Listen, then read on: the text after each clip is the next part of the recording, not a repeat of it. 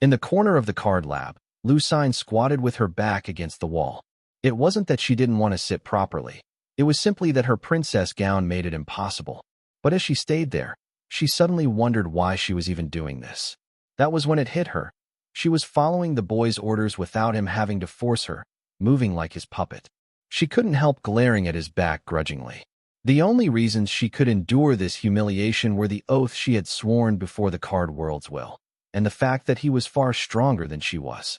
After witnessing his true strength, how he subdued Slay with ease and even defied the card world's will, she couldn't help but reconsider her view of the younger generation. For the first time, she felt a spark of hope.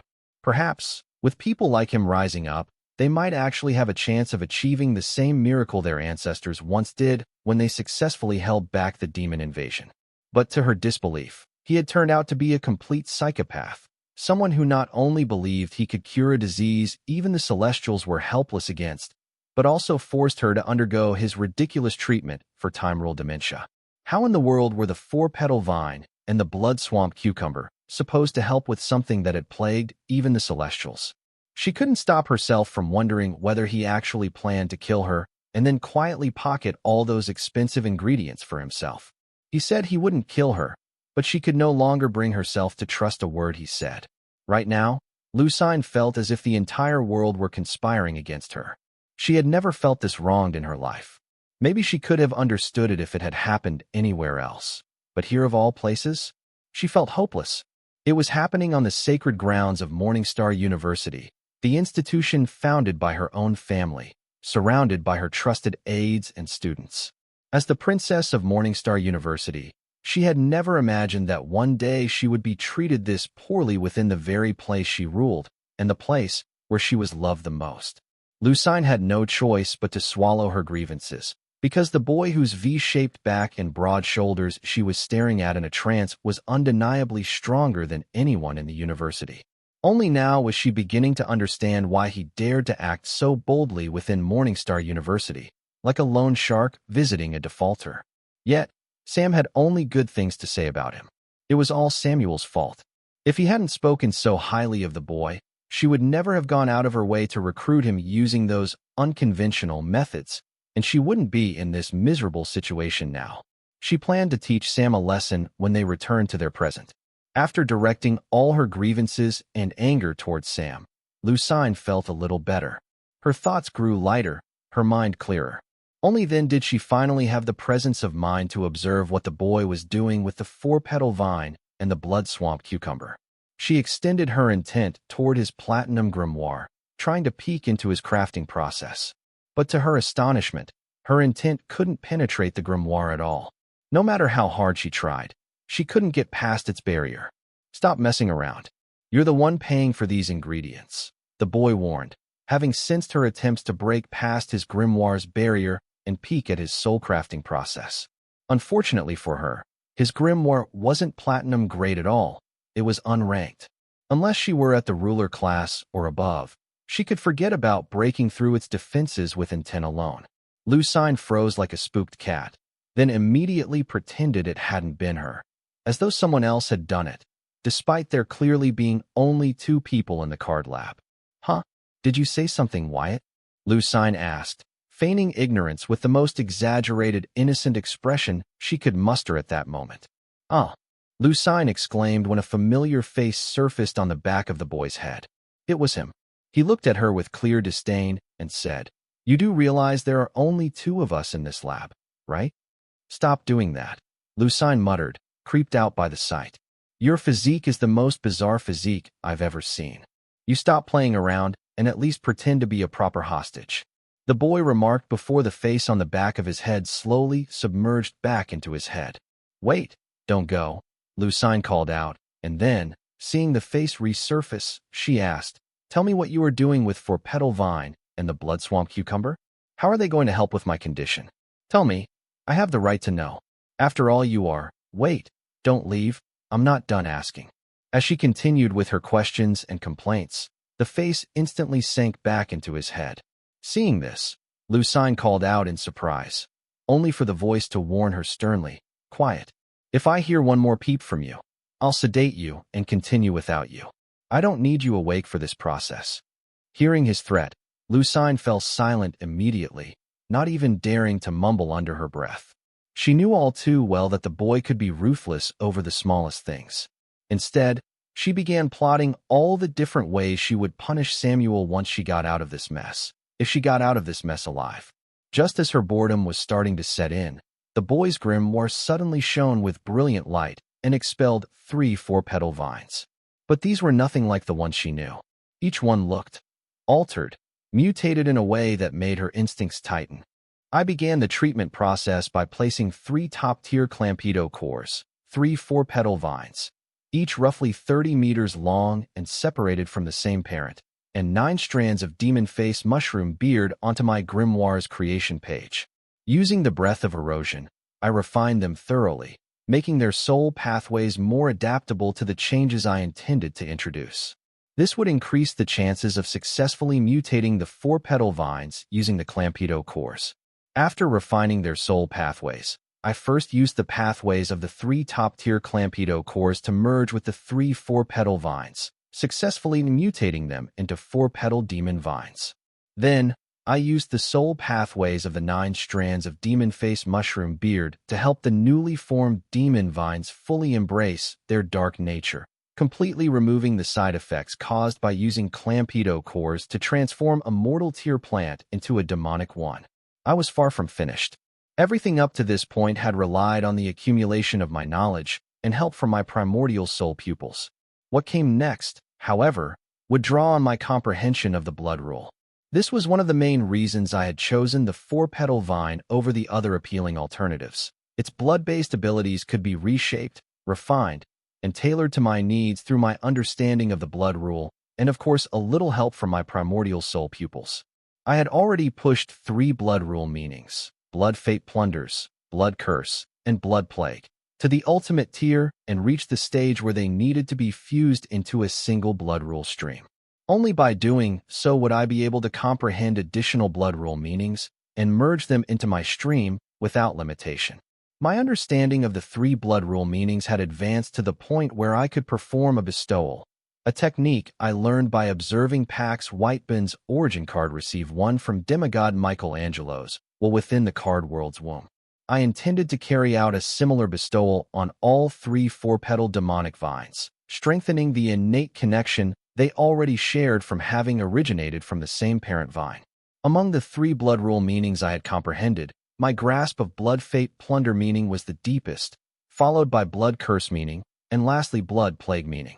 I planned to use the blood fate plunder meaning to perform the bestowal on all 3 four-petal demonic vines, linking their individual fates into a single thread.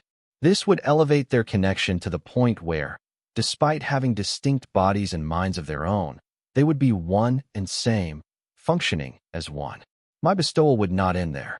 It would also enhance their vampiric ability to feed on the blood of other creatures, allowing their roots to not only assume the form of whatever they consumed, but also gradually alter their intertwined fate to mirror that creature's fate. In essence, the 3 four-petal demonic vines would become a single entity with 3 different bodies and minds, each capable of plundering both the form and fate of its prey through blood. I had successfully performed bestowals on my other creations on the first attempt, so I wasn't particularly worried. Focusing my understanding of the blood fate plunder meaning, and using my soul pupils to pinpoint the soul pathways responsible for the vine's vampiric abilities, I began the bestowal, merging their fates and granting them the power to plunder fate through blood. The bestowal was a complete success. I had mutated the 3 four-petal demonic vines into a single triunion four-petal demonic vine.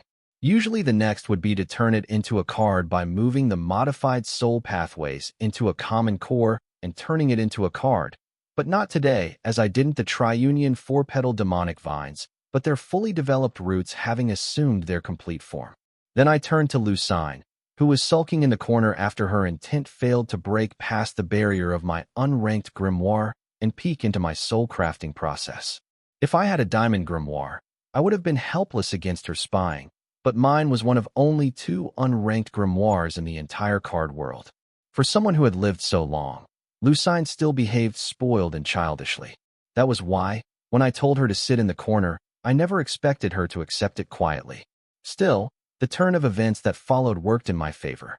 The more setbacks she experienced, the longer she would remain obedient, giving me enough time to prove I was telling the truth when I said I could cure her time-ruled dementia.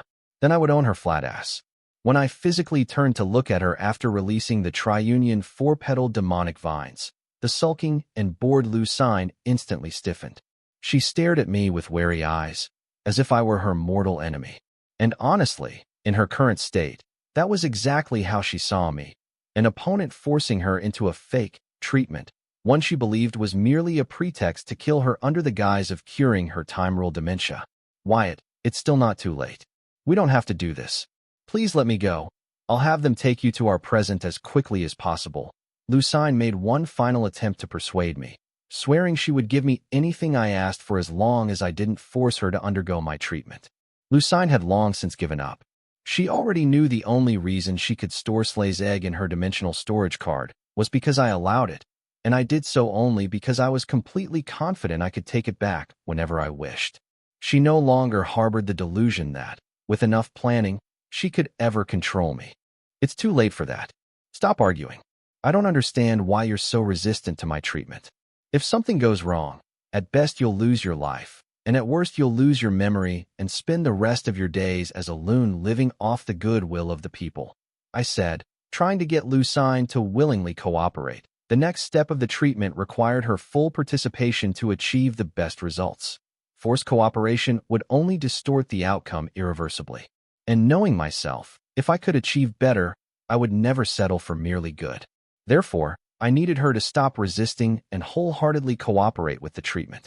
Just because she had sworn an oath before the card worlds to undergo and comply with my plan didn't mean she had to like it. I could have added a clause requiring her not only to like it, but willingly participate in it, but I doubted she would have sworn the oath if I had. Just because she had caved didn't mean I could force her to swear unreasonable oaths. That would be counterproductive. Easy for you to say when it's not your life on the line. Lucine shot back as she got to her feet and walked over, her curiosity overriding her fear. Her eyes lingered on the mutated four-petal vines, and she couldn't help but ask, "What did you do to them? They look even more sinister than before." "So, you're afraid of death. Is that it?" I asked, not bothering to wait for her response. I continued with a sneer laced with disdain. "So the entire Morningstar University will face the backlash of your oath simply because you're too afraid to die. Impressive. I didn't expect this from the last living descendant of the Morgenstern family. If your ancestors could hear this, their bodies would be rolling restlessly in their coffins. Who said I was afraid of death? Why chase death when I still have a few good years left?" Lucine shot back. "Wyatt, don't think I don't see what you're trying to do. But fine, I'll bite. Out with it.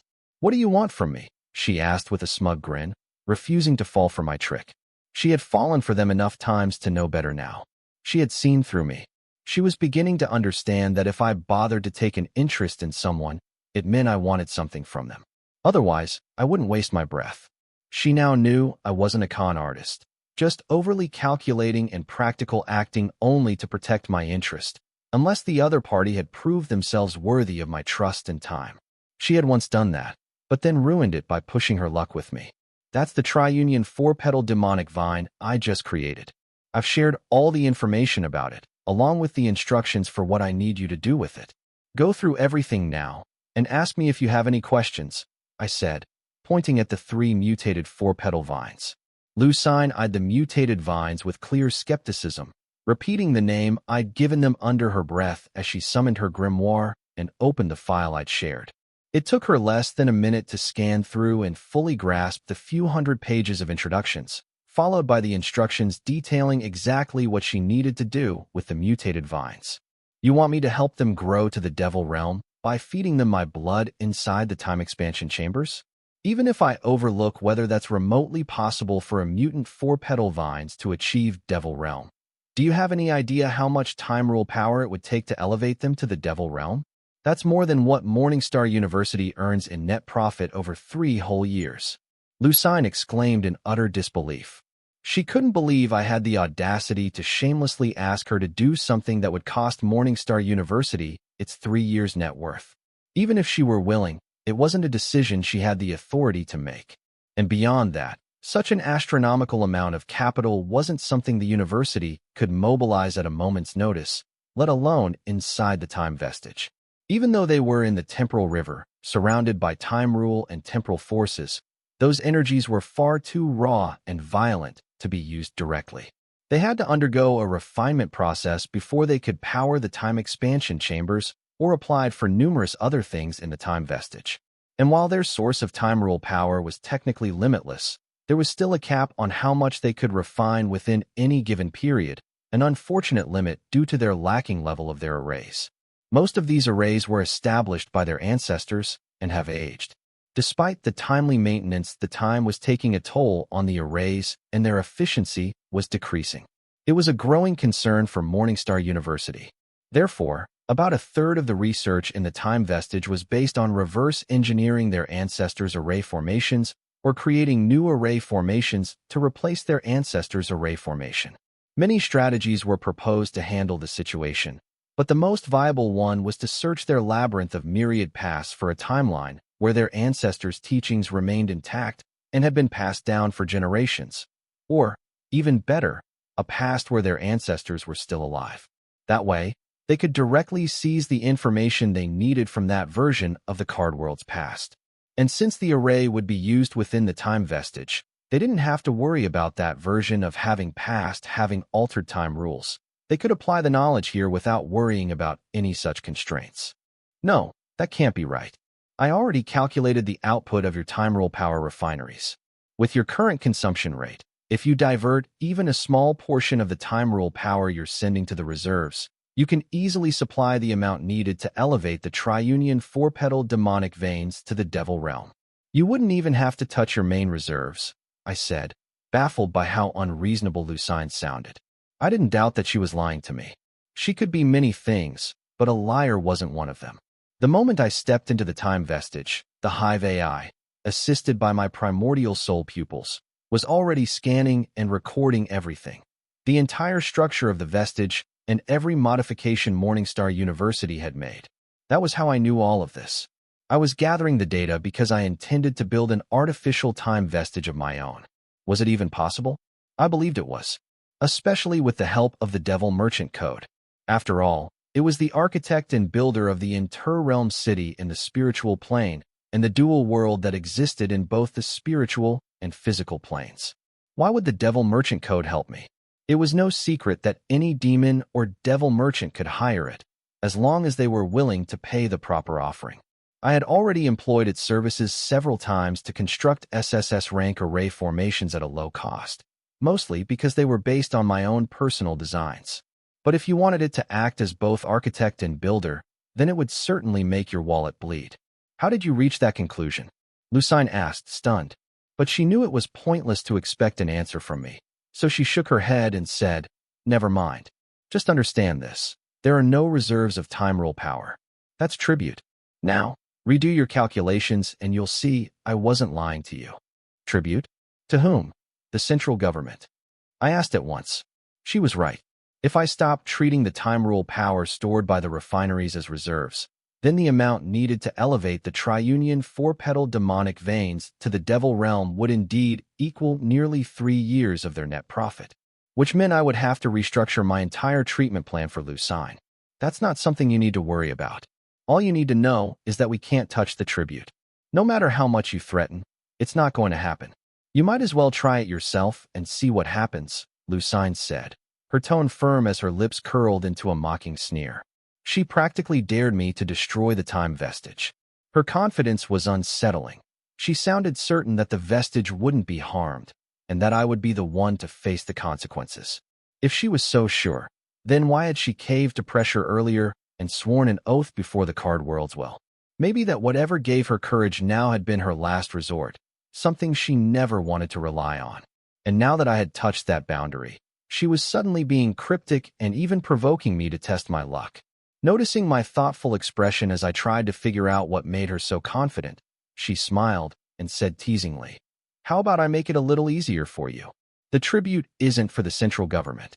I had already ruled out the central government.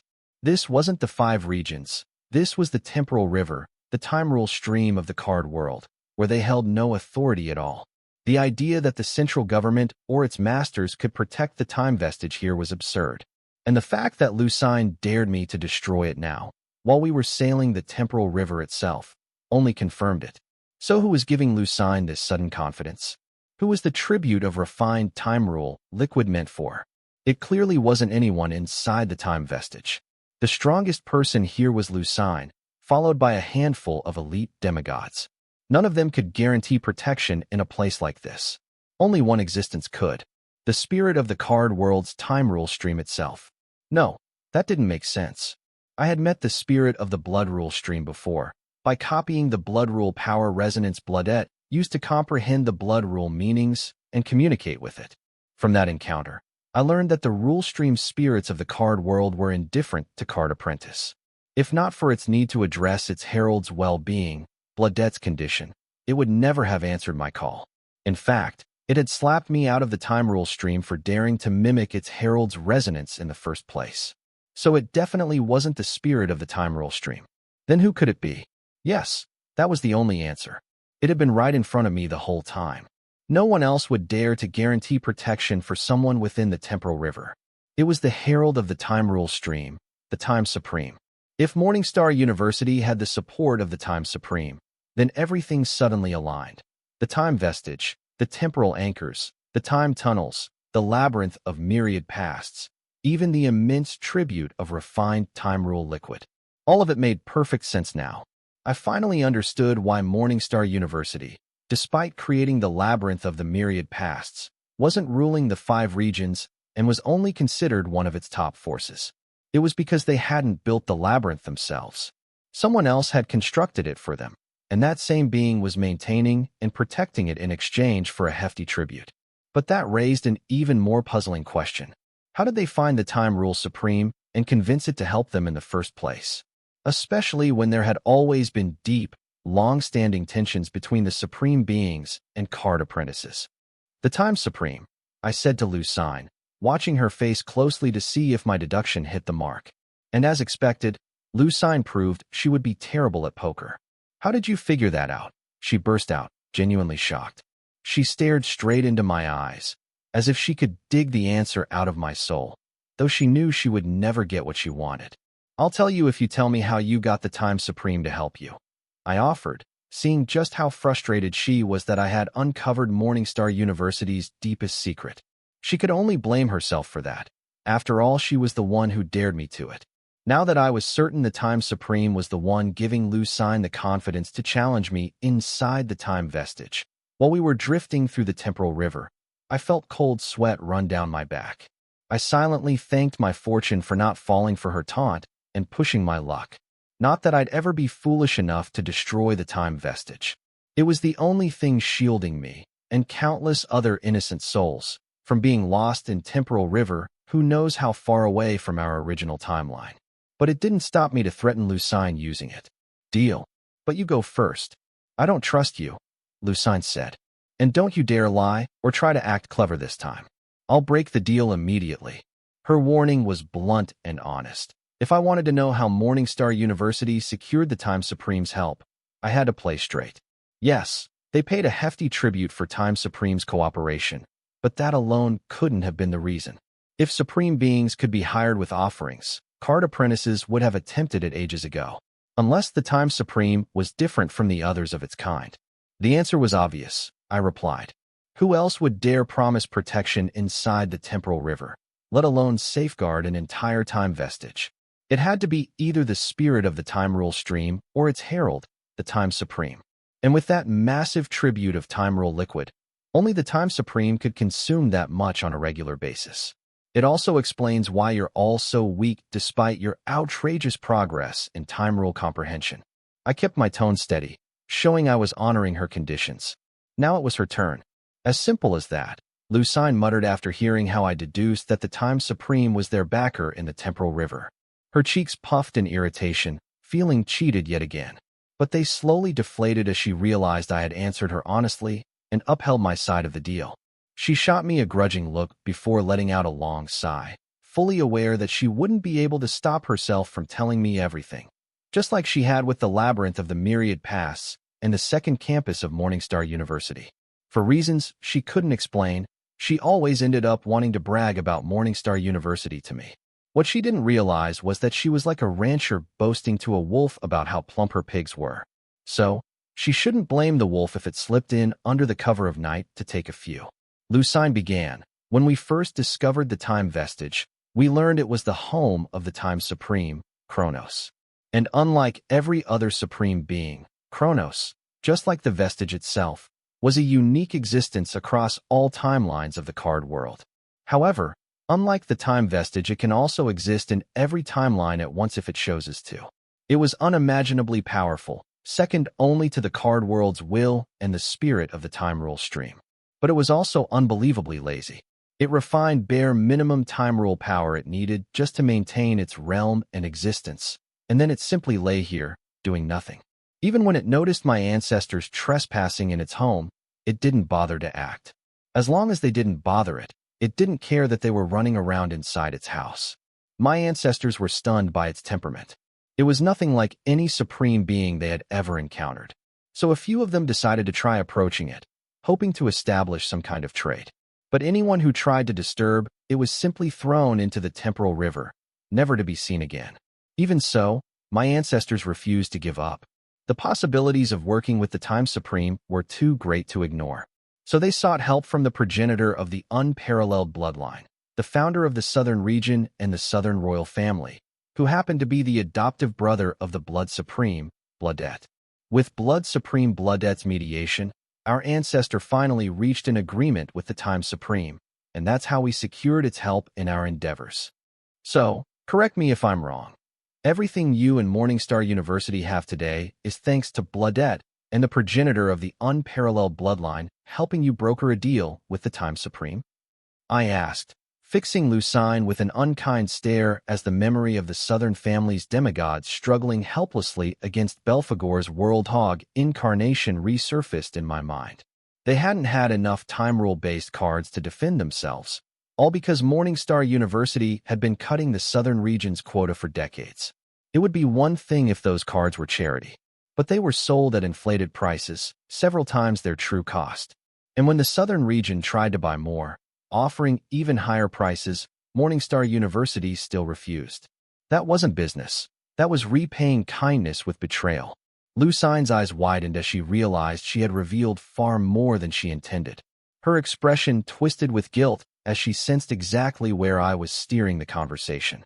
She knew Morningstar University's treatment of the Southern royal family had been deeply unfair, especially considering the friendship between their ancestors.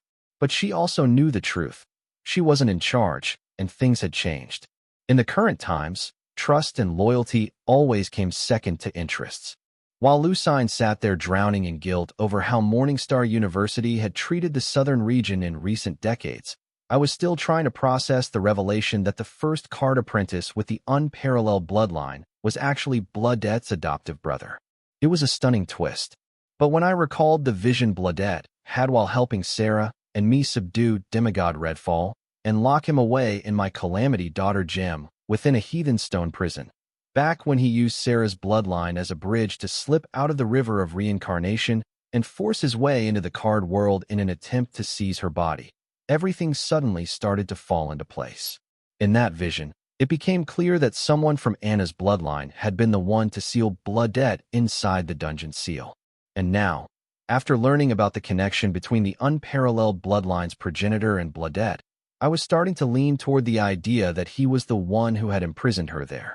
Aside from figuring out who had sealed Bloodette, the more pressing question was why they had done it. They hadn't just locked her away in a harsh dungeon for centuries to follow. They had stripped her of her prowess and memories as well. If they were truly that closely related, how could they bring themselves to treat her with such cruelty? Even someone driven by deep-seated hatred wouldn't normally resort to something so extreme. I wondered if Lucine knew the answer. Maybe her ancestors had passed it down along with the stories of how they first acquired the time vestige. And if that was the case, why did no one in the Southern royal family have even the slightest idea of how Morningstar University ended up with it? Information like that should have been preserved and handed down through every generation. Damn it, the Southern royal family really was in shambles. The current generation didn't even know a large portion of its own history. I couldn't help but question who was responsible for such a mess. Then again, judging by the last few generations in their family tree, it was clear they were nothing like the other royal families and noble clans. The southern ruler had married a commoner soldier, and together they'd had 2 children. The southern ruler's sister, Field Marshal Lorne, married a commoner academician and had 3 children of her own. The southern prince was still single, showing no intention of starting a family anytime soon. The southern princess had married a commoner as well, had a daughter, and eventually divorced. It was as if none of them cared about preserving their bloodline or heritage. They lived however they wanted, offending plenty of people in the process. If not for their unparalleled bloodline, I had no doubt the number of royal families in the 5 regions would have already dropped to 3. Lucine, does the southern royal family not know about this piece of history? I asked, despite knowing that if they did, Southern Princess would have long used it to fix the attitude of Morningstar University toward her family and southern region, maybe more. No, they don't. It was the unparalleled bloodline progenitor's idea. He believed the time vestige should never belong to a single person or family. Otherwise, they would eventually use it to elevate themselves instead of serving the greater good, turning it into a tool of oppression when it was meant to be a symbol of hope in times of crisis. He was a remarkable man. He entrusted my ancestors with the responsibility of recruiting talents from all 5 regions and selecting the best among them to form a council, one that would oversee the time vestige and ensure it was always used for the people, not for any single organization.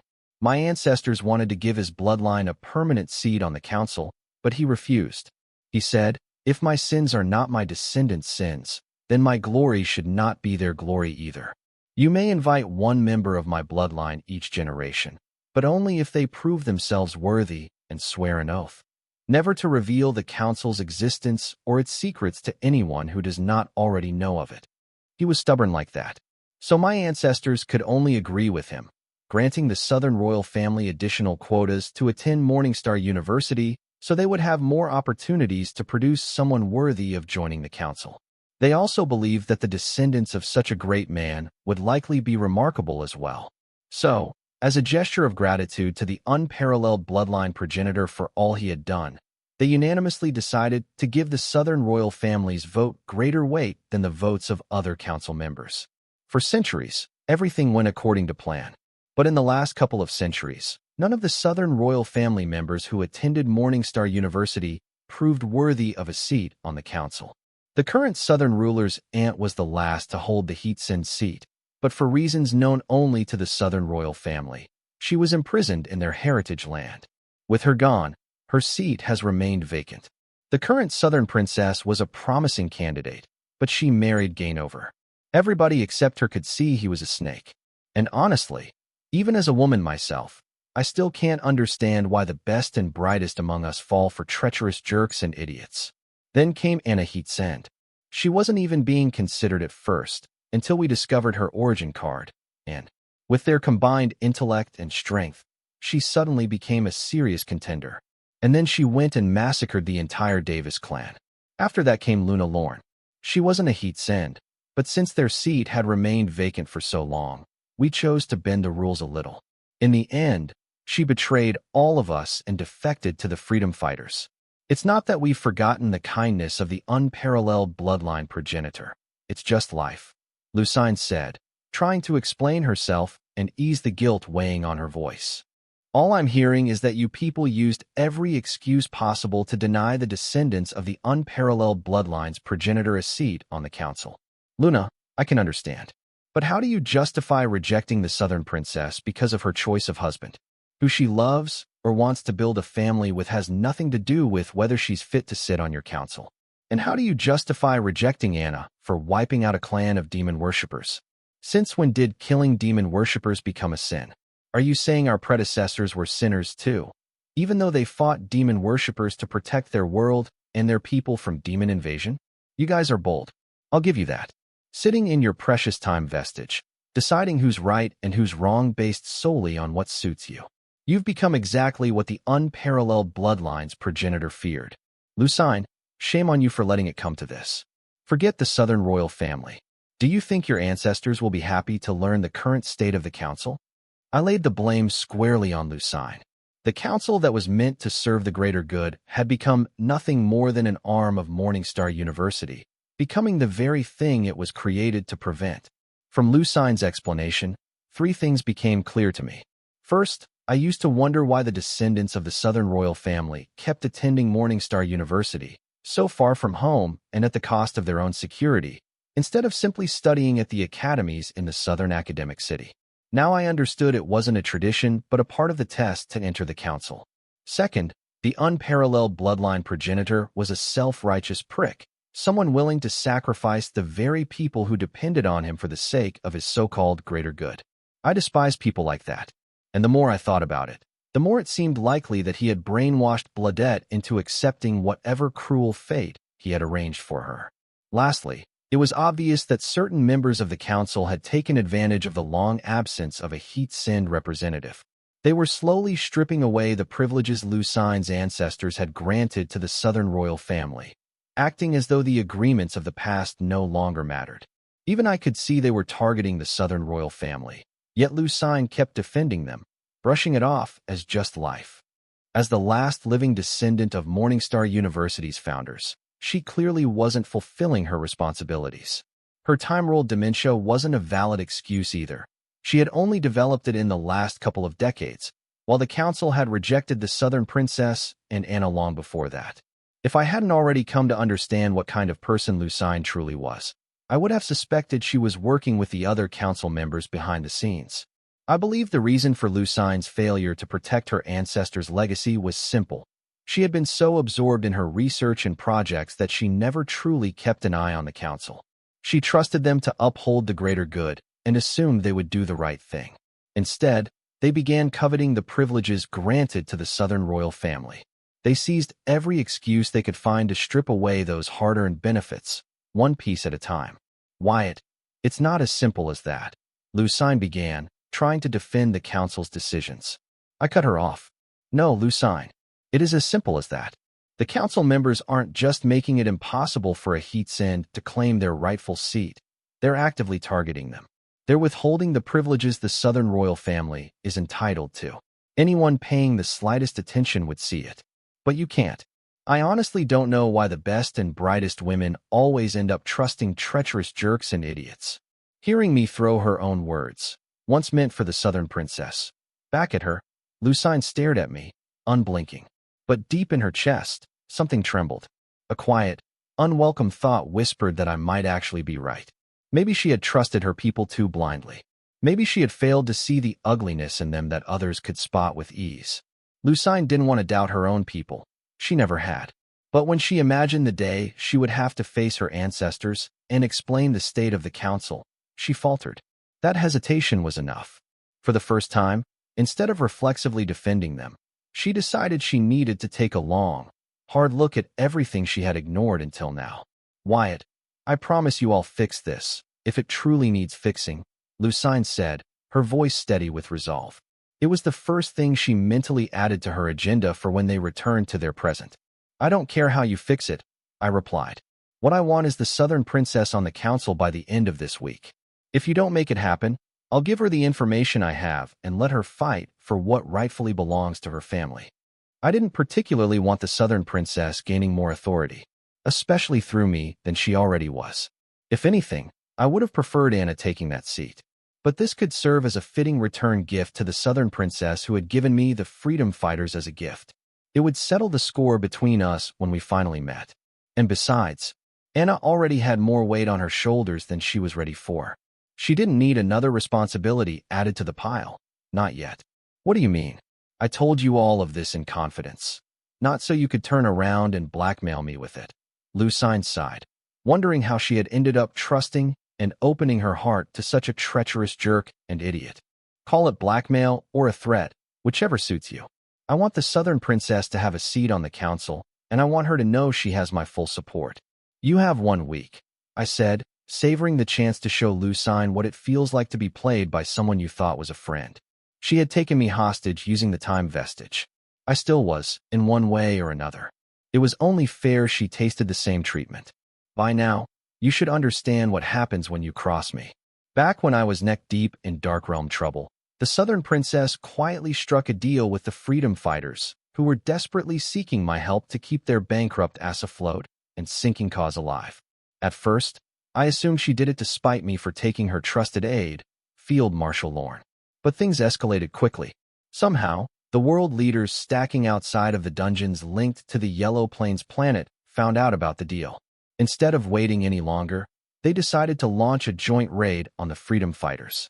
Desperate, the freedom fighters reached out to their new ally for help, only to find that they couldn't reach the Southern Princess at all. Every attempt to contact her failed. Henrix even abandoned the battlefront to track her down, but she was nowhere to be found. As a last resort, he came to Lil Redstorm, where he had previously dropped off me and Field Marshal Lorne, hoping the Field Marshal could help locate her. But the Field Marshal, who had recently become a devil merchant, had already entered Sector WS 9909 to pursue a higher level on the Marshal path. With no way to find her, Henrix eventually opened up to me, though it took a bit of nudging on my part.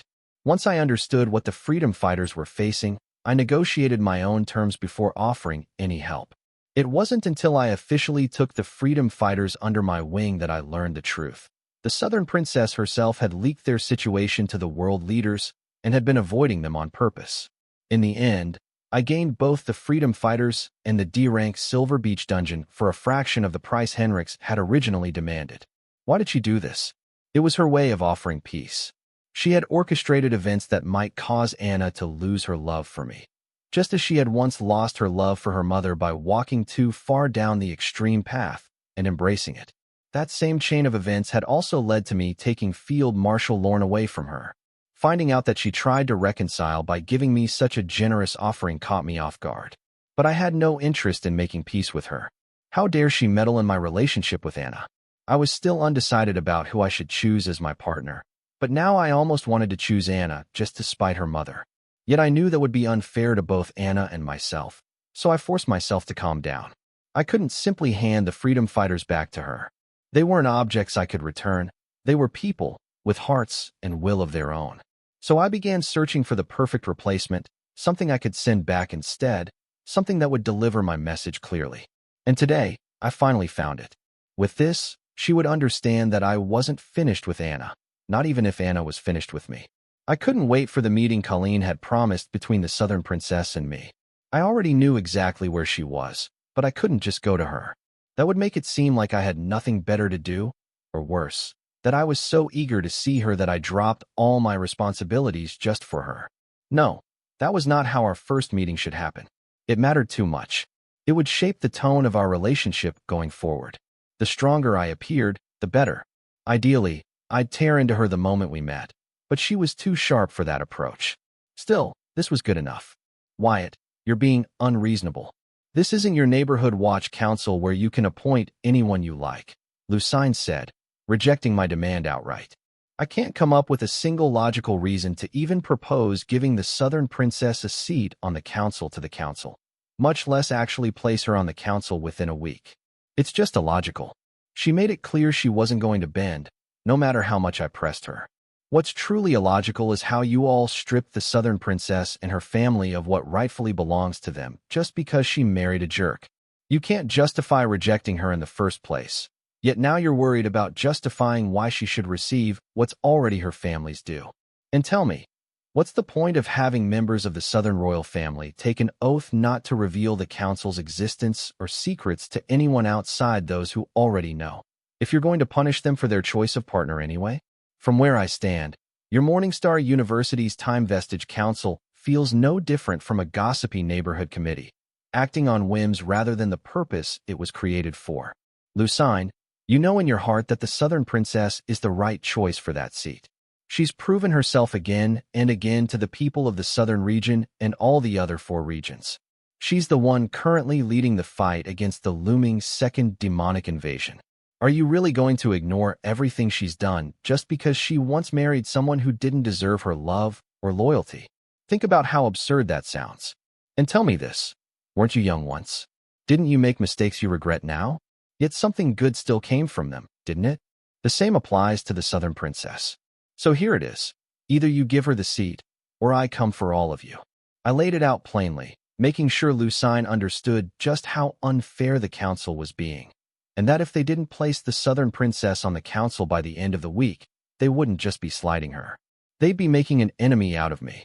The Time Vestige might be under the protection of the Time Supreme, Kronos, but their original campus back in the central academic city definitely wasn't. After listening to everything I said about granting the Southern Princess a seat on the Time Vestige Council, Lucine fell silent. She wasn't ignoring me. She was thinking it through, weighing my words carefully. The empty Southern royal family seat had been a burden on her mind for centuries now, especially with the growing tension between the Southern Royals and Morningstar University. She didn't want to be the one under whose leadership a friendship, one that had lasted generations, finally broke. She understood that her duty required her to prioritize Morningstar University above all else, and her ancestors would never blame her for that. But they would surely be disappointed to see a bond they had nurtured for so long fade away. So Lucine made up her mind quietly. The Southern Princess would get her seat on the Time Vestige Council. The boy was right. The Southern Princess had proven herself to all 5 regions through her leadership in the Southern region and her efforts against the impending second demonic invasion. Someone like her should be welcomed into the council with open arms, even if she'd been rejected once before. This didn't mean the council had been wrong to reject the Southern Princess back then, nor did it mean she was getting special treatment now because of the boy's threats. It simply meant that she had grown, far more than anyone expected, forcing the council to reevaluate her worthiness of the seat. Yes, that was it. Lucine nodded to herself as she reached this conclusion, convincing herself that adding the Southern Princess to the council was not only reasonable but beneficial. It didn't signal that the council had lost its way, and even if they had been mistaken in rejecting her before, accepting her now would only prove that the council wasn't afraid to acknowledge its missteps and correct them. Now that I think about it that way, I agree with you, Lucine said at last. I see no reason the Southern Princess shouldn't claim her ancestor's seat on the council. I can't promise anything, but I'll give it a try. In the end, she had agreed to my push, only after thoroughly talking herself into it. Not good enough. She will be on the council if the council wants to keep existing. There's nothing to negotiate, I said, refusing to give Lucine even an inch. This was something they should have handled ages ago without needing me to push them. It felt like someone demanding a tip for doing the job they were already paid to do. And besides, this was my return gift to the Southern Princess. Lucine saying she would try wasn't going to cut it. Fine, I'll make it happen. Is that good enough for you? Are you satisfied now? Or is there something else you don't like? Lucine snapped, attitude spilling over. Yes, I said. I don't like your tone. You're acting like I'm forcing you to do something you weren't already supposed to do. I flashed her a teasing grin, knowing full well that she understood the council had been in the wrong from the start. Yet here she was, trying to save face by pretending the current Southern Princess had only recently earned the right to be on the council, when, in truth, she'd been worthy since the day she first enrolled in Morningstar University. Why you? Weren't you supposed to treat me or something? Please hurry. I don't have time to argue with you, Lucine said, nearly losing her temper. But she swallowed it down. What else could she do? Fight me? Impossible. After seeing the kind of strength I could summon when pushed, she knew that challenging me would be the same as courting death. Argue with me? That was pointless too. I always managed to say something that got under her skin. About that, I said, shifting back to the real issue. With this new information, I'll need to revise the treatment plan I had for you. I need a few more ingredients. I've already shared the list with your grimoire. Have your people gather everything. Lucine blinked, unable to fathom what I just said. Are you treating a celestial disease or a common cold to change your treatment willy-nilly? You sure you are not trying to kill me? And, I continued, it would help if you told me the 3 time rule meanings you've already comprehended to the ultimate tier and are trying to fuse them into a time rule stream. Only if you don't mind. If you'd rather not say, forget it. I'll figure something out on my own. Since Lucine couldn't produce the amount of time rule power I needed for my original treatment plan, I had no choice but to improvise. Unfortunately, there wasn't much room to maneuver, so knowing which time rule meanings she had comprehended might give me the breathing space I needed. Given what had just happened, I wouldn't be surprised if she hesitated to share that information with me. But at the same time, knowing her, I also wouldn't be shocked if she told me anyway. I honestly had no idea why. She was supposed to be good at keeping secrets, like the entire existence of the Time Vestige Council. Yet somehow she kept spilling everything to me, including the entire existence of the Time Vestige Council. You really are something, aren't you? Lucine said, staring at me in disbelief, seeing me expect her to share sensitive information about her strength after what I just did, after I used something she told me in confidence about her against her. Well, I said, flashing her my most charming smile. You've already revealed everything else to me without meaning to, so why stop now? Actually, I did mean to tell you those things, young man, Lucine said, lifting her chin as if she were about to unveil something profound. Because the 3 time rule meanings I've comprehended are past prowler, parallel present, and future finding. She spoke the names as though they alone justified every reckless confession she'd let slip, as though revealing them would suddenly make all her earlier decisions make perfect sense. Yeah, you'll have to do better than that.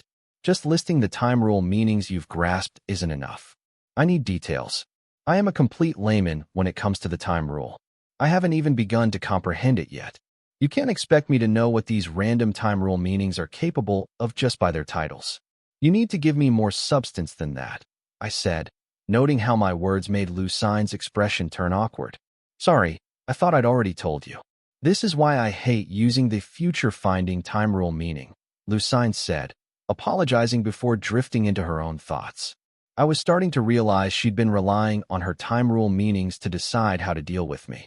But why? Maybe she was trying to avoid a certain future, or steer things toward one she preferred. It sounded ridiculous the moment it crossed my mind, yet it was the only explanation that made sense for the way her attitude kept shifting. She kept revealing Morningstar University's secrets to me even though she knew exactly how deep my grudge ran. They'd partnered with the central government to abduct me in the southern capital under the flimsy cover of an early admission interview. Why tell me anything, let alone the darkest secrets of her family and her university? I couldn't think of any reason other than her trying to bend the future, either away from something she feared or towards something she wanted. At first I thought it was because she wanted me to enroll in Morningstar University, but now I am starting to think there was more to it. Why wasn't I offended by any of this? I wasn't sure. Maybe it was because I had no idea what kind of future she was trying to steer toward or away from. That was assuming she was actually doing it. And honestly, if she was capable of something like that, I'd happily sign up for her fan club. The very idea that someone could pull this off just by comprehending the time rule was incredible.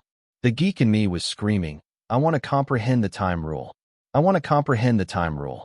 If anything, Lucine had only made me admire her more. Still, I figured there had to be some kind of drawback to her future-finding ability. Otherwise, knowing her love and loyalty for Morningstar University, it would have already been the unrivaled top university in all 5 regions, or ruling them outright. I did it again. You don't even know what the future-finding time rule meaning is, Lucine said, knocking her head with her knuckles in a cute little gesture before moving on. Let me start with the first time rule meaning I comprehended, past prowler. In the early tiers, it only let me travel spiritually into the past, mine, or the past of anything else, living or not. At the advanced tiers, I could physically enter those past moments. And in the higher tiers, it reduces the punishment of breaking the time taboos like disturbing the past, breathing soul energy and air from the past, bringing soul energy or other tiny particles from the past to the present, etc. Achieving ultimate tier mastery in this rule is one of the reasons I've managed to survive this long despite suffering from time rule dementia. The second time rule meaning I comprehended was parallel present. In the early tiers, it let me observe my parallel selves living out different present moments across the card world's timelines. The advanced tiers allowed me to communicate with those versions of myself. And at the higher tiers, I could actually visit their timelines, or bring them into mine. But the punishment for breaking the time taboo by stepping into a parallel timeline is severe, so I only use it when I have no other choice. The third and last time rule meaning I grasped was future finding. It basically lets me search through the countless possible futures of the card world and locate the one I want to witness. At the early tiers, it's little more than a dream, because that's all it does. Show me the future I want to see, nothing more. If I wanted to see you doing something absurd like drinking piss, I could locate a future where you're doing exactly that and watch it. I hope that helps you understand what I mean. Only at the advanced stage do I gain the ability to locate the strand of the future where the card world starts moving toward the outcome I want to see. At first, I thought I could use that to guide Morningstar University toward the future I envisioned. But I eventually learned the hard way that the future is constantly shifting. Every action I took to pull things closer to my ideal outcome ended up altering the future itself, pushing me even farther away from what I was trying to shape. No matter how tightly I tried to control things, I would always hit a dead end sooner or later.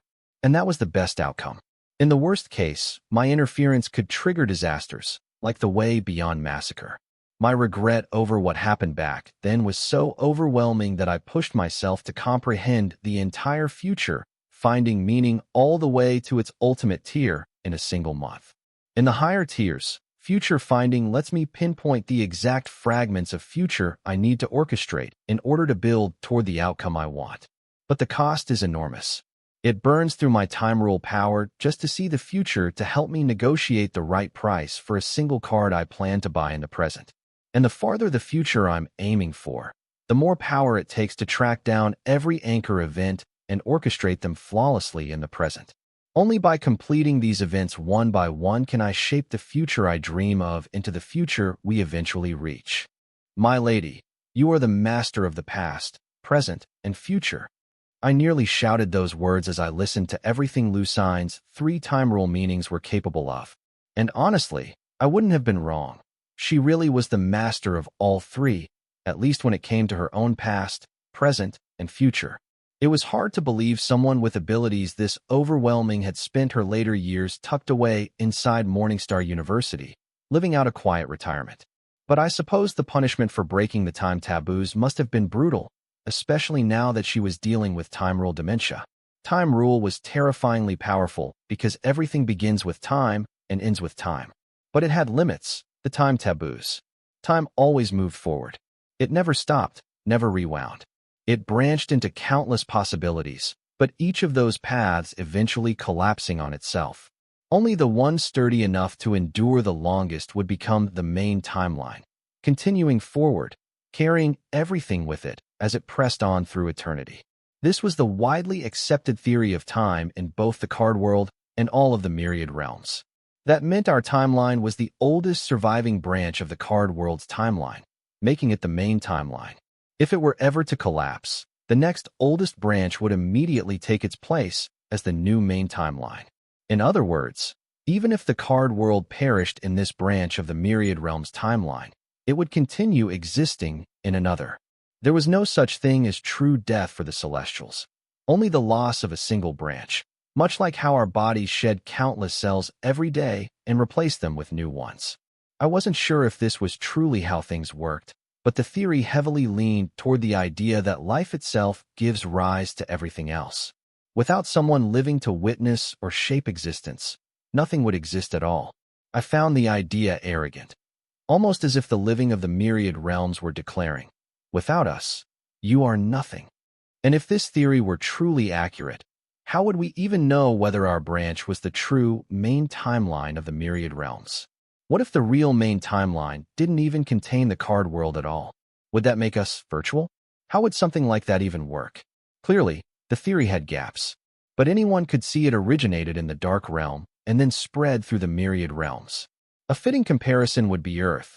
The British set the Greenwich meridian as the reference line for global time, even though an oceanic meridian would have served better as a reference line. The first one to define the system gets to make the rules. I just didn't expect the same thing to be true in the myriad realms, especially in a place where beings could study the time rule, with some even learning it directly from the time rule source. I suppose this was something I could puzzle over in my retirement years. For now, though, all I could think about was how Lucine's 3 time rule meanings, paired with her pre-modem savant origin card, would turn her into a one-woman army on any battlefield. If the second demon invasion ever came to pass, sending her alone would probably be enough, if she were more soldier than academician. Learning what she was capable of had me fired up about comprehending the time rule myself and choosing my first time rule meaning. If I somehow ended up with future finding, I'd practically be untouchable in my realm anywhere in the myriad realms. Sure, future finding had its drawbacks, but I had time rule immunity and access to primordial energy. Every weakness it had, I had a counter for. The problem was getting the time rule meaning I actually wanted. Choosing future finding at the bifurcation point was like winning a lottery with odds worse than 1 in a million. I wasn't nearly optimistic enough to expect to land future finding for any of my 3 time rule meanings. However, that disappointment from knowing this only made me admire Lucine even more. Maybe she'd just been lucky to end up with 3 outstanding time rule meanings, but it didn't change how I felt. I even found myself wondering what kinds of runes and hybrid runes she'd forged from them. I'd already seen her use the black hole hybrid rune, so I couldn't help assuming that the rest of her runes would be just as impressive, if not stronger. Lucine gave me a confused look when she caught me outright staring at her, eyes gleaming like a kid who'd just found his new favorite superhero. She tried shifting out of my line of sight, but my gaze followed her, which only made her more uncomfortable. Even knowing that, I couldn't look away. Her time rule meanings were perfectly suited for both research and battle. A combination like that deserved every bit of envy and admiration I felt. "Wyatt, could you stop staring at me like that?" she asked, a helpless edge in her voice. Like she was the victim and I was some creep bothering her on a packed subway. What was with these women? They were all ridiculously strong and smart, yet at moments like this they acted like they completely forgot it at home. I cleared my throat and asked, "So, what runes did you create using those time rule meanings? Any hybrid runes among them?" "Huh." Lucine stared at me, stunned. "You're not angry that I used my future finding meaning to steer you toward a future I wanted?" "Not really," I usually replied. "If anything, I'm more bothered by the fact that you'd expose something this dangerous about yourself to me.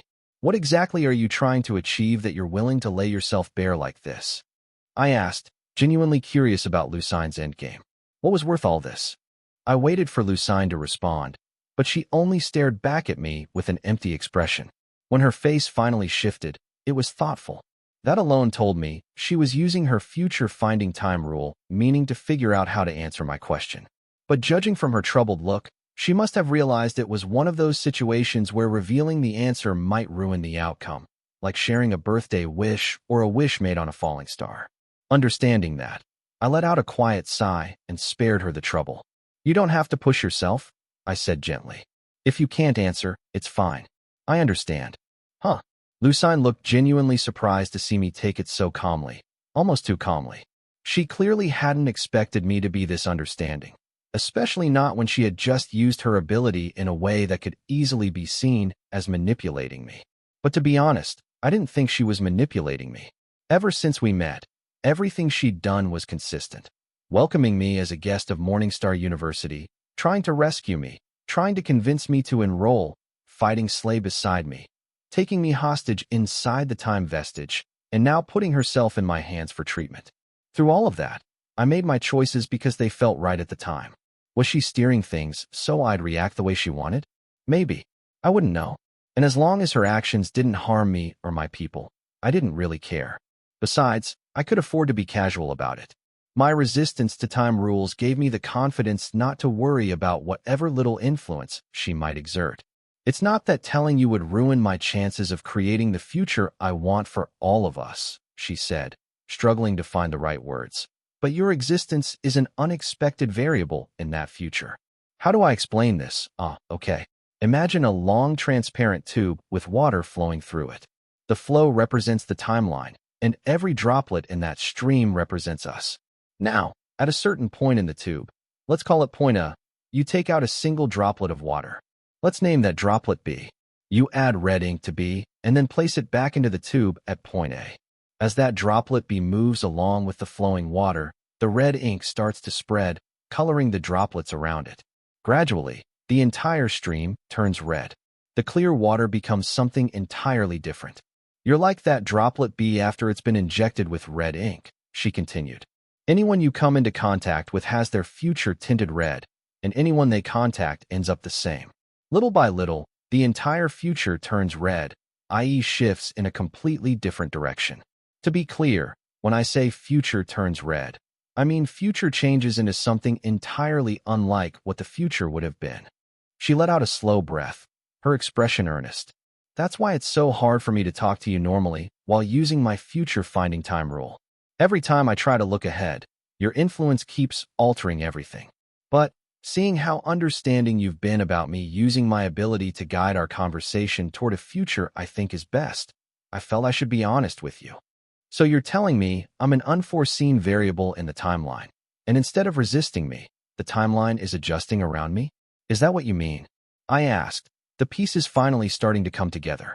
A faint suspicion about the origin of my time rule immunity took shape in my mind. If I'm correct, I might not be able to enjoy it for long. That's narcissistic of you. But yes, that's one way to put it, Lucine admitted after a brief moment of thought. Ever since I met you, even my own future has been thrown off. Using future finding has become harder. It's not that I can't use it anymore. It just takes much longer and drains a lot more time rule power. But when you are directly involved, it's even worse.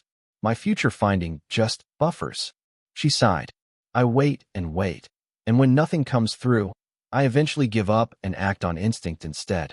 I have been relying on future finding for so long that I've started feeling socially awkward around you.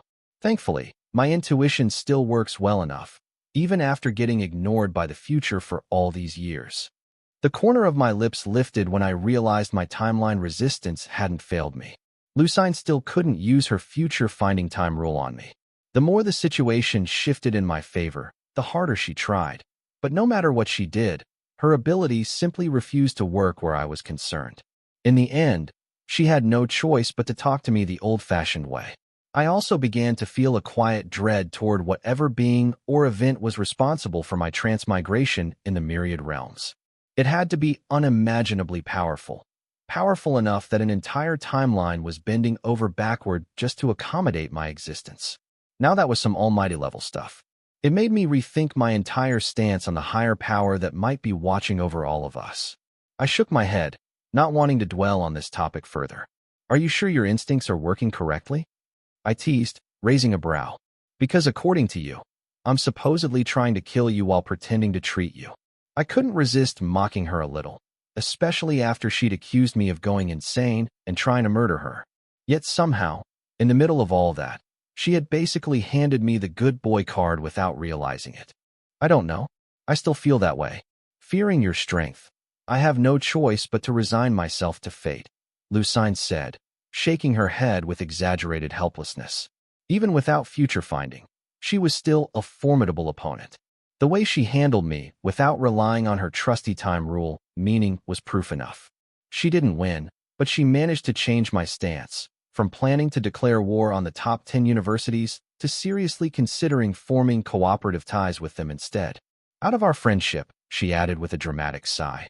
If you do end up killing me because of your insanity, I promise I won't haunt you. Please haunt me. I'm begging you, I said with a grin. I'll catch your soul and use it as an ingredient to craft an undead summon card. An undead that can wield time rules. Now that's a dream. I stared at her with exaggerated intensity, and Lucine actually shuddered, taking a step back in genuine fright. Seeing this, I couldn't help but sigh.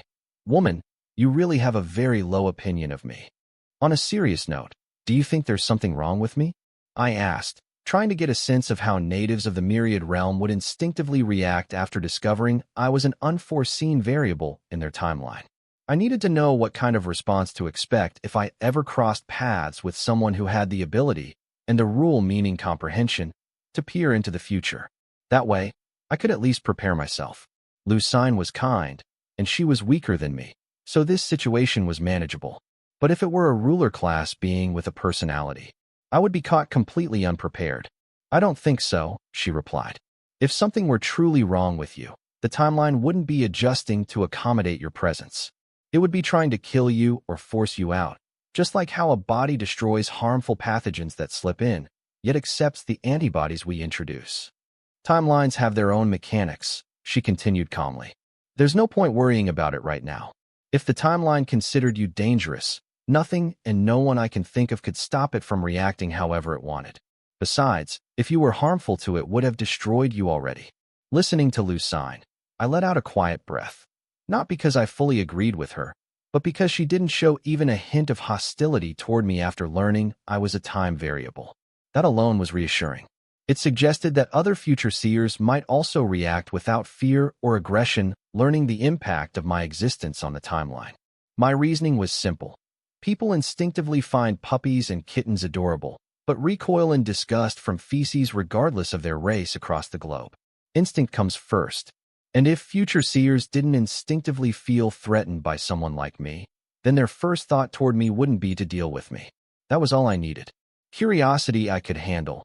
Hostility was the real danger. As long as they didn't perceive me as something poisonous to the timeline, I had nothing immediate to fear.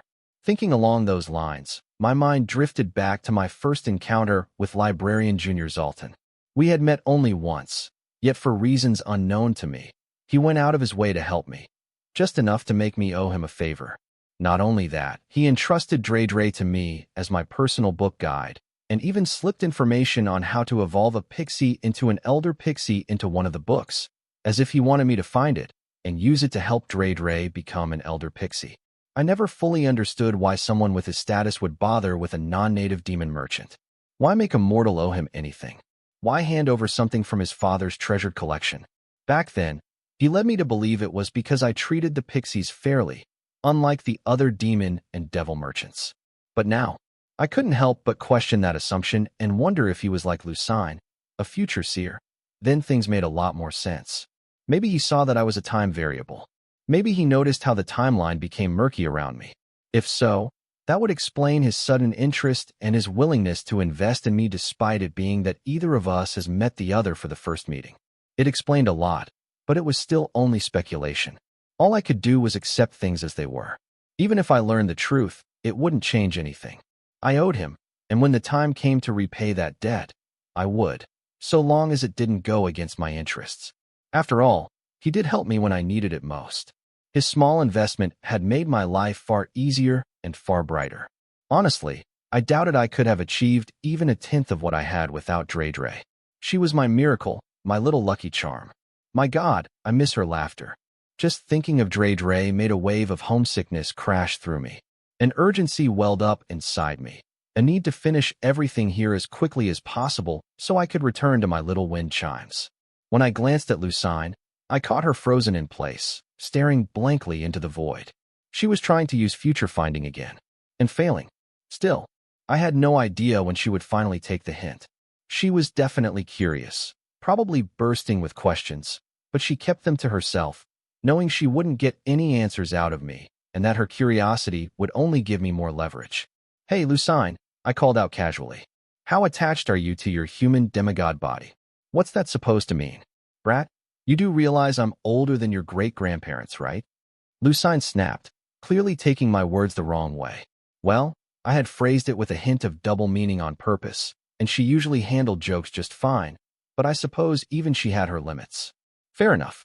I meant that my treatment will require you to give up your old body. Are you okay with that?" I clarified. "No pressure. If you can't part with it, I'll think of something else." "Wyatt, are you even listening to yourself?" Lucine shot back, still avoiding the actual answer.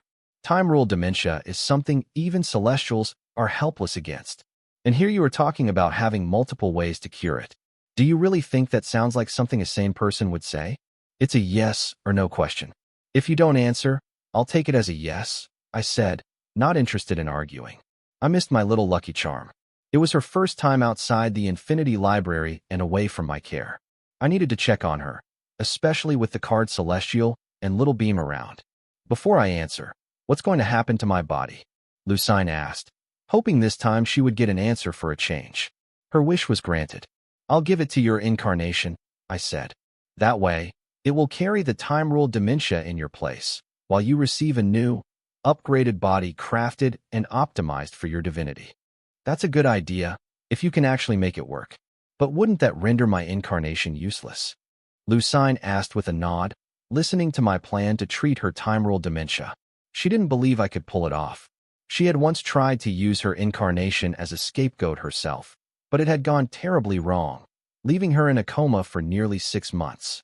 "What are you using it for right now? Suppressing the effects of your time-ruled dementia, right? It's already useless, and you still have to stay on guard against the disease. With my method, you'll be completely free of it and able to live normally." I pointed out the obvious, fully aware she was being critical just for the sake of arguing. She had been against this plan from the very beginning, and nothing I said was going to make her admit otherwise. Will my new body still be humanoid and not hideous? Lucine asked, afraid I might turn her into a frog or a cow out of spite, or as a joke. Yes, you could call it a demonic human body. You'll keep your current appearance, but your new body will be modeled after one of the most powerful dark races to ever exist. It will more than make up for your lack of martial prowess. I explained patiently. This wasn't just about treating her time-ruled dementia anymore. This involved transferring her divinity into a body I designed myself. I needed to be absolutely sure she was comfortable with the procedure. What dark race is that? Lucine asked. She knew I had extensive knowledge of dark races. I had identified Slay's race with a single glance. Even though she had no idea what an ovumite was or how rare and powerful they were for a dark race, she trusted that I knew everything worth knowing about them.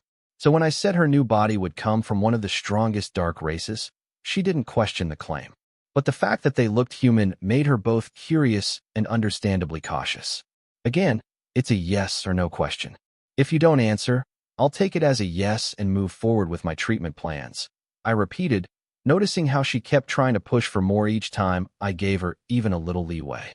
She was persistent. I will give her that. Hey, it's my body. How can I decide without enough details?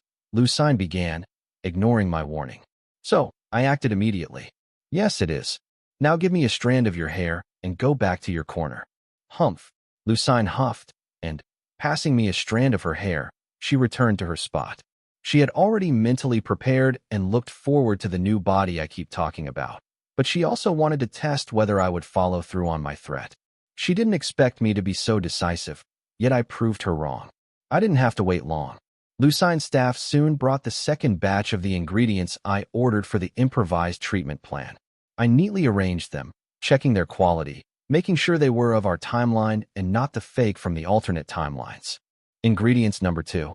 Virgin clay of Gia, red color, x 6,000 kilograms. Dews of dark spring, first sunray dews, x 15 kl.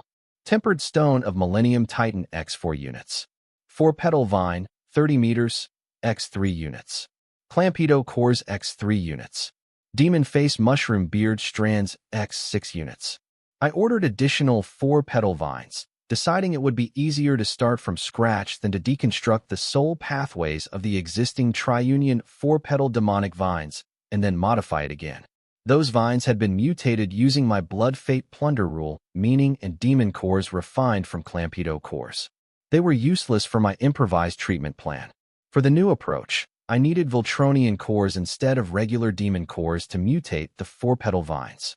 In short, I needed 4-petal Voltronian vines, not the 4-petal demonic vines. The only reason I hadn't used Voltronian cores in the first place was because I assumed Morningstar University could spare the time rule power needed to raise the triunion 4-petal demonic vine into a devil. Now that I knew they couldn't, I had no choice but to rely on the cockroaches of the dark races instead. With enough nutrition and time, a Voltronian could grow into a devil rank being and even reach the ruler class. Even with the bare minimum nutrition, they could survive in the harshest corners of the myriad realms. Their problem wasn't capability, it was themselves. They were an overly aggressive race, challenging anything and everything with their nearly indestructible bodies, including their own kind. Because of that, most of them died long before they ever reached the age required to unleash their true potential and dominate the myriad realms. Yes, all they truly needed was to live long enough. But this foolish race couldn't even manage that. As far as I knew, not a single one had ever lived to see their full potential. Almost all of them died prematurely, usually at the hands of their own clansmen. They loved picking fights far beyond what their strength could handle. Jaya Keith was a perfect example of that. In some ways, the 4-petal vines were similar to Voltronians, though not nearly as exaggerated. With enough nutrition, a 4-petal vine could survive almost indefinitely, even in the harshest corners of the myriad realms. However, their roots were highly coveted, so the moment they were discovered by anyone, they were harvested without hesitation. By giving the vines a demonic core, my plan was to have Lucine feed them her blood inside the time expansion chamber until they reached devil rank and a semi-noble class. After that, I would harvest their roots. roots that would have taken on Lucine's shape, since they had fed exclusively on her blood. I would then craft those roots and her incarnation together into her substitute and transfer the time-ruled dementia into them, freeing Lucine from the disease once and for all. However, because the time vestige didn't produce enough refined time rule power to support this plan, I shifted to using raw time rule power instead, which was abundantly available. And the only beings I knew with the physique to withstand the temper of temporal forces were the Voltronians. Ahalia's taintless physique was another option, but I didn't have enough data on it, so I chose to stick with what I understood well. A four-petal Voltronian vine was far more domineering than a four-petal demonic vine. According to Hive AI and my calculations, Lucine's body could barely keep up with the consumption demands of a triunion four-petal Voltronian vine created using my Fate Plunder Blood Rule, meaning, and 3 four-petal Voltronian vines. If she alone bore the burden of nourishing them to devil rank, her demigod body would be damaged beyond repair. It would be basically useless.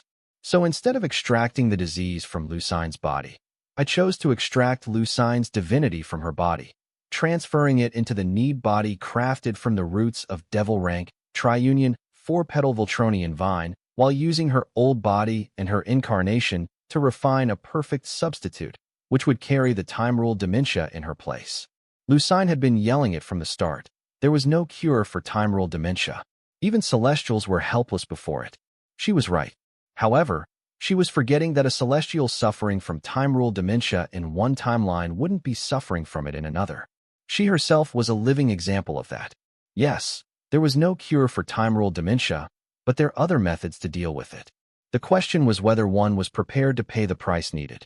In Lucine's case, it was her old body and perfect incarnation created using soul sour fruit. Going back to the basics, Lucine had received it as punishment for violating a time taboo. That meant that as long as there was someone there to bear the punishment in her place, she was free. Just like how the Celestials use their alternate selves throughout the timeline to bear theirs. I.e. was to create a perfect substitute to bear this punishment for her. Not just any substitute would work. It had to be convincing enough to fool time itself. To create something that was convincing, I had no choice but to use Lucine's incarnation. And now that I could use her body as well, the chances of success increased dramatically. Without wasting a moment, I got to work, laying the ingredients onto my unranked grimoires crafting page. I started by refining the Clampedo cores and the demon face mushroom beard strands into Voltronian cores for the 3 four-petal vines. Once the cores were ready, I infused them into the vines, transforming the 3 four-petal vines into 3 four-petal Voltronian vines. Then, using my blood fate plunder rule meaning and the natural connection the vines shared, I pushed the mutation further, merging them into a triunion four-petal Voltronian vine. Setting aside the soul pathways of the triunion four-petal Voltronian vine, I took the 4 tempered stones of the Millennium Titan and shaped them into large stone pots. I filled each one with 1,500 kilograms of Gia's red virgin clay, then planted the bodies of the four-petal Voltronian vines in 3 of the pots. Next, I used the breath of erosion to refine 500 grams of starfall moss, 30 units of lucid temporal petal, 6 units of temporal bloom time with stems, 18 units of meridian lotus, 100 grams of temporal echo resin, and 30 grams of rift glass powder. After that, I ground everything into fine dust and mixed it into 15 kiloliters of dark spring dew collected at sunrise. I used this mixture as fertilizer for the triunion four-petal Voltronian vine, housed in the 3 pots made from the Millennium Titan's tempered stones and filled with Gia's virgin clay. Once everything was prepared, I summoned all 4 stone pots into the card lab. Turning to the curious Lucine, I said, "Let's take these pots to the time expansion chamber and officially begin your treatment. Come, lead the way." Soon, 2 Calamity clones stepped out of me and effortlessly lifted the 4 massive stone-carved pots, one in each hand, waiting for Lucine to guide us to the time expansion chamber. "I can never get used to your ability. It's so creepy. Aren't you worried you'll scare little girls away and you will remain single?" Lucine joked lightly as she opened the lab door and headed out. Still, her eyes lingered on the stone pots, clearly surprised by the strong temporal energy radiating from them. That was thanks to the temporal ingredients I had mixed into the dark spring dew and used as fertilizer for the clay. They should help the triunion four-petal Voltronian vine's nearly indestructible Voltronian physique endure the raw time rule power inside the chamber during the treatment. As for Lucine herself, she would be sitting in the fourth stone pot. The clay, pulsing with temporal nutrients, should keep her body stable long enough for the entire treatment to be completed. I wasn't worried about the death of her incarnation or her real body after the treatment. By then, both would have become dead weight. It's best if they died, saving Lucine the trouble of making the hard choice of ending its suffering. Look who's talking, I shot back. I wonder if you're the oldest virgin card apprentice alive in the card world. I said the last part in my mind, not daring to speak to them aloud.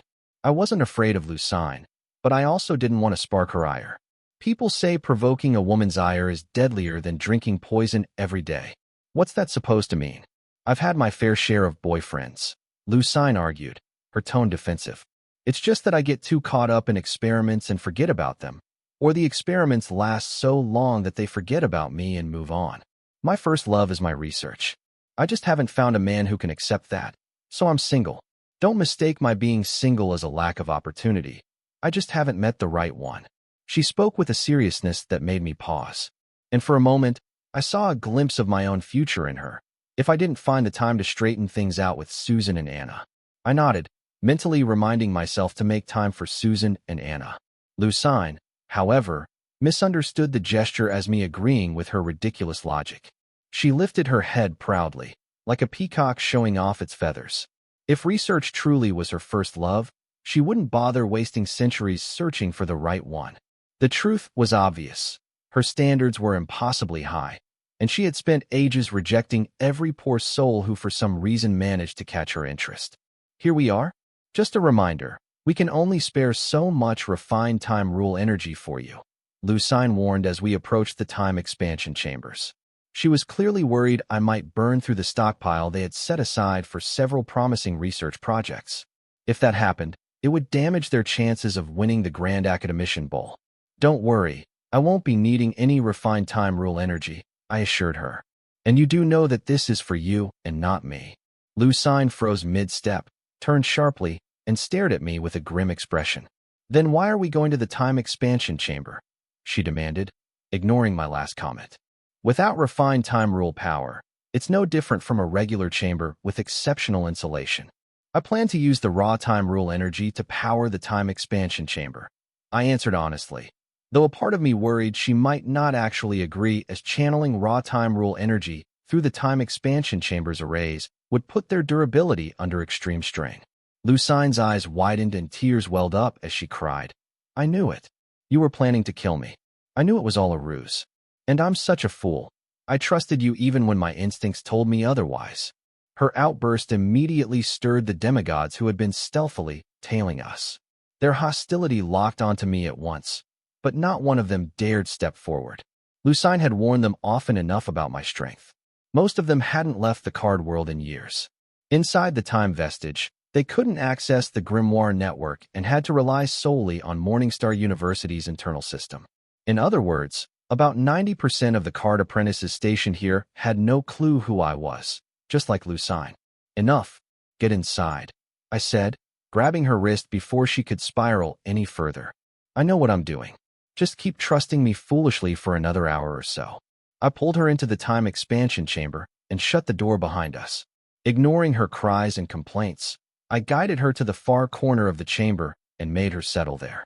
Then I turned my attention to the time expansion array carved into the walls and floor.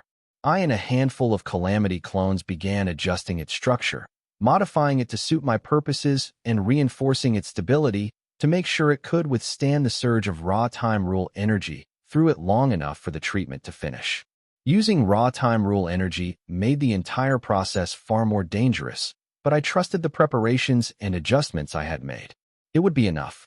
Lucine finally stopped crying and stared at me, and at my Calamity clones, as we continued adjusting the time expansion array.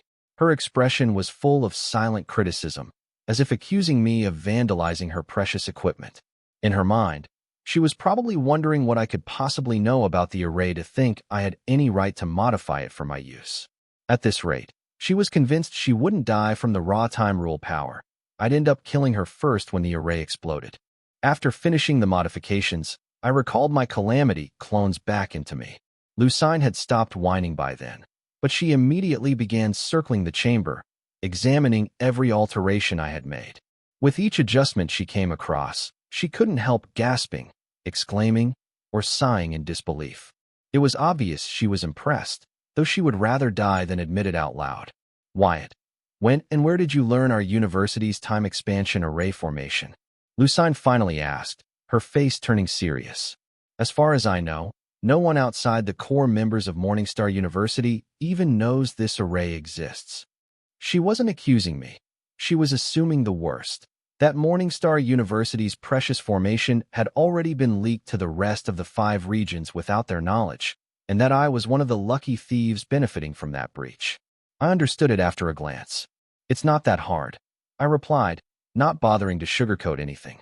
Lucine would believe whatever explanation she built in her own head anyway, and she'd settle on the idea that her university's secrets had been stolen long before believing I simply figured it out on the spot. Why don't you just say you created the time expansion array formation? Lucine snapped, exactly as I expected. I truly didn't understand this woman. Just minutes ago she was crying and begging for her life, and now she had the nerve to glare at me over an array formation. I couldn't help feeling a bit sorry for her.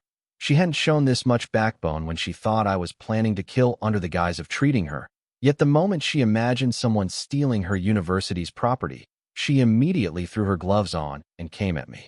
Clearly, to her, Morningstar University was worth more than her life. I know what you're thinking, but trust me, that's not the case. Your university's precious array hasn't been leaked, I said, trying to stop her imagination from spiraling into catastrophe. I really did figure it out at a glance. I might not look like it, but I don't brag about my talent. I just tell the truth. If others feel like I'm exaggerating or lying, it's not my problem, but theirs. Thanks to my primordial soul pupils that were capable of seeing through the mysteries of an origin source, understanding a simple time expansion array formation was not only normal, but nothing in comparison. Lucine didn't reply. She only glared at me, eyes narrowed, scrutinizing me as if she could peel back my soul and check the truth herself. After a long moment, she asked, "Can you swear that in the presence of the world's will?" "Don't push your luck," I warned her. "Just refine each body of the triunion 4-petal Voltronian vines with one of your time rule meanings. If you're unsure about anything, check the file I sent to your grimoire. Hurry." I instructed her on what she needed to do to officially begin the treatment process.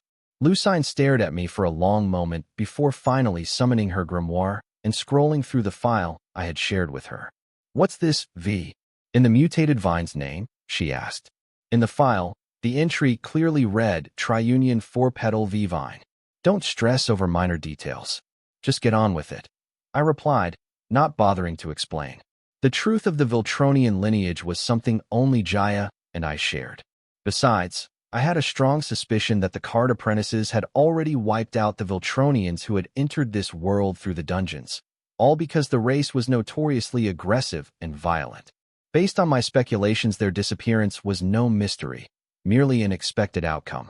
They had been blessed with bodies anyone would envy, yet cursed with barely any intelligence to actually use or develop those nearly indestructible physiques. "I thought I was only getting one new body," Lucine said, stunned by what I had managed to accomplish with nothing more than a mortal 4-petal vine. She couldn't fathom how I had done it. Had I gotten this knowledge from somewhere? Had someone taught me? She simply couldn't wrap her mind around it, just like she couldn't accept that I understood the time expansion array with a single glance. "Aren't you happy you're getting 3 bodies for the price of 1 incarnation and 1 real body?" I asked. Once again, I choose to avoid answering her. Why can't you just stop with the questions and do as I say? Especially when you already know I'm not going to answer. I snapped when I saw Lucine gearing up to ask yet another question. "So what if you don't want to answer?" "If I want to ask, I'll ask. If you don't want to respond, then don't." "Why are you shouting?" Lucine shot back, her tone rising to match mine. Her sudden pushback made me stop and stare at her. I decided to ignore her outburst, believing the closer she grew to confronting the idea of dying during the treatment, the more volatile her personality became. Instead of arguing, I shifted my focus to finding a way to ease her mind. Answering her questions would help, but she would nitpick every tiny detail of my process. We'd be stuck here the entire day. I needed something stronger, something that would truly reassure her she wouldn't die. Maybe I should stay with her inside the time expansion chamber throughout the entire process, guiding her moment by moment. But that would be pure mental torture for me. Time expansion array uses time rule power to expanded time. Depending on time rule power supplied 1 hour out here could be several billion years in time expansion chamber. She would have to spend several billion years inside the chamber to grow the triunion 4-petal Voltronian vine to devil rank. For her, enclosed within the stone pot, it would pass like one long, hazy dream. For me, it would be an eternity of suffering. And on top of that, with raw time rule power flooding the chamber, I wouldn't be able to comprehend anything except space and time rules. I might be reclusive, but not to the extent of surviving billions of years doing nothing but comprehending those two rules. With my mutant ego gem synchronization rate, I might even reach godhood in both in that period of time, but the price would be far too steep. I wouldn't come out as the same person who walked in. This wasn't going to work. Lucine's behavior was unbecoming of someone of her age and standing. It was the inevitable result of relying too heavily on her future, finding time rule meaning for far too long. The side effects were finally catching up to her, and the stakes had never been higher, death or rejuvenation. And in truth, she had no real choice left. Wyatt had already trapped her with an oath in the presence of the world's will, and her concern was no longer for herself, but for Morningstar University. If Wyatt's motive was to kill her, what assurance was there that he would stop with her? Especially now, after she had spilled the existential secret of Morningstar University to him, trusting instincts that had long since grown unreliable. She no longer knew what kind of future she had just set into motion, and that was unsettling for her. As I pieced Lucine's mental state together, I understood what I needed to do to put Lucine at ease so she could cooperate with my treatment without fear or hesitation. "Lucine," I called, pulling her out of her daze. Meeting her eyes, I declared, "I swear in the presence of the world's will. If you die or become bedridden because of my treatment, I will take on all your responsibilities and carry them out to the best of my ability." As my oath settled in the air, the confusion in Lucine's gaze cleared. She could see that my intentions in treating her time-ruled dementia were genuine. She still wasn't confident I could cure a celestial disease, but my oath told her one thing unmistakably. I believed wholeheartedly in my own method. "I knew I hadn't misjudged you," Lucine said softly, a relieved smile touching her lips. Then her expression tightened. "However, I'm not entirely sure I can trust all my responsibilities to someone who thinks he can cure a celestial disease. That would be rather irresponsible of me. Technically, I'm not curing you. I'm just helping you craft a perfect pasty to take the punishment for breaking the time taboo in your stead," I said, anything to help Lucine feel more at ease with the procedure. "Then, technically, you're experimenting, and I'm your guinea pig. I can die knowing that," Lucine replied with a resigned nod. Then, almost too casually, she added, "If you put it that way, I'm tempted to sabotage the treatment myself, just so you'd be stuck with my responsibilities. At least then I could die knowing I'd chosen the perfect heir." "Don't even joke about that," I said, the weight of my oath hitting me all over again. I didn't need the card celestial to enforce my promises. I was a man of my word. "All right then, let's get started," Lucine said, her voice carrying a newfound enthusiasm that came from believing she was helping me run an experiment. If it succeeded, she would finally be free of her time-ruled dementia. And if it failed, she took comfort in knowing that I would serve as her insurance to her beneficiary, Morningstar University. Lucine had already gone through the file I'd sent her and fully understood what I needed her to do, and how to do it. She had only been nitpicking and acting difficult to irritate me to death before I forced her into a treatment she believed might kill her. But now that the misunderstanding had been cleared up, she dropped the act and began refining the 3 bodies of the triunion 4-petal vine using her time rule meanings with great concentration. Each body was refined with a different time rule meaning, turning them into vine past, vine present, and vine future. It was for this reason that I'd been so desperate to swear an oath in the presence of the world's will, to put Lucine at ease. I needed her to give her full effort when refining the three bodies of the triunion four-petal vine with her time rule meanings. Only then would the results be not merely satisfactory, but exceptional, perhaps even miraculous. Her own oath to me only ensured that she would undergo the treatment procedure. It didn't require her to approach it with sincerity.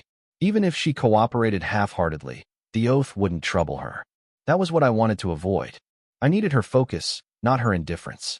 I observed closely as Lucine refined the three bodies of the triunion four-petal Viltronian vines. Her technique and precision were excellent, but she was still much slower than I had been. With the breath of erosion and my primordial soul pupils, my refining speed was on an entirely different level. The breath of erosion accelerated the process, while the soul pupils left no room for error. Even though Lucine was in a higher realm than I was, that alone wasn't enough to bridge the gulf created by those two abilities.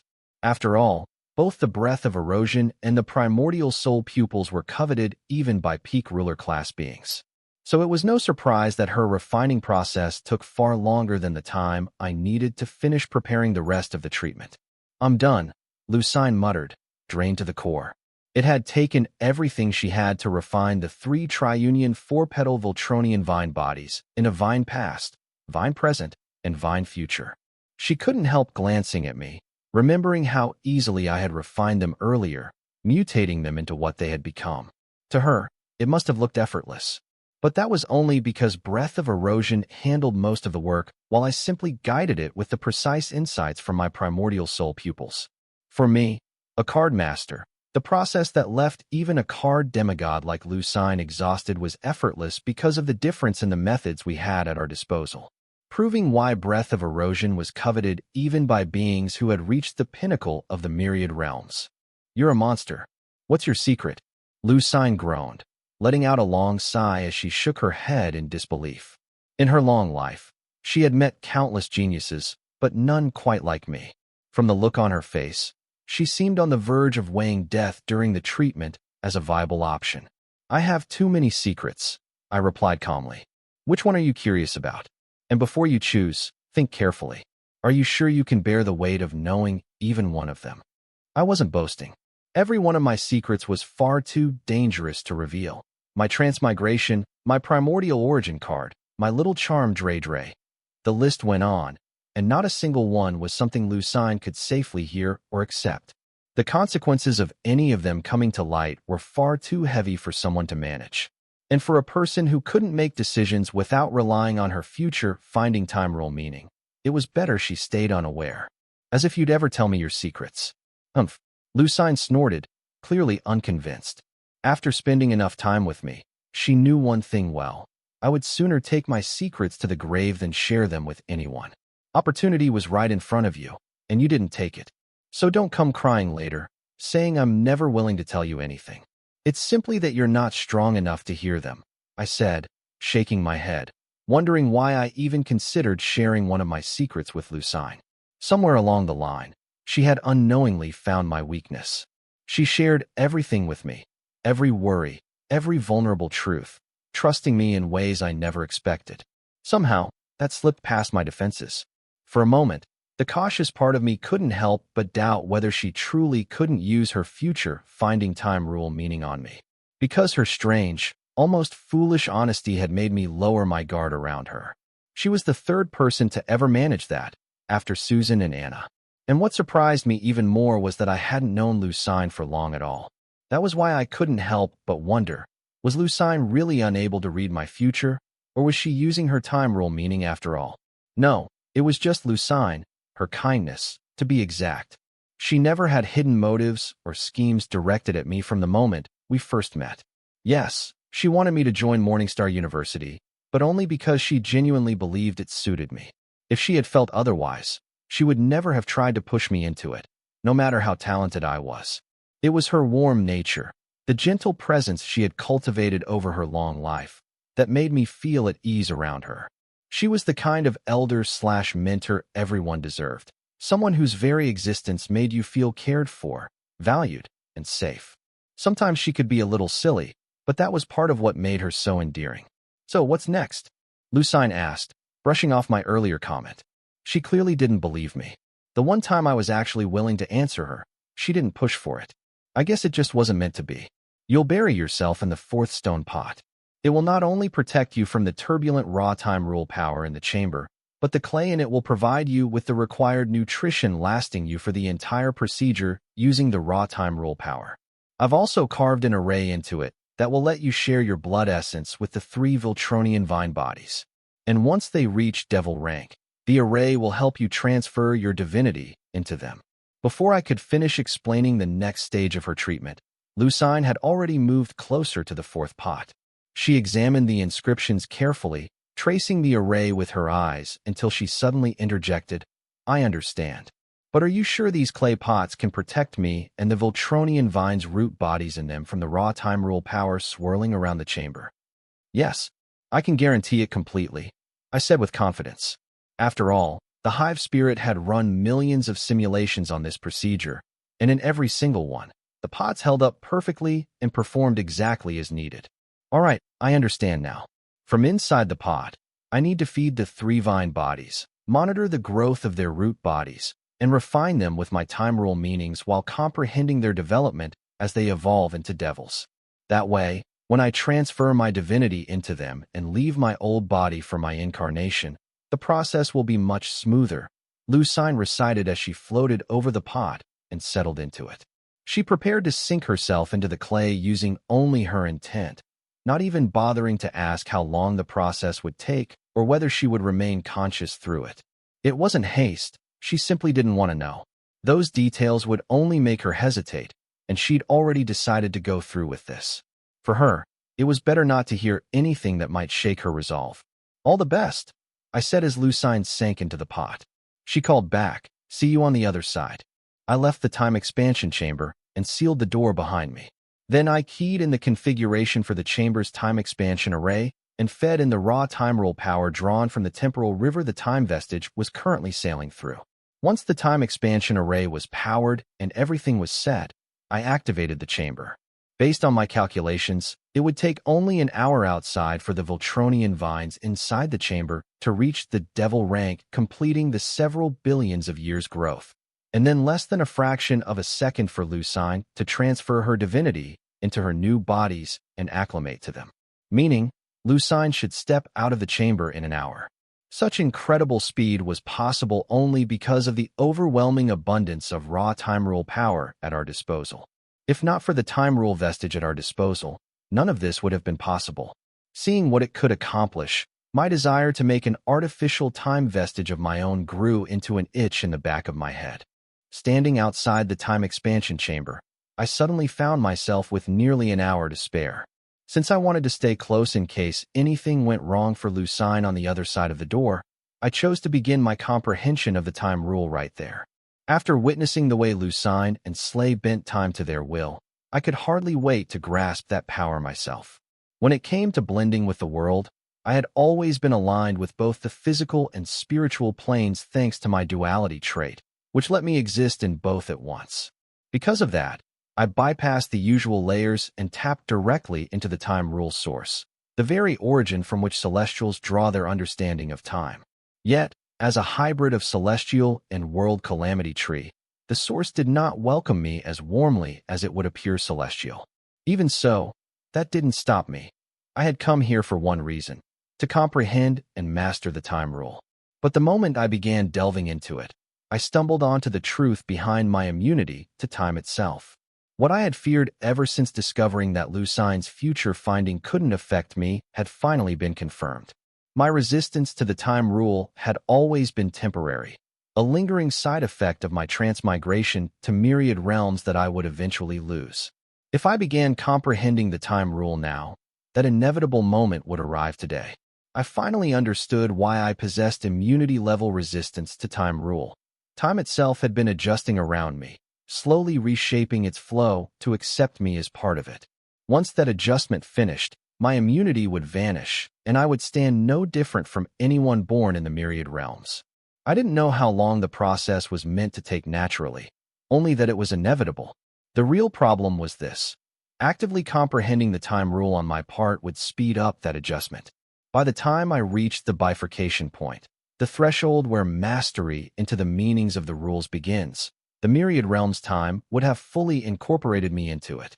And with the affinity I possessed to the rules as a hybrid celestial, I knew I would reach that threshold long before the hour ended. That was why I said the day I lost my resistance to the time rule would be today, should I choose to comprehend it. With this revelation, I found myself facing a real dilemma.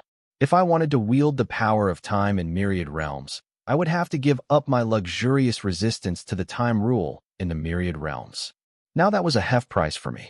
My resistance to the time rule had been a major pillar of my strength, the silent shield that had carried me through crisis after crisis. From Chris Chase to Belphegor's Worldhog incarnation, I had survived, and even won, because time itself couldn't get a proper grip on me. Without that resistance, I wouldn't have lasted against the likes of Ollie, Kyron, Christina, or Cam with their super time cards. Forget leaping into the time river, exploring an alternate past, or subduing the commandment of negative passion, covetous devil slay Celios. Without this one advantage, I would have already ended up as a dementic loon, paying the price for breaking the taboos of time. In my current realm, I needed my resistance to the time rule. Yes, I would eventually lose my resistance to the time rule once the myriad realms time fully incorporated me. But if I gave it up now by comprehending and mastering the time rule, that resistance would be gone forever. On the other hand, if I held on to it until the incorporation finished, or until the day I no longer needed it, I could still choose to comprehend and master the time rule later. It was a choice between keeping a fading advantage for as long as possible or sacrificing it immediately for the incredible power I desired to wield. As I continued weighing the pros and cons of keeping my time rule resistance or giving it up to finally comprehend and master the rule of time, my thoughts were abruptly cut short. My ears perked up at the soft hiss of the time expansion chamber's door sliding open, marking the conclusion of my treatment plan for Lucine's time rule dementia. All that remained now was to see the results. I was confident they would be satisfactory, but I couldn't help wondering whether the outcome would be considered excellent or extraordinary or even miraculous. More than an hour had passed, yet I still sat there wrestling with the choice between keeping my resistance to the time rule or gaining the ability to wield it. No, it wasn't indecision. I had already made my choice. I just hadn't fully accepted the price. The truth was hard to swallow. The cost of my time rule resistance was the very thing I wanted to grasp. My time rule resistance had always seemed like a blessing, but only because I hadn't known what it was costing me. And it stung even more now that I knew I would eventually lose that resistance anyway. All I could do was hope that, when that day came, it wouldn't be too late for me to comprehend and master the time rule. Like anyone else, I feared the unknown, but I had never let the comfort of the familiar hold me back. I always pushed myself to explore and prepare for what lay ahead.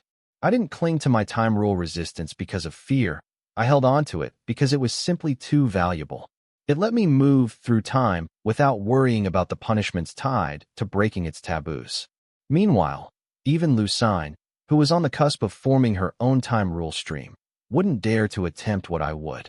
No longer dwelling on the steep price of my time rule resistance, I stepped into the time expansion chamber, just in time to witness the 3 new bodies of Lucine rising from their pots. They weren't alone. A withered corpse emerged from the 4th pot as well. To my surprise, Lucine's incarnation that had been trapped in her original body had survived the treatment and her time rule dementia as an undead. It seemed she had gained far more from this procedure than I expected her to.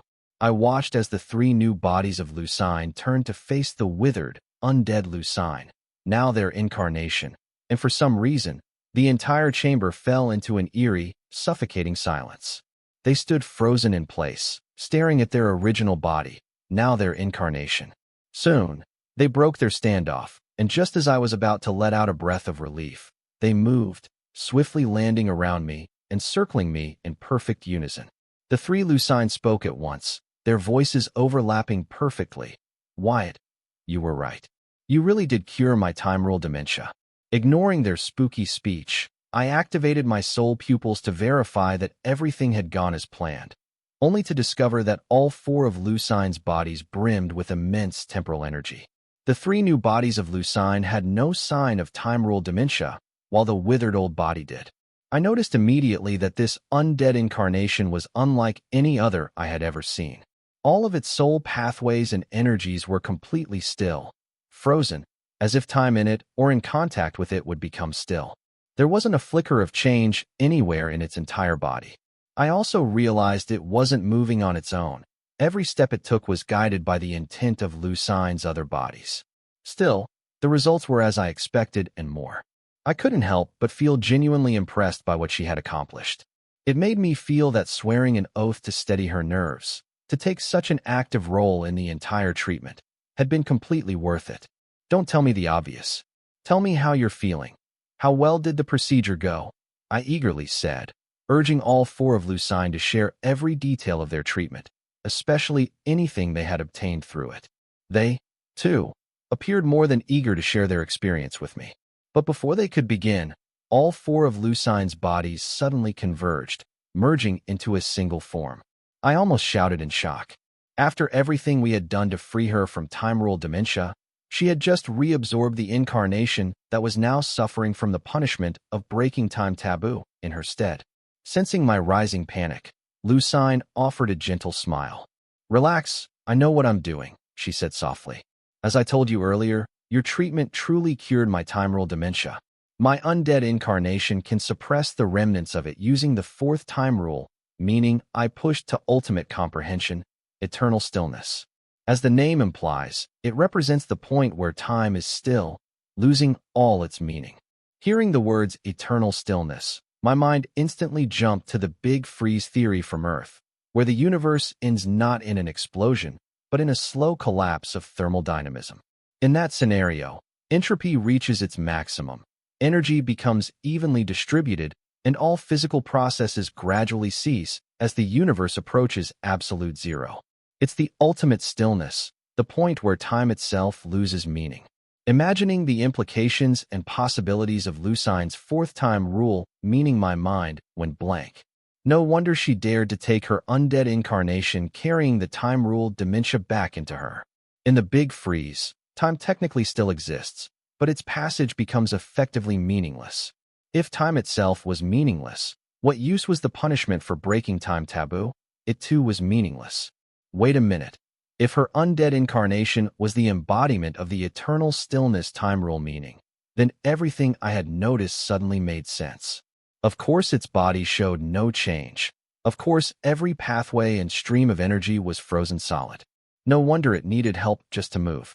In its current state, it was essentially a temporal meat shield, a vessel built to absorb the punishment for breaking time taboos. But even that had limits.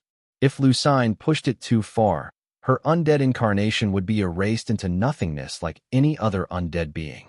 Still, the fact remained. With this incarnation, Lucine could break certain time taboos without having to fear the consequences, at least to a considerable extent. "You did well," I said, genuinely impressed. Lucine hadn't just completed her assignment.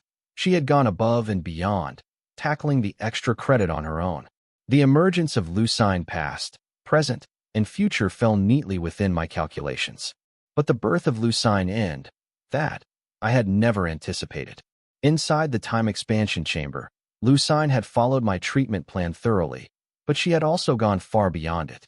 Using the excess time surrounding her, something she had in overwhelming abundance in there, she not only fused her three time rule meanings and condensed her time rule river, but, together with her incarnation, she comprehended a fourth time rule meaning and pushed it all the way to ultimate comprehension.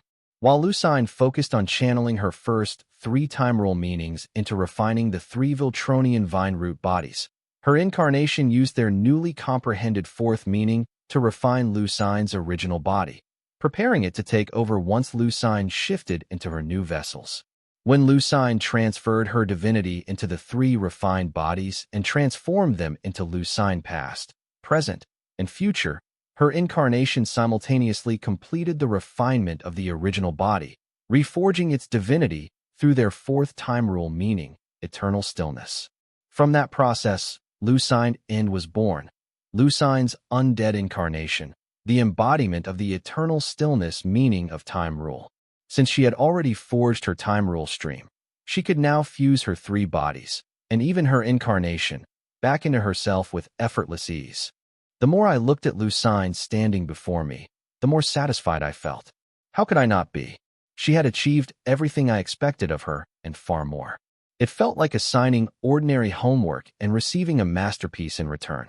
No wonder teachers love their overachieving students.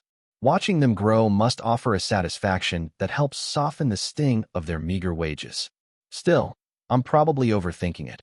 Any teacher would choose the fair pay they rightfully deserve. What are you doing? I asked Lucine rhetorically when I caught her staring at me blankly. Clearly, she was once again using her future-finding time rule meaning on me. I guess she had grown addicted to it. And who wouldn't be? It gave her a taste of omniscience. So much so that even calling it godlike wouldn't be an exaggeration. Nothing. Now that I've formed my time rule stream, I wanted to see if the future-finding meaning would work on you. But no luck. It seems you're a bigger variable than I expected, Lucine said, her voice edged with the same irritation and displeasure you'd see in someone trying to quit cigarettes. Being around me had cut off her reliance on future-finding time rule meaning for a while now, and she was starting to feel the withdrawals. I shook my head in disappointment, expecting more from her having risen to the ranks of top strongest in the card world. Just then, Lucine grasped my right wrist. I didn't even realize it before she grasped it. Thanks to the Viltronian physique, she now had the physical prowess that would contend with Field Marshal Lorne, who was a martial sage. With that, Lucine's only weakness was also taken care of. Before I could ask what she was doing, a coldness spread through my body from her touch, only to vanish a moment later as if it had never transpired.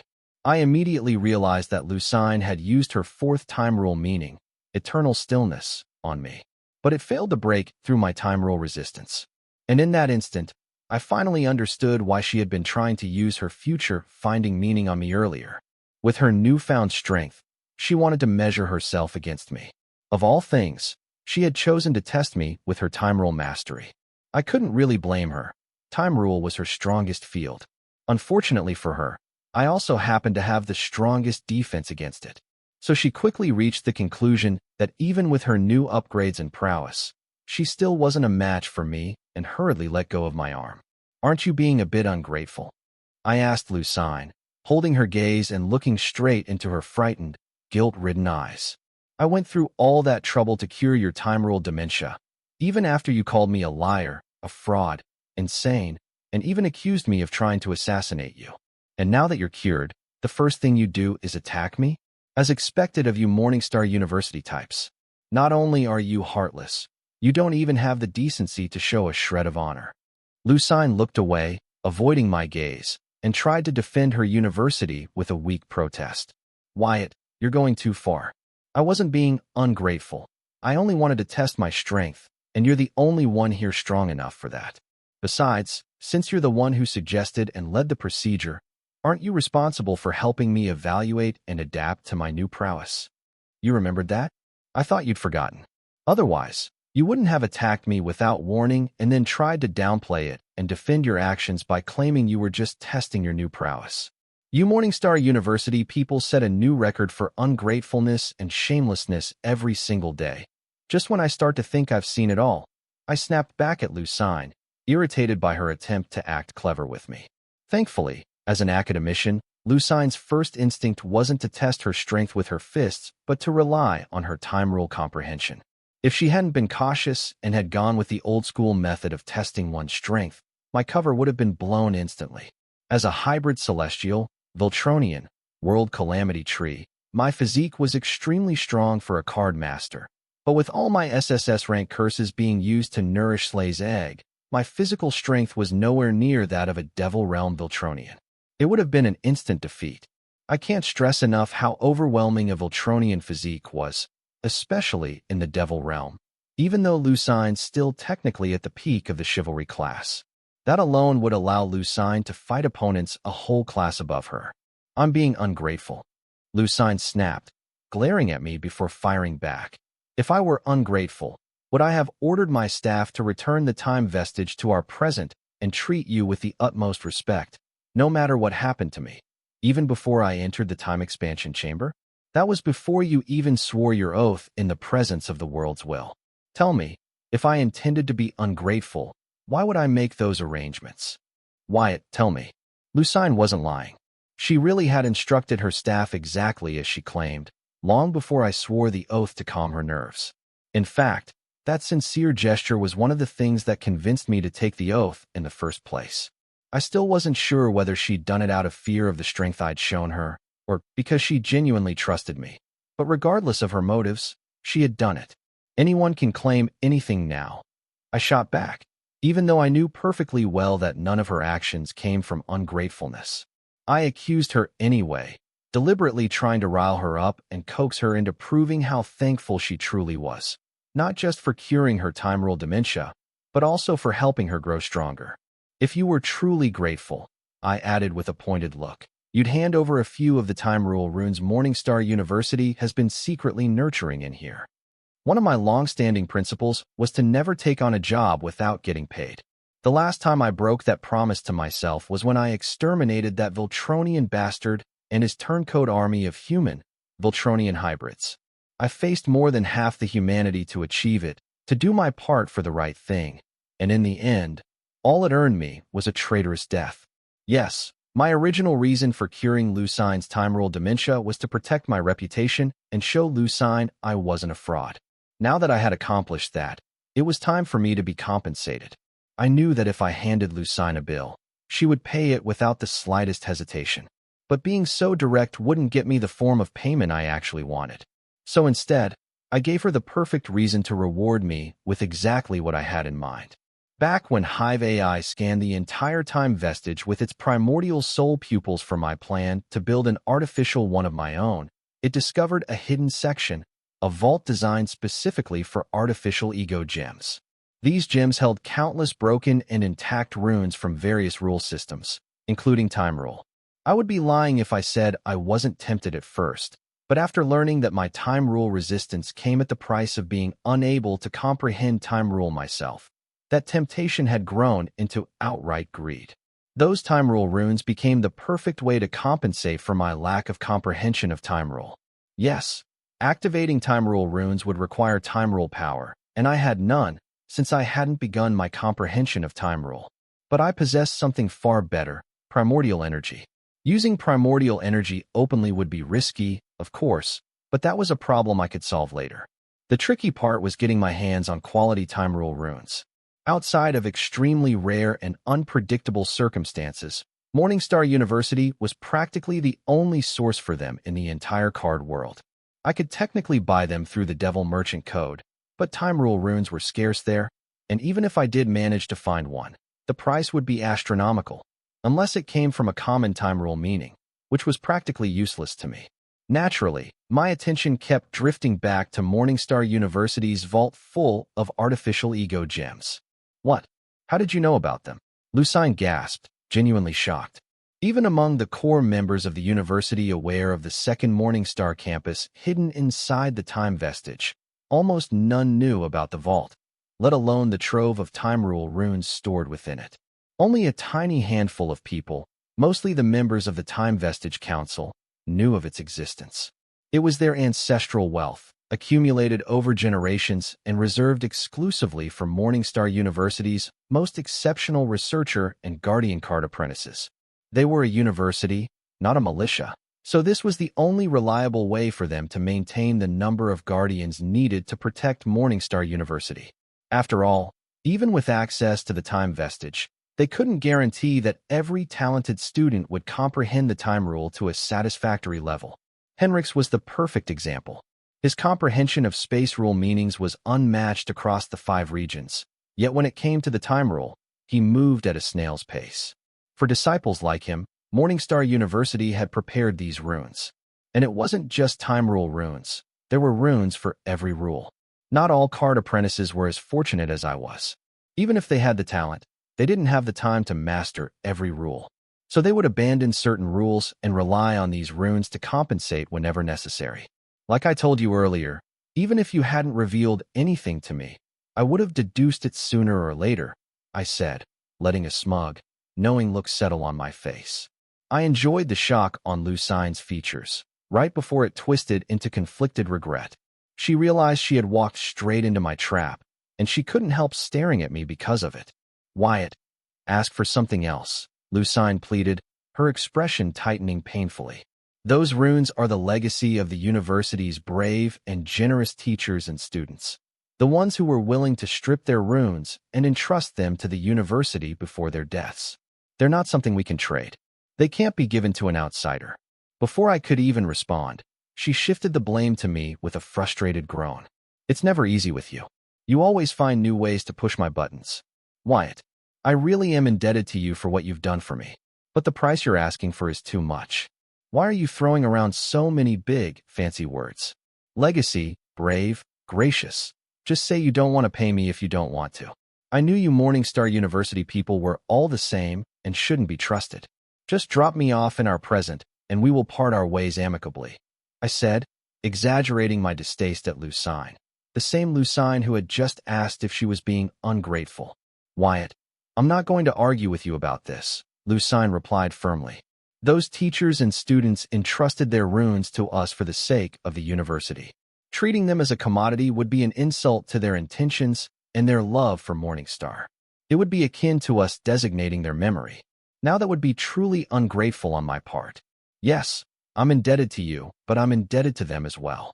Her eyes lost the earlier guilt, replaced with resolute indifference. Just as I wondered if I had pushed her a bit too hard, she added, this time with a touch of reluctance. However, if you truly want those runes, I can give them to you. If you officially join Morningstar University. Don't misunderstand. We can't trade them or give them to outsiders. But if you're one of us, there's nothing stopping me from giving you a few and then some to show my gratitude. You itch. I cursed inwardly as Lucine calmly said she would compensate me with time rule runes if I enrolled in Morningstar University. And here I was, thinking I might have been too harsh on her earlier. Feeling the heat of my glare, Lucine faltered before adding, it's your choice. It's not like I'm forcing you, but that's the only way I'm allowed to give you the rune. No. How could I ever doubt the great Saint Lucine Morgenstern? I scoffed, shooting her a look of pure disdain. Clearly, it's my fault for not knowing the sacred procedures. This woman still hadn't given up on trying to pull me into her university. I thought showing her my capabilities would humble her. Instead, it only made her hungrier for me. Wyatt, I know it would be beneath someone of your caliber to attend the university as a student. That's why, if you're willing, you can join as a professor. With your ability, you could pass the academician exams with ease and apply for tenure, Lucine said, already mapping out my entire academic career at Morningstar University. Clearly, she had put real thought into this. I suppose billions of years spent in a time chamber, refining 3 new bodies and grasping the time rule, left her with plenty of time to plan my future too. Sensing the storm gathering behind my silence after listening to her words, Lucine quickly cut in before I could speak. Wyatt, don't even think about threatening me with the threat of leaking the secret of the time vestige to others. If you do that, the Southern Princess will never get a seat on the council because there won't be a council left for her to join. I watched her with amusement. She really had come prepared. But I had no intention of blackmailing her for the runes. I'm not a criminal, and frankly, I have more than enough leverage to make Morningstar University beg me to accept their time runes. Cutting off their supply of silver milk powder or shutting down VR Universe access to the Morningstar district were just a couple of options that came to mind. Lucine had no idea she was poking the wrong card apprentice. Unfortunately for her, time was on her side. I didn't have the luxury to play drawn-out games just to secure a few runes. And besides, this was something I could resolve with a simple, honest conversation with her. No need to bring out the big guns for something so small. Lucine, that's enough, I said calm but firm. I can't join Morningstar University, and you know exactly why. I'm already spoken for. I'm set to become the city lord of Southern Academic City.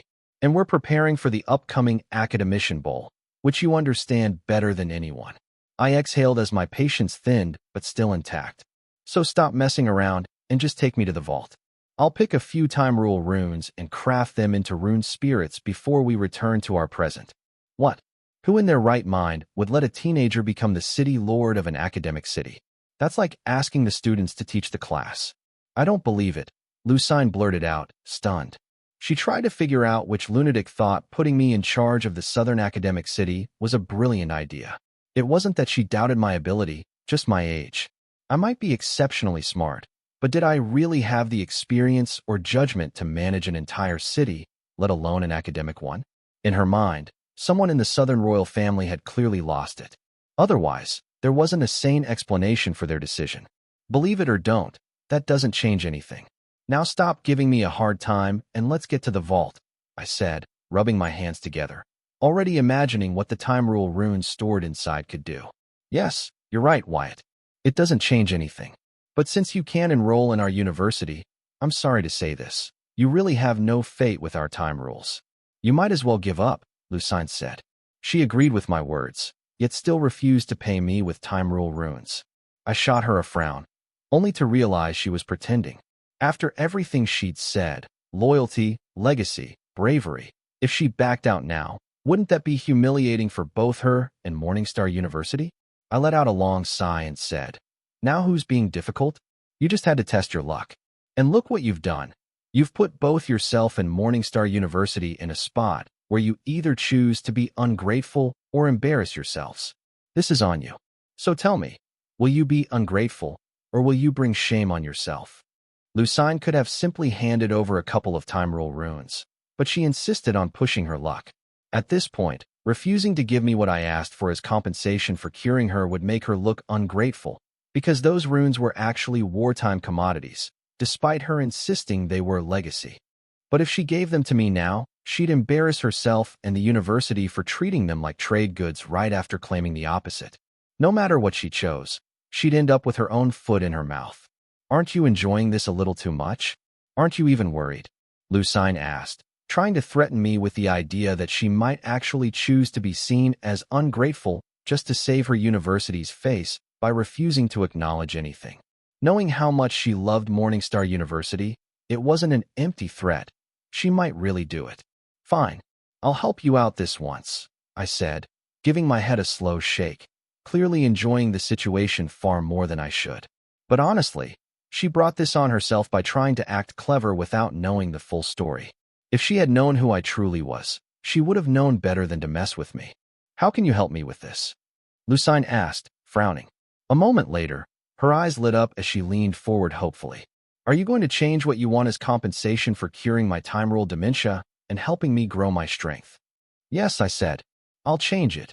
If you agree to announce my appointment as City Lord of the Southern Academic City to all 5 regions, and give me the time rule runes I choose as diplomatic gifts. I laid out my condition and her solution at the same time. If she did what I asked, no one would see her as ungrateful, and her university wouldn't suffer the embarrassment she had nearly dragged it into. And as a bonus, I would accomplish every reason I came to Morningstar University in the first place. I had planned to make the announcement by using Morningstar University as a stepping stone, but now that I knew about the top 10 universities' inheritances, I couldn't afford to appear too aggressive. The smarter move was to have Lucine make the announcement for me and present me with a couple, or even several, time rule runes as diplomatic gifts. Once the other top 10 universities saw how close I'd grown to Morningstar University, they would likely rush to approach me on their own. I wouldn't even need to seek them out. That way, I can negotiate with them on my terms. If Lucine and Morningstar University chose to work with me, both sides would profit immensely. After all, they only stood to gain by being on my good side. Nothing brings former rivals together faster than shared benefit and mutual growth. Diplomatic gifts? Lucine repeated, confused, trying to figure out how her dilemma had anything to do with diplomacy. I'm your guest, aren't I? And as luck would have it, I'm also the soon-to-be City Lord of the Southern Academic City. In a way, my visit can be treated as a diplomatic meeting between Morningstar University and the Southern Academic City. Call a press conference, make a big show of our friendship and alliance. We make our announcements, and you hand me a few time rule runes as diplomatic gifts. That is, if you don't consider using the runes as diplomatic gifts as disgracing the memories of your loyal and brave teachers and students, I said, laying out the plan and couldn't help teasing Lucine a little. Lucine quickly cut in, I get it now. But since the time rule runes will be diplomatic gifts, we will choose them for you. You're pushing it again, I warned, stopping her mid-sentence, wondering if she had some kind of itch that made it impossible for her to quit while she was ahead. I was kidding, Lucine said, tossing her hands in the air. When it comes to things like this, your mind works wonders. Are you sure you don't want to become a lawyer? For what? So you people can make a fortune while paying me in scraps. I shot back, rolling my eyes. Since I dared to unravel and master the mysteries of the universe, the rules of man were hardly a challenge. Great, then let's head to the vault. I can't wait to get my hands on those babies, I said, urging her forward as an unconscious grin stretched across my face. How could I not smile? Knowing that soon I'd command time itself, threads of it dancing at my fingertips, bending to my will, was enough to make anyone grin. I can take you to the vault, but I can't open it right now. Only 2 of the 3 key bearers are currently inside the time vestige, including me.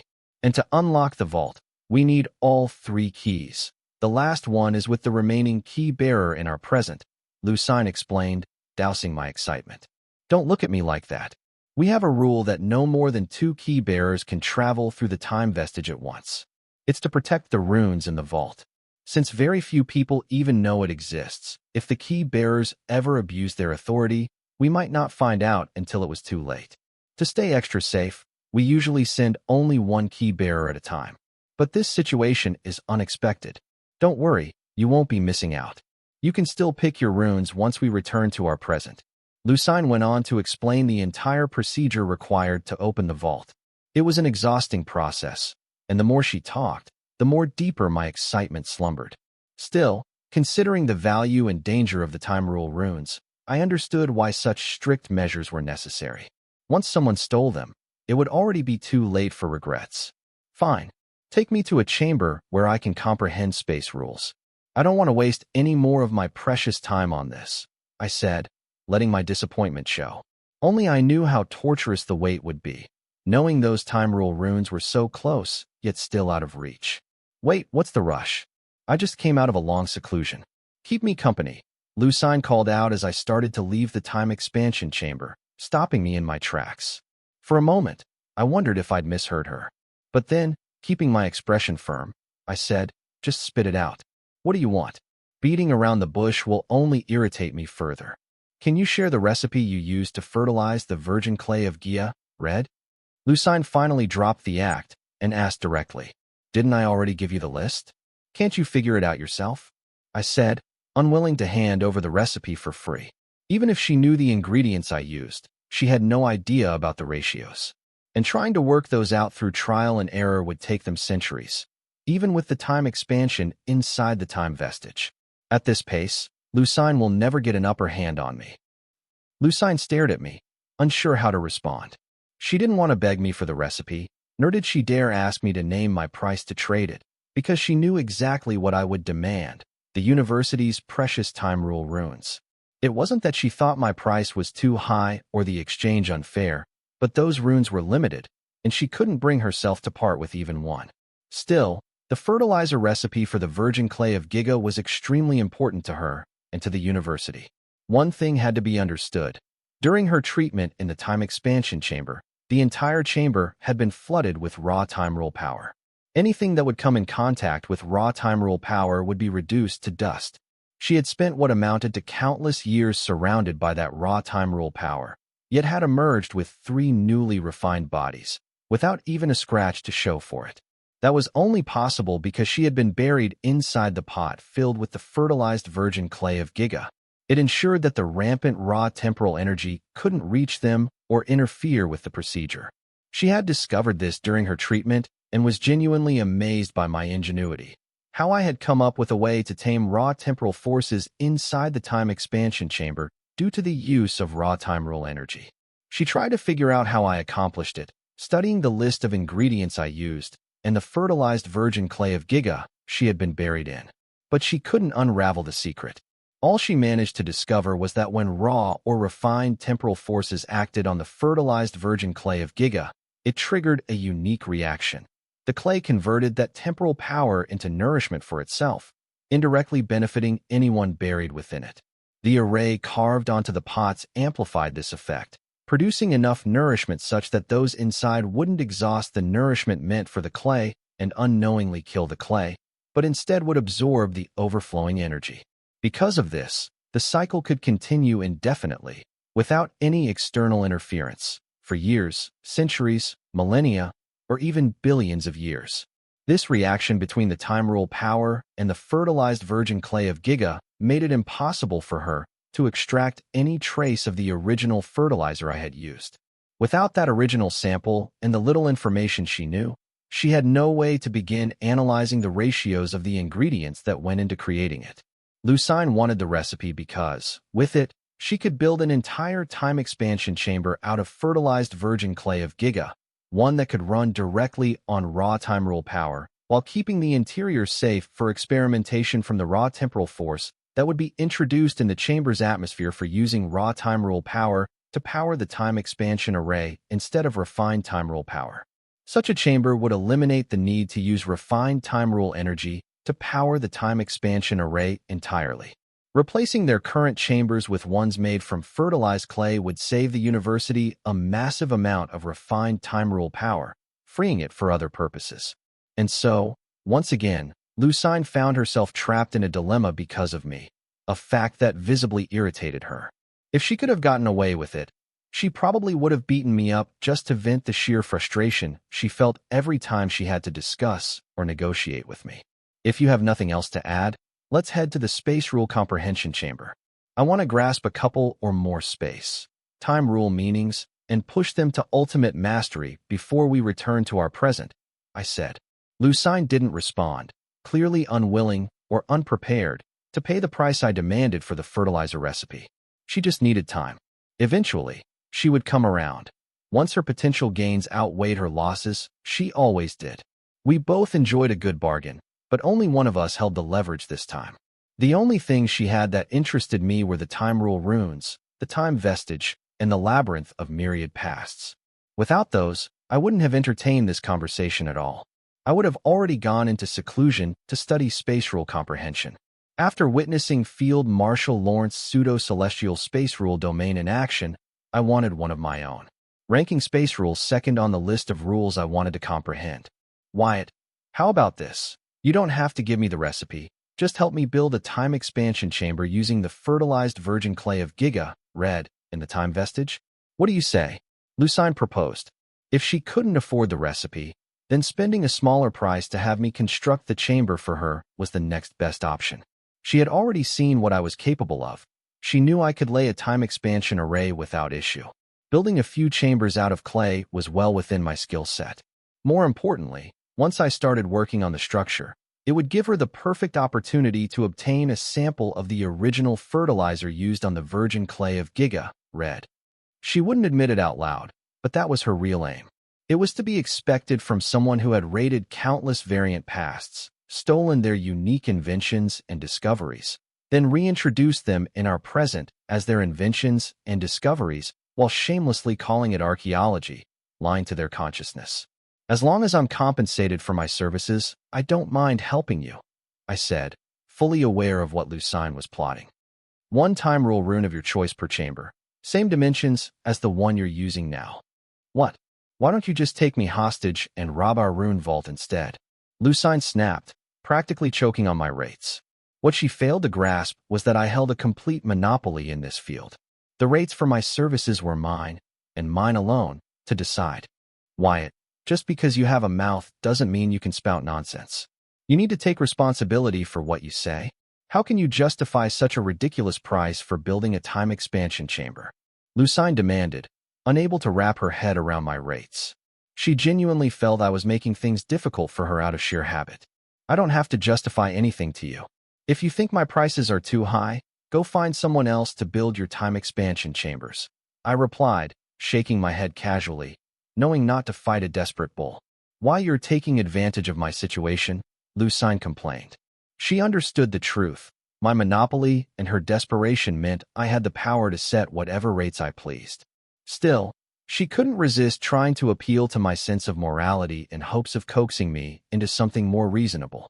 If that sort of moral appeal actually worked on me, I would have already wiped out the human Voltronian hybrids back on Earth and let them atone for their sins like in persons living off of the taxpayers' money. I'm simply following Morningstar University's example, I said, referring to their near-monopoly on-time cards across the 5 regions. Seeing Lucine fall into a pensive silence, finally realizing she wouldn't get the fertilizer recipe without giving up a few time rule runes, I couldn't resist teasing her, remarking, "It sucks being on the other end of the stick, doesn't it?" Lucine stared at me with a frustrated look before finally asking, "How much for the recipe? Considering our short but close history, I hope you'll give me a discount." In the end, she bowed her head, not for her own sake, but for Morningstar University. It showed just how far she was willing to go for them, even if it meant swallowing her pride in front of me. I shook my head. Once Lucine got serious, the fun was over, so I decided not to drag things out. "How about this? I have other deals and projects I want to discuss with Morningstar University. If we manage to reach an agreement, I'll include the fertilizer recipe as part of the cooperation." "What are they?" "You can discuss them with me. I have the authority to agree on the university's behalf." "Tell me." "So long as it's nothing excessive, I'm sure we can work something out," Lucine said quickly, eager to strike while the iron was hot. She feared I might change my mind later over some trivial annoyance, so she wanted everything settled now. As long as time rule runes weren't involved, she would bend over backward to meet my demands. That was how important the fertilizer recipe was to Morningstar University. "No, I can't discuss it with you. Because of your time rule dementia, you've been out of the social loop in the 5 regions for far too long. You have no idea who I really am or what I intend to discuss. There's no rush. We can talk about it slowly once we're back in our present," I said, rejecting her request with a calm explanation. Besides, this way she would finally understand how I felt having to wait until we returned to our present before I could choose the time rule runes she had promised me.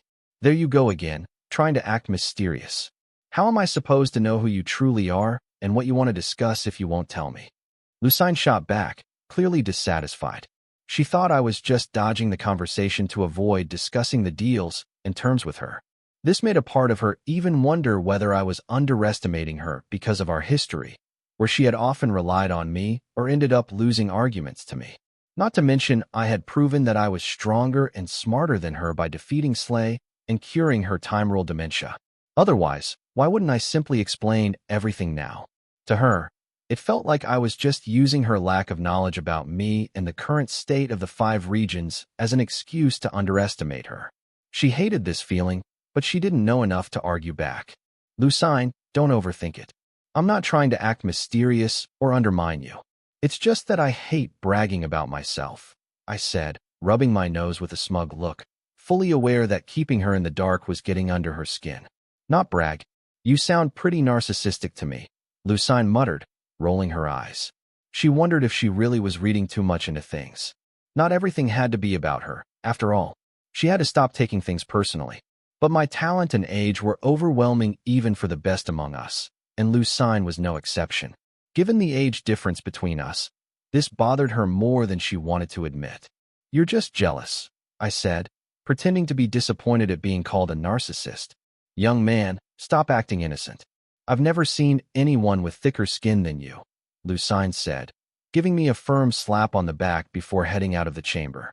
She stored the 4 pots in her new storage card as she walked.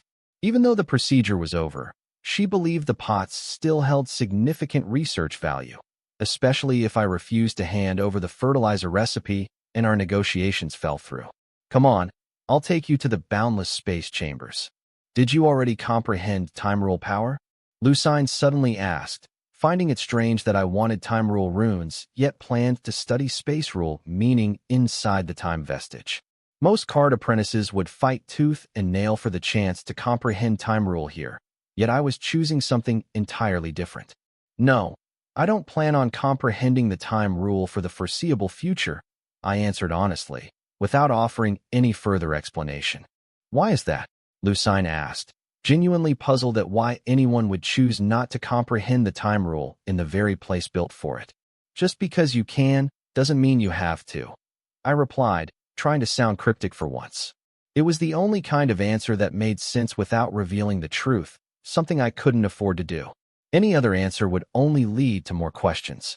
"And you say you don't like to brag," Lucine muttered, only half listening to my supposed wisdom as she walked ahead with a confident sway, her curvy hips shifting left and right. I couldn't help the faint smile tugging at my lips as my gaze followed that rhythm. The moment Lucine's intent sensed my intense gaze, she stiffened. Her playful stride snapped into a perfectly measured, elegant walk. Not daring to look back, Arriving at the boundless space chamber, Lucine gestured toward it with a deliberately neutral expression. If you need anything, ask the staff on duty. Someone will call you when we reach our present. All the best. She kept her eyes averted the entire time. Then, without a backward glance, she turned and walked away. Clearly, my earlier gaze had crossed a line with her. So much so, she treated me like an acquaintance losing her original enthusiasm. I felt she was overreacting. Admiring her beauty didn't mean my thoughts were impure. Well, she had a very conservative and traditional worldview about these things. In this time and age, who else cared about seeming ungrateful or felt even a flicker of embarrassment over a little hypocrisy? No one, except her. And despite the fact that no one but the two of us knew what had happened, it still bothered her enough that she was willing to part with her precious time rule runes. One moment, I called out just as I stepped into the boundless space chamber. What is it? She asked, appearing before me in a flash. Clearly, she hadn't actually left. She'd been lingering nearby, still undecided about how she felt or how she wanted to act around me. When she caught the subtle grin on my face, realization dawned. Her cheeks warmed, her eyes narrowed, knowing I was teasing her. You're a beautiful grandma. Own it, I said simply, then closed the door of the chamber before she could react, fully aware this would only make Lucine act colder toward me later. Otherwise, teasing her wouldn't be nearly as fun. Shaking my head, I shifted my attention to the boundless space chamber. As the name suggested, it had boundless space within it. Not literally boundless, but under the influence of the boundless space array, the tiny space of the chamber had stretched so in all directions, enough to house a few cities in it. The stretching of space was the working principle behind the boundless space array. It was essentially their testing ground for volatile experiments. The boundless space within its walls capable of containing almost anything without putting pressure on the time vestige itself. Of course, it came with one small side effect. Time moved slightly faster here compared to the rest of the vestige.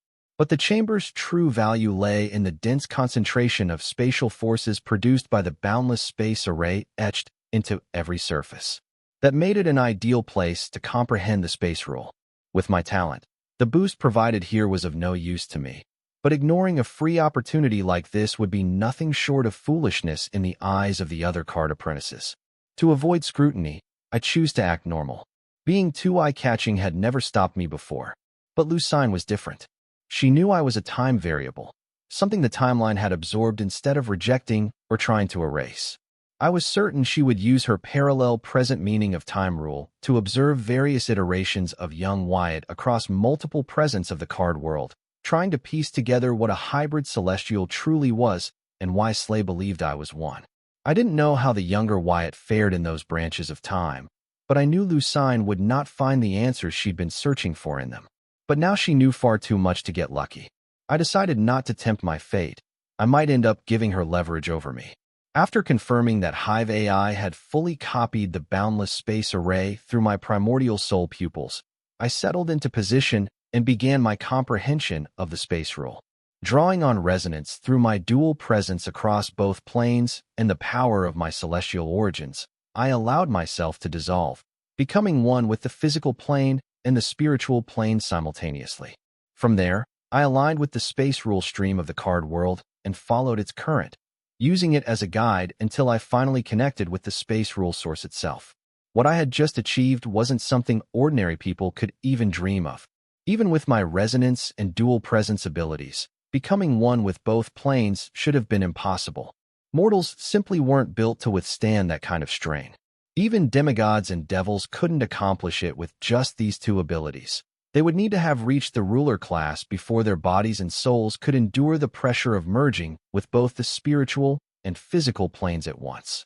The reason I could achieve, as a mere card master, what even demigods and devils could not was simple. I wasn't just any card apprentice. I was a hybrid celestial.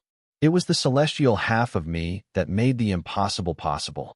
It allowed me not only to merge with both planes simultaneously, but also to reach the space rule source itself, the very place where true celestials like the card Celestial, Daily, and others comprehended their space rules. Have you ever woken to find yourself suspended in pitch-black darkness wondering, where am I? What is this place? Why is it so dark? Am I enclosed inside something?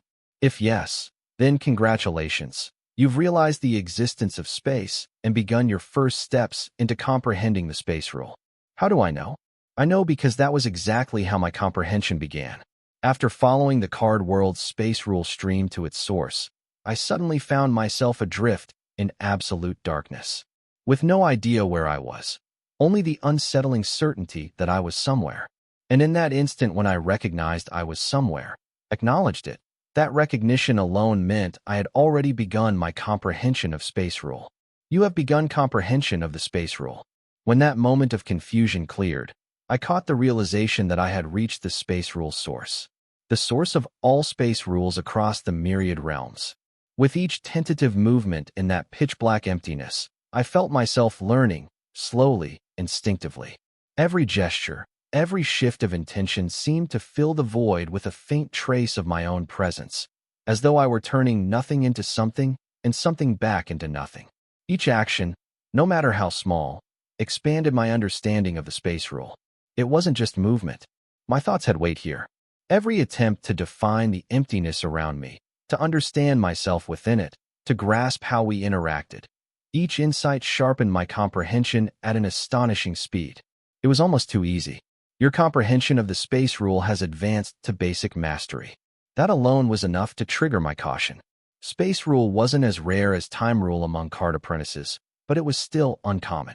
If comprehension truly came this easily, wouldn't more card apprentices master it? That was why I believed this simplicity in my comprehension of space rule was because of my affinity for space itself. Once I had defined the emptiness, myself, and the relationship between us, I pushed deeper, attempting to define us and our interaction from different ways I was inspired to in that emptiness. The more I understood the space rule with respect to me and vice versa, the stronger my existence anchored within the space rule. It allowed me to impose orientation onto the void itself, up, down, right, left, north, south. I tried to redefine the emptiness and redefine myself, with every possible inspiration that came to me within that nothingness, growing my understanding. Your comprehension of the space rule has advanced from basic to intermediate mastery. Soon, I realized something subtle but unmistakable. With every increase in my understanding of the space rule, both my own presence and the presence of the space rule source grew more prominent. Or maybe it wasn't that I and the space rule source were growing together. Maybe I had finally gained the clarity needed to perceive it. Was that it? I couldn't tell. When I entered the blood rule source, I had already comprehended two blood rule meanings. My foundation there had been far deeper than what I currently possessed for space rule. Not to mention, the blood source had revealed itself to me from the very beginning, unlike the space rule gradually and unfolding. One thing, however, was certain. The deeper my comprehension of space became, the more I realized how much of it still lay hidden. The more I understood, the more I saw how much remained to be uncovered, defined, shaped, and mastered. Your comprehension of the space rule has advanced from intermediate to advanced mastery. Having reached advanced mastery of the space rule, you have arrived at the space rule bifurcation point. Please choose one meaning of the space rule to continue your comprehension. Caution: once you choose a meaning of a specific rule, you cannot choose another meaning of space rule until you achieve complete mastery over your current choice. Note: due to the card apprentice's myriad primordial souls, the card apprentice may select different rule meanings for each primordial spirit to comprehend. However, it is advised to select the same rule meaning for all primordial spirits until you forge your own space rule stream, to avoid complications. As soon as I reached advanced mastery and arrived at the bifurcation point, the void around me shifted. The pitch-black emptiness blossomed into a vast expanse of stars, an endless, glittering night sky stretching in every direction. It didn't take long for me to understand what I was seeing.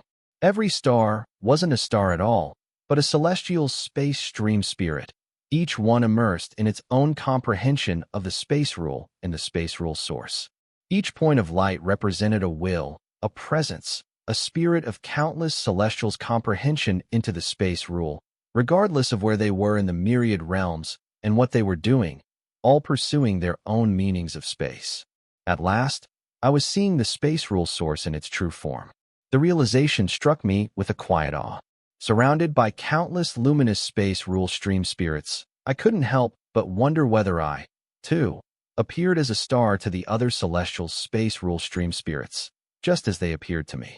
Maybe I wasn't bright enough yet to be noticed from the far reaches of the space rule source like these celestial space rule stream spirits, but my presence was here all the same. Once I had taken in the full view of the space rule source, I finally felt the bifurcation point of the space rule. And it was nothing like the bifurcation points of the rule streams back in the womb of the card world. Here, every aspect and attribute of the space rule was illuminated before me, each one a distinct point in the space rule source, representing a different meaning of space. Instead of vague choices with unknown outcomes, these meanings carried a clarity I hadn't experienced before.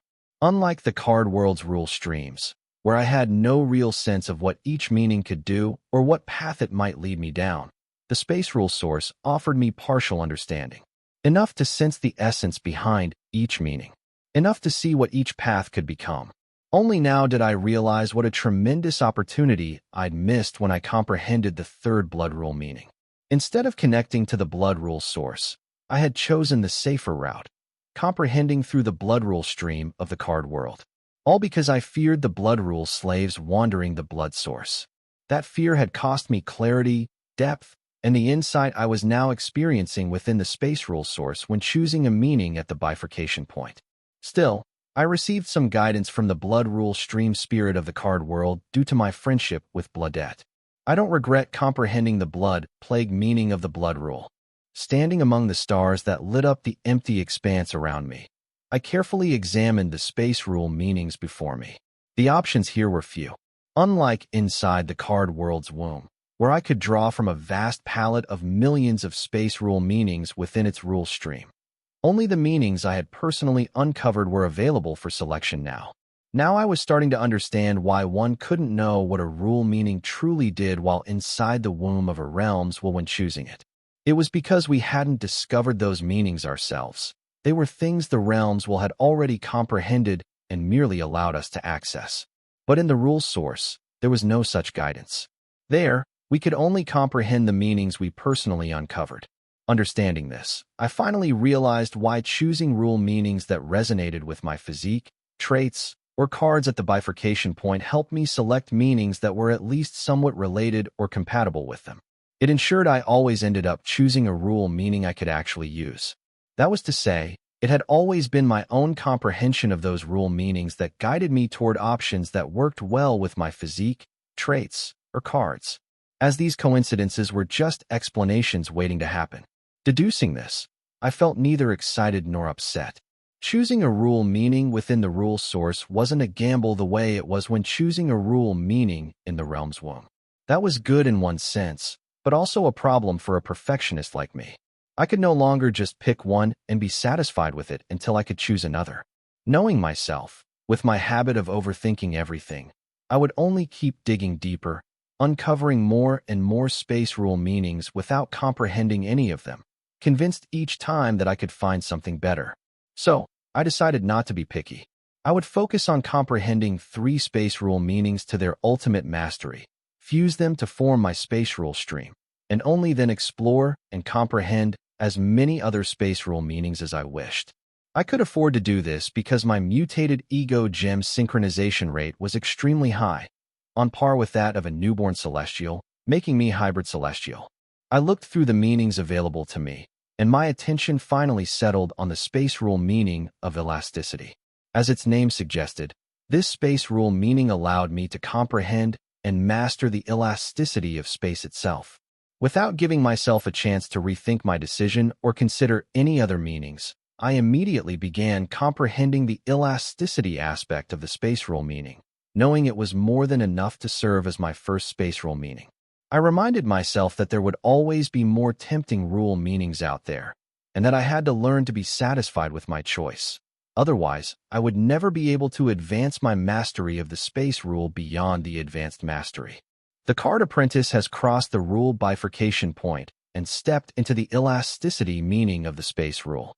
Note: please deepen your comprehension of the elasticity meaning of the space rule to access more detailed information. Soon, I understood that the elasticity of space was its tendency to return to its original form after being distorted by an external force. With that realization, I attained basic mastery of the elasticity space rule meaning. The card apprentice has gained basic mastery of the elasticity meaning of the space rule. Note: please deepen your comprehension of the elasticity meaning to the level of ultimate mastery before selecting the second meaning of the space rule. I continued comprehending the elasticity space rule meaning with a single-minded focus, delving into its fundamentals and gaining a clearer understanding of what elasticity meant in the context of space. I no longer saw it merely as a reaction from space when an external force was applied to it, but also as space's own ability to deform, whether by stretching, compressing, or folding.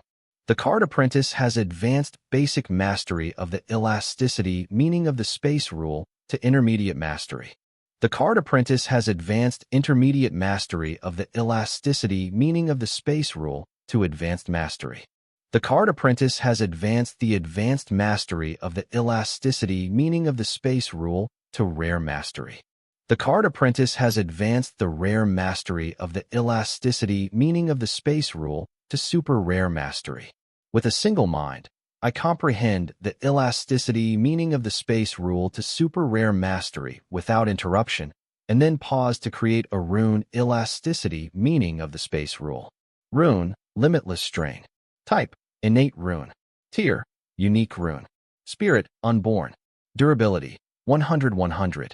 Effect, infinity is a unique tier rune of the elasticity meaning of the space rule. It allows the card apprentice to deform space infinitely without breaking, losing its structure, or encountering a maximum stress limit by consuming the space rule power. Note: 1. The rune can be advanced to higher tier by with the card apprentice's comprehension of the elasticity meaning of space rule. 2.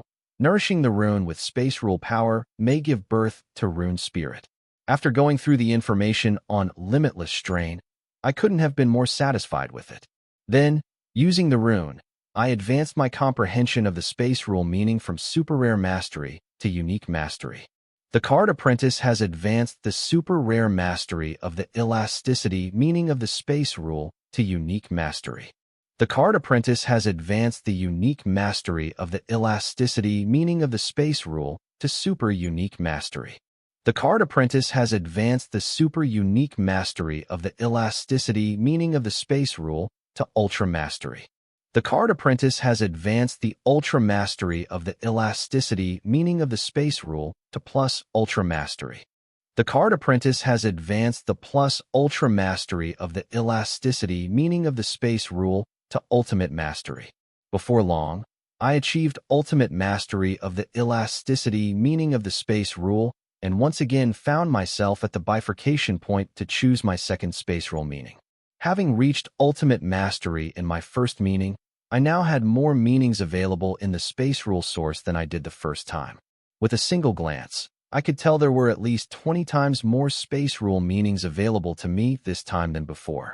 I was just about to pick one at random and begin comprehending it before I started overthinking, when a text suddenly appeared in my grimoire, informing me that the time vestige had reached our present and I could get off whenever I was done and ready.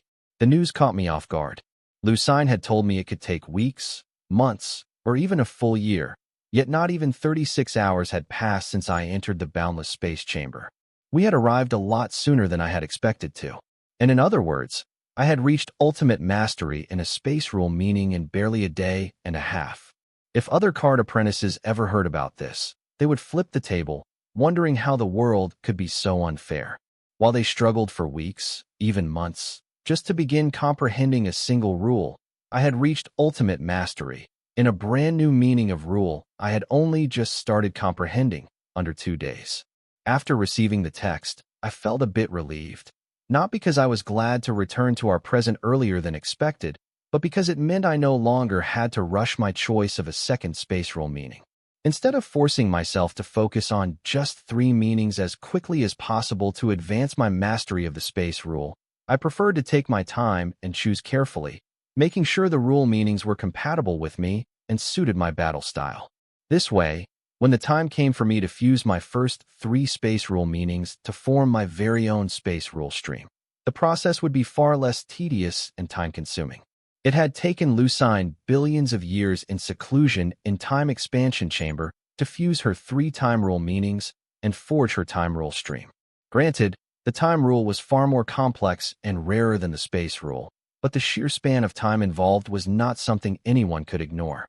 So if I planned to forge my own space rule stream, I needed to be far more careful with my choices of space rule meanings. As for the elasticity space rule meaning, I chose it only because it met all my requirements and checked every box. That was why I began comprehending it without any hesitation. I also believe that the first 3 meanings one comprehended formed the foundation of their mastery over that rule. And for the sake of eventually achieving ultimate mastery of the space rule as a whole, having a strong foundation was essential. Now I plan to apply my comprehension of the elasticity space rule meaning in my daily life and in combat, to see where it excelled and where it fell short. By understanding its strengths and weaknesses, I could choose the other 2 space rule meanings with elasticity at the center, making it easier to fuse them later and forge my space rule stream. Unlike other card apprentices who had to choose their rule meanings blindly, I could select mine with full awareness of what each was capable of within the space rule source. It would be foolish not to take advantage of that. Others didn't have the luxury of picking meanings that were both compatible and mutually reinforcing, but I did. So I intended to use that advantage to plan ahead for the rule fusion stage and the stream formation stage. This way, I could form my space rule stream as quickly as possible and go further into the space rule meaning. Mapping out my next course of training for later, I stepped out of the boundless space chamber and found Lucine waiting for me. A smile tugged at my lips, seeing her there to greet me after my seclusion. Noticing my smile, Lucine bit on her lips in annoyance and snorted, saying, "Don't misunderstand. I wasn't waiting. I just wanted to check on you before leaving the time vestige. I only arrived a moment ago." "Ah, you were checking up on me?" I teased, pretending to be touched and making my voice as obnoxious as possible. Lucine narrowed her eyes and, ignoring my question, she warned, "Wyatt, I know we're familiar enough that we don't bother with formalities. But I'm still your elder, and I expect those formalities from you in front of others." I raised my left eyebrow in amusement. "And what's in it for me?" I had a feeling my teasing was the reason she suddenly cared about such things, especially with her second family, Morningstar University, watching. Maybe she didn't want them to misunderstand our relationship as something more than it was. If that was the case, I could see why appearances mattered to her suddenly. "What do you mean by what's in it for you? You should be doing it anyway." "It's basic manners," Lucine replied while staring straight at me, making it clear she wasn't going to back down on this one. "Fine, but if you push your luck, don't blame me later," I said, agreeing with her while warning her not to overdo it. Knowing her personality, I doubted she'd stop while she was ahead, but at least I'd said my part.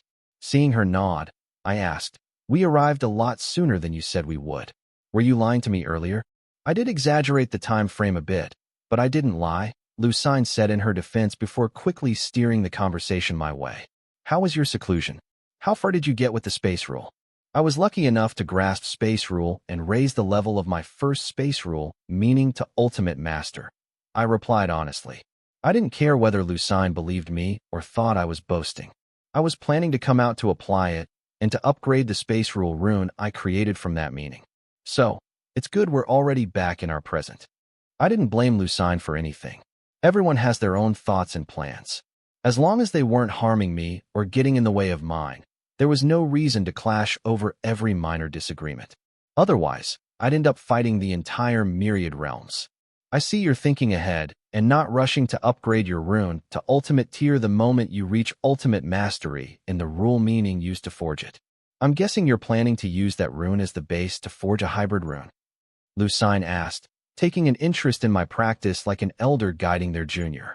She pretended to ignore the fact that I had not only begun comprehending the space rule, but had also reached super rare mastery in it by raising my first space rule meaning to ultimate mastery in just about 36 hours.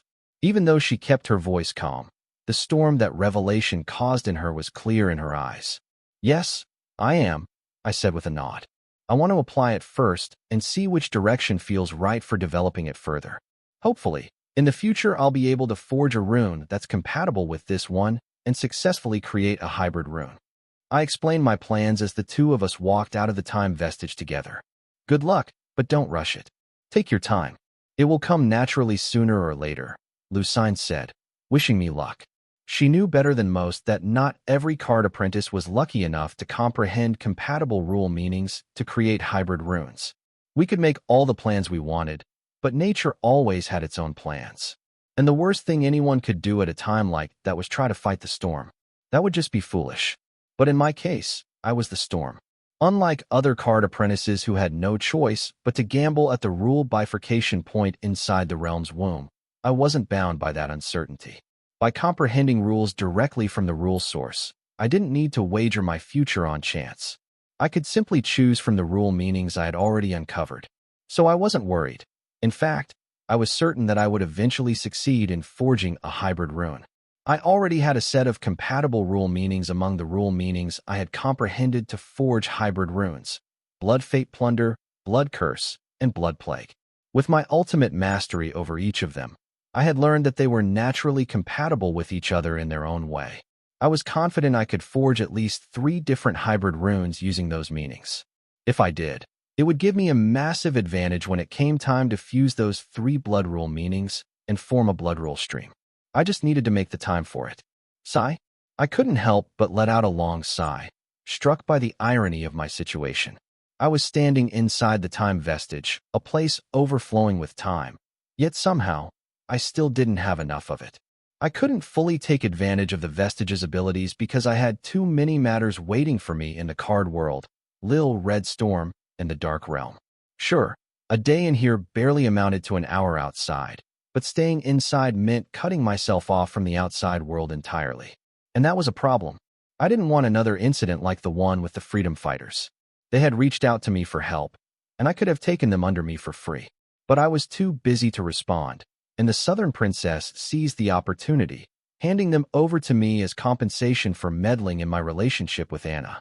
In the end, I dragged myself into a fight for a seat on the Time Vestige Council with the Southern Princess, when I could have given that seat to Anna, a friend, or even a bloodkin if things had unfolded properly.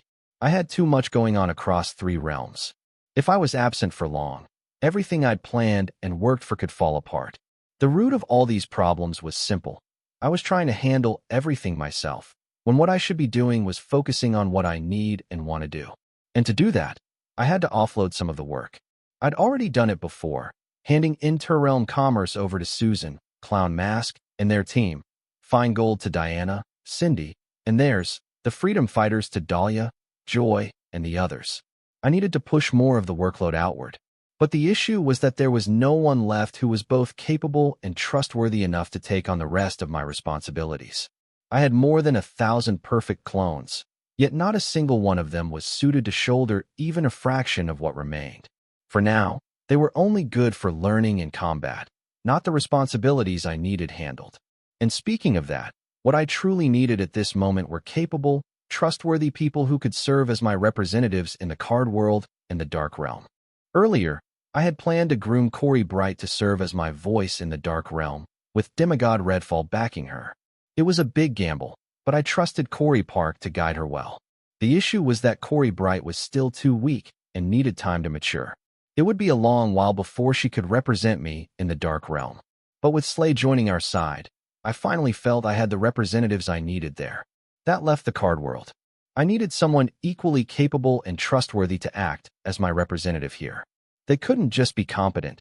They had to carry real authority. Otherwise, they wouldn't survive a single day among these hyenas. If power weren't such a defining requirement, I would have simply made Susan my representative in the card world and let the others serve as her counsel. I had 3 candidates in mind who fit my requirements, but the problem was that none of them were part of my group. Since I couldn't find the right person in-house, I was considering an outside hire. They were all capable and powerful, but their loyalty was uncertain, and each of them had prior commitments and arrangements of their own. I couldn't be sure they would abandon those to work with me. Normally, if I couldn't fully trust someone, I wouldn't even bring them into consideration. But these 3 were different. I did trust them, just not enough to think they would put my interests above everything else. The 3 candidates were Jill Norley, Ah Sung-young, and Agatha. Each of them possessed the qualities I needed in a representative for the card world. They had deep experience in this exact kind of role. After all, they had spent most of their lives serving as the representatives of their own respective masters. Jill had been her father's representative for as long as she could remember. As the daughter of one of the founding demigods, she grew up dealing with her father's friends, masters, from a young age. Let alone the world leaders, they were nothing new to her. Ah Sung had served as the representative of the people for decades. Even when she was chronically ill and on the verge of death, she still faced world leaders without hesitation, fighting for mortals who had no voice in a world ruled by cards and card apprentices. And then there was Agatha. She had represented demigod Windsor long enough to earn a level of trust few could hope for, enough trust for him to leave his daughter ABA in her care and protection. All three of them were remarkable in their own ways. I'd be fortunate to have even one of them on my side, but I wanted all three. The million-dollar question was whether they would set aside their existing commitments and choose to stand with me when I called. If not, all this debating in my head was nothing but wasted time. I would have to seek them out and ask their opinions in person. I wasn't sure about Jill or Ah Sung, but Agatha had already spoken to me about starting a venture together when ABA enrolled in Morningstar University. Since the university didn't allow students to bring servants or bodyguards on campus, Agatha would be staying in the Morningstar University district with plenty of free time on her hands. She had suggested partnering with me to sell the Soul Tech medical devices I created using soul craft inspired by modern machinery to cure Lucy Roberts' autism in Sun Blossom City to mortal doctors and alchemists. She believed it would provide more accessible and affordable medical care for mortals and card apprentices alike. It was a noble idea, but I had to wonder whether she would be willing to go a step further and serve as my voice in the 5 regions. Master. As Lucine and I stepped out of the time vestige, a young woman barreled toward her at neck-breaking speed, throwing herself into Lucine's arms. It was none other than Chief Denise Johnson's daughter, Ahoya Johnson. Leia, you silly child, why are you crying? Didn't I come back alive and in one piece? Lucine asked gently as she wiped the tears from her youngest student's cheeks. Master, what about your time-roll dementia? I heard it flared up and you lost consciousness. Are you really all right? Ahoya asked, her voice trembling with worry as she searched Lucine's eyes, trying to see how much the condition had worsened after her trip to the past through the temporal river. After submitting the results of their research and experiments in the time vestige to the university, Ahoya had rushed back to the Garden of Beginning, ignoring the dean's strict, repeated warnings. She couldn't sit still after learning how her master's condition had flared up because of Henrik's and that jerk of a master of his. Haha, about that. It's been taken care of. I don't have to worry about it anymore, Lucine said lightly, offering no further explanation. She knew that if she told the truth, no one would believe her, and worse, it might draw unwanted attention toward me. What do you mean, Master? Ahoya asked, genuinely confused. It was Lucine who had always discouraged her from researching time-roll dementia, insisting it was something even Celestials were powerless against, that she shouldn't waste her time on a hopeless project. And now that same mentor was claiming she had taken care of it. Ahoya couldn't help wondering if this sudden confidence was a symptom of the condition worsening, delusion, denial, something slipping through the cracks. I cured your mentor's time-rule dementia, I said from the side, stepping in when I saw Lucine hesitating to tell her the truth out of fear it would create trouble for me. Her clueless self was still trying to protect me from being targeted by masters, even though I had already told her that her own university and the central government had allied and tried to kidnap me in the southern capital. Besides, I was getting tired of waiting for their emotional reunion to wrap up. I needed to let Ahoya know she should head back to Sky Blossom City. Her mother missed her. You did? Ahoya asked, her eyes widening with joy. She had doubted her beloved mentor when Lucine claimed the time-rule dementia that had plagued her for over a decade was resolved. But when it came to me, she accepted it instinctively, surprised only by my choice to help her mentor. She was no stranger to the difference between me and her university. Of course he's joking. How could a teenage card master cure a celestial disease? It doesn't even sound believable, Lucine cut in, waving off my words as if they were nothing more than a silly boast. She shot me a quick wink, urging me to keep quiet and let her cover for me. In her mind, My age explained everything. Reckless, attention-seeking, and unaware of the trouble such claims could cause. Huh. Ahoya blinked at her mentor, confusion and worry mixing on her face. Turning back to me, she asked, Wyatt, are you sure you cured her time-rule dementia? Are these just side effects from the procedure? Nothing permanent, right? Seeing her mentor ramble like that, Ahoya began to wonder if Lucine truly wasn't fully cured, or worse, if she was still experiencing lingering side effects from the procedure. Ever since she learned about me and my sudden rise, she had followed my journey as a card apprentice obsessively, not quite like a fangirl, more like an elder sister with a younger brother complex. She knew every one of my achievements, from how I cured Lucy Robert to the miracles at the orphanage. With all that in mind, she had no trouble believing I could cure her mentor's time-rule dementia. She was only surprised that I actually chose to help her master. After all, the reputation of my pettiness preceded me. Leia, how can you believe him, but not me? Lucine demanded, genuinely hurt that her beloved disciple trusted my words over hers. The reversal rattled her so much that she stopped trying to cover for me, her pride stinging. She knew Ahoya loved her, but did her disciple really think she wasn't capable of curing time-rule dementia? For a renowned researcher like Lucine, that doubt cut almost as deeply as questioning her daughter's love. Master, that's Wyatt, Ahoya replied matter-of-factly, offering no explanation, as if my name alone answered everything. I hadn't realized my reputation had grown to that point in the 5 regions. Discovering it on the spot left me both impressed and a little startled. I know who he is, Lucine began, intending to ask for a proper explanation, but I interrupted her. Do you? I asked. Do you know who I am? Do you really know who I am? I finally let out the frustration I'd been holding back over Lucine's dismissive attitude toward me and undermining me because of my age on every turn, catching both her and Ahoya off guard. With their full attention on me at last, I decided it was the best moment to say what needed to be said before they continued their emotional reunion. I don't have time for this, so I'll be direct, I said. Ahoya, the next time I see you, either you'll be with your mother or she'll be here with you. Whichever works best for the 3 of you. Lucine, the next time we meet, you'd better know who I really am. And talk to your university. Make every arrangement for what we discussed. If you don't, I'll approach another top 10 university instead. Make sure everything is ready by the time I return. With that, I delivered my message to the mentor-disciple duo and turned away, heading toward Henrix, who was standing beside Dean Sam. Henrix was an outsider here, unlike Ahoya, and Morningstar University had already gone out of its way to accommodate him for my sake. Wyatt, you're leaving? Lucine asked. I nodded, feeling drained by her stating the obvious, and answered, yes. I figured I might as well handle some of my other work while you talk with your university and get everything sorted out. Standing around while you all discuss things feels like a complete waste of time. I'll be back soon. Just do your part. I don't want to hear any excuses. Hey, is that how you speak to your elders? Lucine snapped. I shook my head. That's how I talk to patients. See ya. Before she could throw another question at me, I was already beside Henrix. I had used my first space rule, meaning in tandem with my celestial force to pull it off.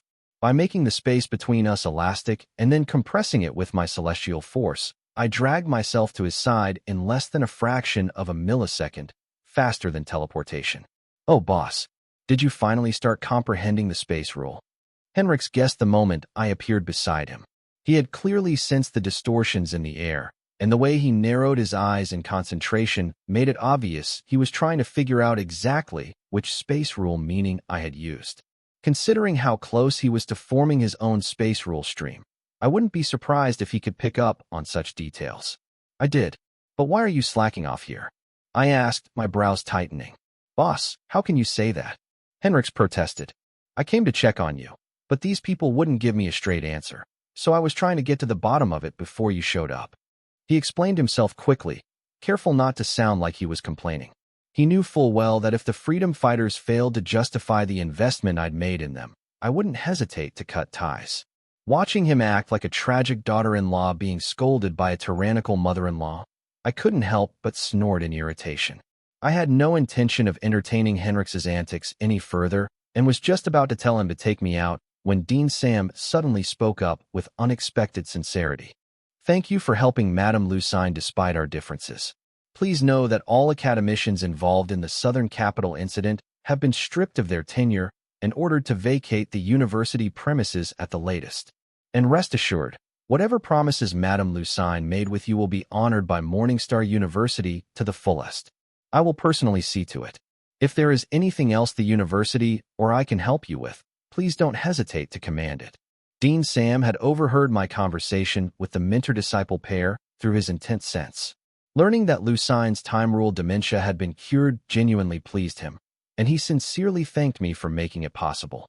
In his relief and gratitude, he didn't hesitate to offer me what was essentially a verbal blank check, completely unaware that Lucine had already blabbed their core secrets to me. I wondered if he would be able to say the same knowing this, or when he learned the price Lucine had agreed to pay me. I didn't bother myself with that. It was up to Lucine now. Yet, I wondered if Dean Sam was on the Time Vestige Council and one of the key bears to the vault hidden in the second campus of Morningstar University. He should be. If he genuinely meant his words to me, then it shouldn't be hard for him to help Lucine come through for me. Lucine is my friend. I only did what any friend would do. I said before turning to Henrix, signaling him to take me to the coordinates I'd just sent to his grimoire. I completely ignored the furious glare Lucine shot my way. She had told me very clearly to treat her like an elder in front of others, and she knew I'd deliberately done the opposite just to get under her skin. Dean Sam was a very perceptive man. He understood more than I said from my words, my behavior, and Lucine's reaction. He could tell that if anything, I was understating my relationship with her. He also knew that while only a few hours had passed here, it could have been months, or even years, for us inside the temporal river. With time involved, he kept an open mind, convinced that almost anything was possible. Ignoring the glint in his eyes, I gave Henrix a subtle signal. He opened a space gate to the coordinates I had shared with him, and with a brief nod to the trio, we stepped through and left. "Master, I've shared the dossier on Wyatt with your grimoire," Ahlia said, passing along the file she had personally compiled on me. She knew that in the past few months, while her condition had been deteriorating, her master had been in seclusion trying to keep it under control and had missed everything happening in the outside world, including my rise and my growing influence across the 5 regions. So she handed it over without hesitation, almost like a proud older sister bragging about her younger brother. Even though Ahlia had never met the young Wyatt, she had always seen him as a little brother because of what his parents had once done for her and her mother. She had even planned to use her master's connections to enroll me into the university through the back door, fully prepared to risk Lucine's reputation if needed. In her heart, nothing she did for young Wyatt could ever come close to what his mother had done for the two of them. "He's Ellen Dustbourne's child," Lucine exclaimed, stunned to learn I was a legacy student. Before continuing through the dossier, she turned sharply toward the dean and demanded, "Sam, if he's a legacy applicant, why hasn't he already been recruited into the university?" Having been freed from her time-ruled dementia, Lucine's next ambition was simple: get a talent like me, or just me, into her university, whether as a student or a teacher. She didn't care which. As long as I became part of the Morningstar University family, she would consider it a victory.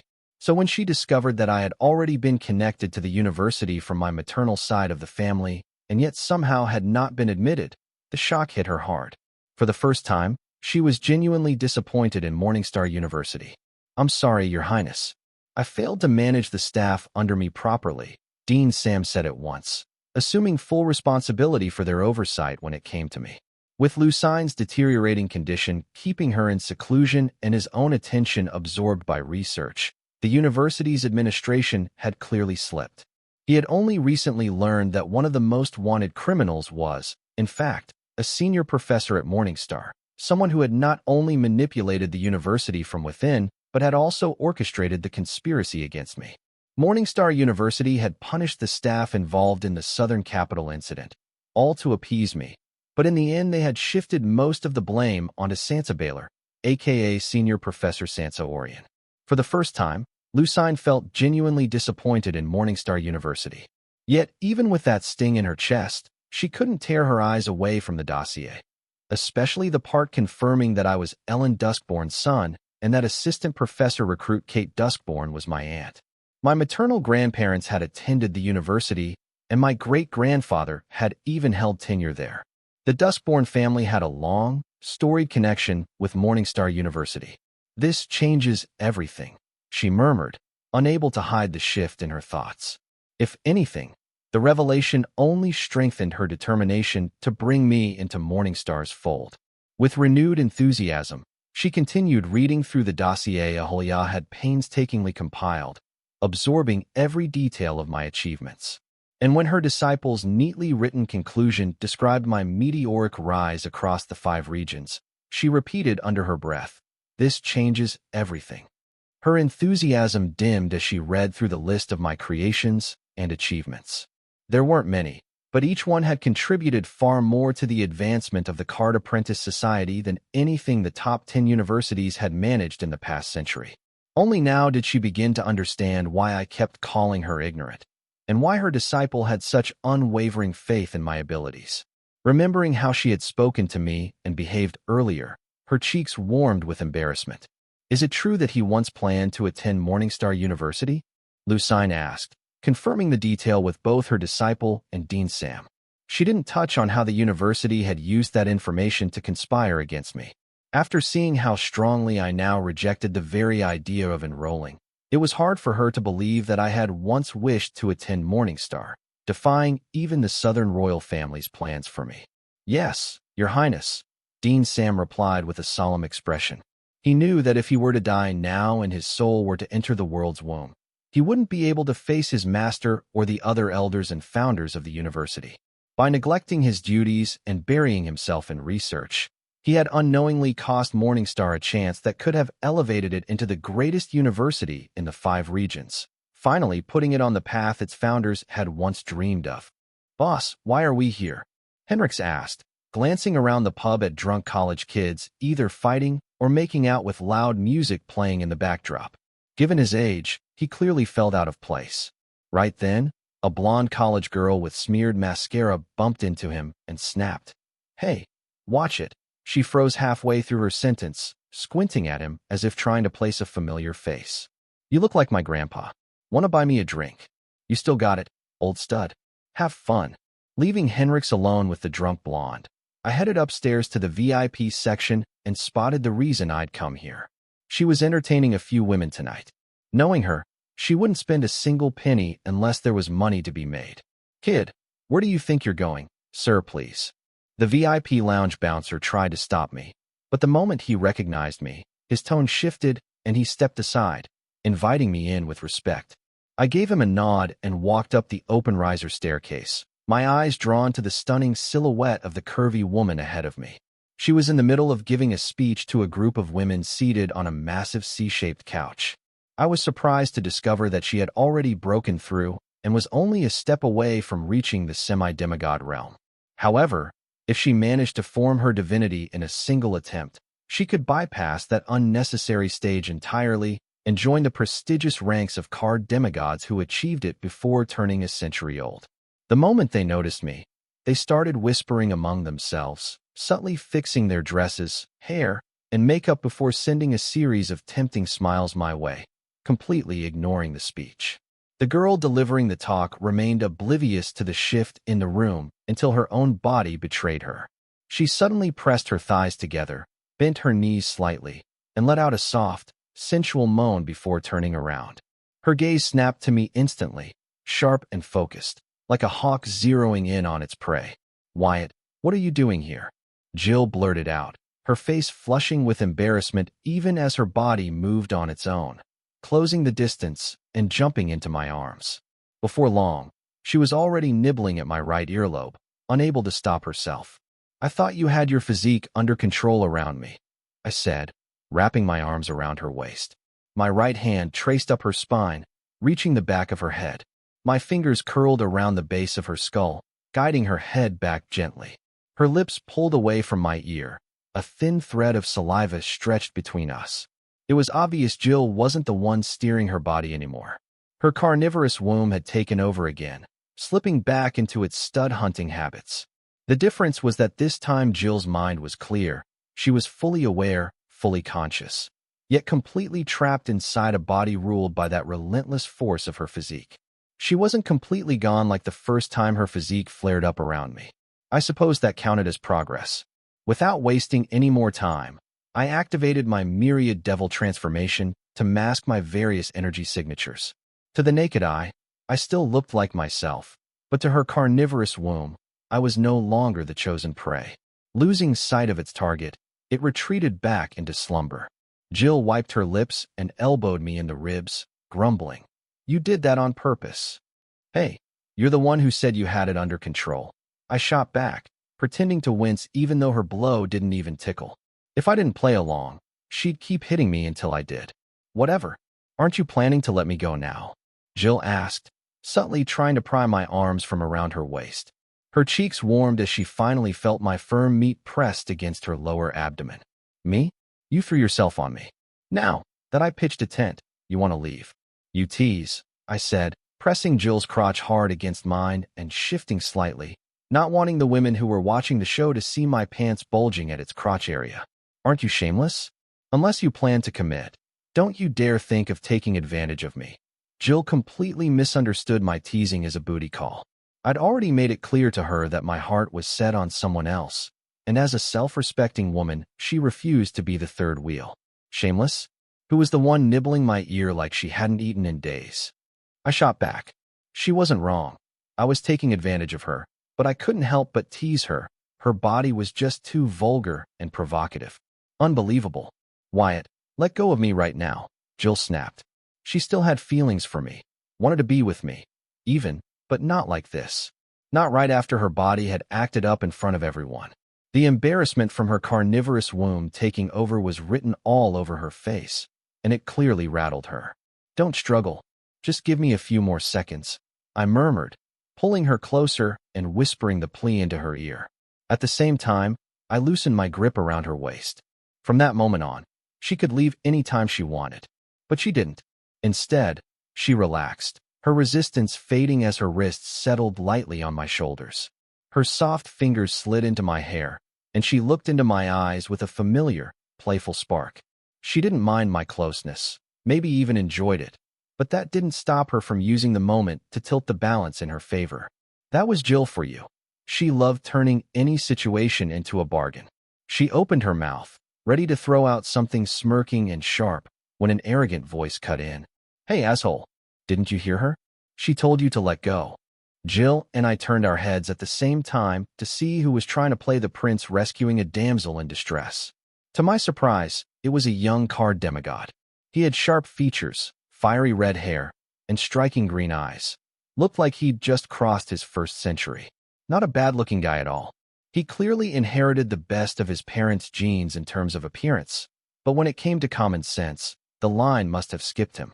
Jill's brows drew together the moment she saw him, a flicker of irritation crossing her eyes. The women on the couch reacted the same way. They just didn't dare show it as openly. Their expressions told me everything I needed to know. He may be one of Jill's persistent suitors, the kind who didn't understand the word no. "What are you staring at? Didn't you hear me? Let her go, or I'll make you," the demigod warned, his glare fixed on me. I couldn't help but laugh. I released Jill's waist and raised both hands in mock surrender. "Relax, man. You've got it all backwards. She's the one hanging on to me. Please, by all means, help me get her off." Before I could even finish teasing the red-headed demigod, Jill cut in with a kiss to my mouth. Her tongue rushed in, fiercely teasing mine. Ignoring the demigod, I indulged in the kiss. Jill's technique had gotten a lot better. I couldn't help but let out a shameful moan. She was too damn good at it. It was as if she had gone to university just to learn kissing and aced it. I knew Jill was fiercely competitive, but this was just insane. Seeing us kiss and ignore him, the demigod's eyes flared in rage. His right fist suddenly lit on fire, and he threw a punch aimed at my head. I felt a strong flame rule power from it. I'm sure Jill did too. However, she closed her eyes tighter and kissed me fiercely, as if there was no tomorrow. When she, a woman, could be so daring, how could I back down? My left palm grabbed her right ass cheek, and my fingers dug in. My right hand bundled her loose hair and pulled her head back while I leaned in, taking control of the kiss. Meanwhile, The red-headed demigod stared in disbelief as his punches failed to reach us. Every blow lost momentum midair before bouncing harmlessly off the empty space around us. No matter how much force he poured into it, he couldn't break through the invisible wall. If all he relied on were flame rule power and brute strength, he never stood a chance. With my space rule mastery, I had woven a thin space bubble around Jill and me. To normal senses, it was invisible, barely even a shimmer, but in truth its walls were stretched to an extreme.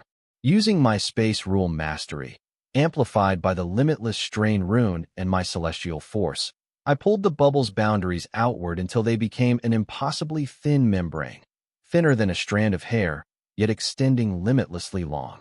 I called it the limitless barrier. Despite its name, it was just a trick I came up with on my feet.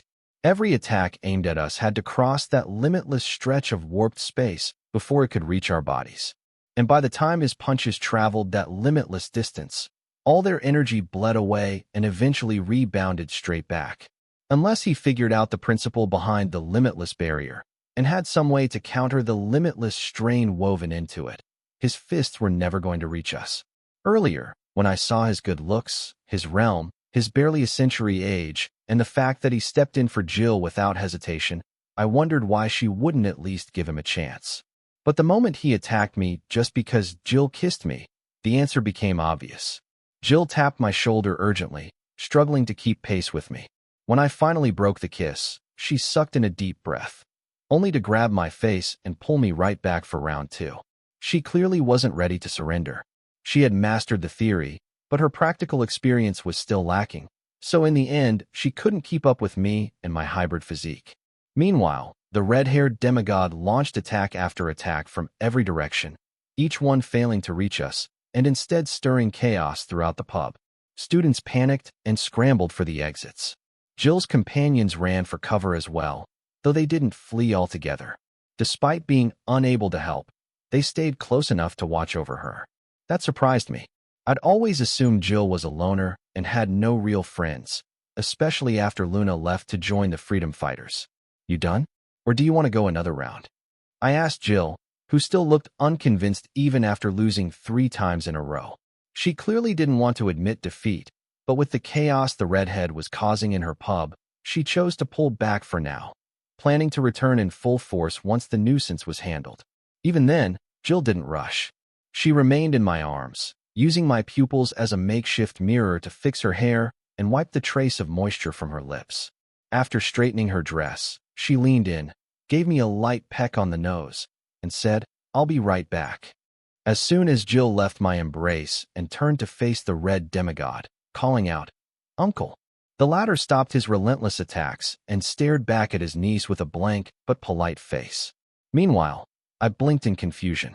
Since when did Norley have such a young brother? As Jill stepped out of the protection of my barrier, I dispersed it completely. After watching the red-haired demigod's attacks up close, I'd already determined he wasn't anywhere near elite level. He barely registered as a threat to me. "Your Highness, please stop acting out," the redhead demigod said respectfully. "You're the one who reached out to the Brothwork family's heir. He helped you, and whether you like it or not, you're expected to attend his party. Otherwise, you'll put the master in a difficult position." His tone was polite, but every few seconds his gaze flicked toward me with a sharp, dangerous glint that hadn't been there before. That was when it hit me. He had been suppressing his true power this whole time. He wasn't weak. He just wanted Jill's full attention. From the way he spoke, he sounded like one of demigod Norley's loyal subordinates. But as far as I knew, Norley preferred working alone, especially after adopting Jill. Seeing someone this young and this strong serving under him didn't add up, and it raised even more questions. He didn't help me. We went into business together. Uncle Sean, you know that better than anyone. You and your family are twisting the story. Jill shot back at demigod Sean Brothwork. If anything, I helped him and his family make a fortune. He should be thanking me. Instead, he's harassing me. I don't know why I expected anything different from a Brothwork. An ungrateful bunch. Your Highness, please mind your words, demigod Sean cautioned before continuing. The Brothwork family is one of the long-standing wealthiest families in the 5 regions. They didn't need the small profit your profane venture generated. Young Master Brothwork only agreed to you to help out of respect for our master. Don't forget, he was the only one who stepped forward when everyone else refused. Oh, really? Then tell him to return every dividend I paid his family. Then I'll believe he didn't need the little money from my profane venture, Jill said, her tone dripping with mockery as she pressed Sean to support his claim or step aside. Your Highness, you can tell that to young Master Brothwork yourself tonight. At the dinner party he's hosting to celebrate the success of your venture, Demigod Sean replied in a neutral voice, though his eyes betrayed him, revealing that his intentions were not as neutral. I'm not going, and you know exactly why. There's nothing left to discuss. I've already made my decision. Now leave before I report you to Father. Jill no longer wished to argue with Sean, fully aware he would keep repeating himself like a parrot. It was clear he wasn't listening at all. He simply wanted to force her to comply with his demands. Please, go ahead. I'll wait. Sean replied, openly daring her to call her father and report him. He knew perfectly well that Demigod Norley was preoccupied with developing better pleasure cards than my slime fairy cards, and remained blissfully unaware that Jill had used his discarded pleasure card recipes to launch a new venture in the service industry. Norley might forgive her for selling his substandard cards without permission. But if he ever found out she had partnered with the Brothwork family to fast-track the entire operation, after he'd repeatedly warned her not to get involved with the likes of the Brothworks or any of the other major families, she would never hear the end of it. That wasn't it. What Sean was truly after was more nefarious. Do you think I don't dare? Jill exploded, outraged that Sean had the nerve to challenge her. She didn't expect much from him, but he had never once dared to cross her, out of fear of her father. Yet by going behind her father's back and doing exactly what he had forbidden, she had unintentionally handed Sean the courage to push her now. Yes, I don't think you will, Sean replied smugly. He wanted Demigod Norley involved. Knowing how fiercely Norley adored Jill, Sean was certain he would clash with the Brothwork family to avenge even the slightest grievance against his daughter. Jill knew that as well. That was the very reason she hesitated. She didn't want her father drawn into a conflict with the Brothworks. She didn't doubt his strength, but in the end, he was still just one card apprentice, while the Brothwork family was one of the oldest and most powerful households in all 5 regions. You. Jill glared daggers at Sean, wanting nothing more than to get rid of this snake once and for all, to end her father's greatest source of trouble. But she was trapped. If she didn't follow through on her threat, this infuriating uncle of hers would only grow bolder. If she did, she would be pushing her father straight into someone else's scheme. Sean wasn't in any rush. He looked at Jill with a broad, satisfied grin. No matter what she chose, he would get the result he wanted. If she called her father, his task would be completed all the sooner. If she refused, then she'd have no choice but to attend young Master Brothwork's dinner party. And knowing the man's habits and reputation, Jill would almost certainly end up calling her father anyway. Caught in a tight corner, Jill summoned her grimoire in a bluff. But when Sean didn't so much as flinch, her heart sank. His total lack of reaction confirmed what she already suspected. There was a scheme in motion. She was still scrambling for a way out when she felt a familiar hand curl softly around her neck and settle on her shoulder in a reassuring hold. She opened her mouth, ready to tell me not to involve myself, but I leaned in before she could speak. My lips hovered beside her ear as I murmured, "Jill, I'm feeling parched. Go fix me a drink." My voice carried across the room as though I had whispered into each person's ear individually. Every pair of eyes snapped toward us, stunned that I would speak to Jill like that, order her, even. After all, in their minds she was the very picture of independence, a woman with both ambition and the backing to enforce it. Yet to everyone's surprise, Jill simply nodded. She summoned a bottomless spirit Scotch glass and brought it to my lips, feeding me like a personal attendant. She was only buying time to think, so she didn't mind playing along for now. Under any other circumstance, she would never serve me so openly, especially not in front of her new friends. "Kid, get your damn drink yourself," Sean snapped in rage. When I continued ignoring him, he added, "Kid, this is the Central Region. Here, frauds and tricksters are punished with the death penalty." Oh, was that supposed to be an insult or maybe a threat? I replied, bored. "Can't you come up with something better? At least give me a reason worth killing you over," Something impressive enough for your family to carve on your tombstone. Something your descendants can proudly pass down. He wasn't wrong, though. I was far from the southern region now. In a foreign land, I no longer represented just myself, but the entire South. I had to keep that in mind. Babe, since when did you have an asshole for an uncle? I asked Jill, sipping the scotch she fed me with effortless grace. His grin makes me want to punch him. No wonder you and your father never mention him. I spoke loudly on purpose, fully intending to provoke Sean. It wasn't like he'd done anything that justified me killing him. Not yet, anyway.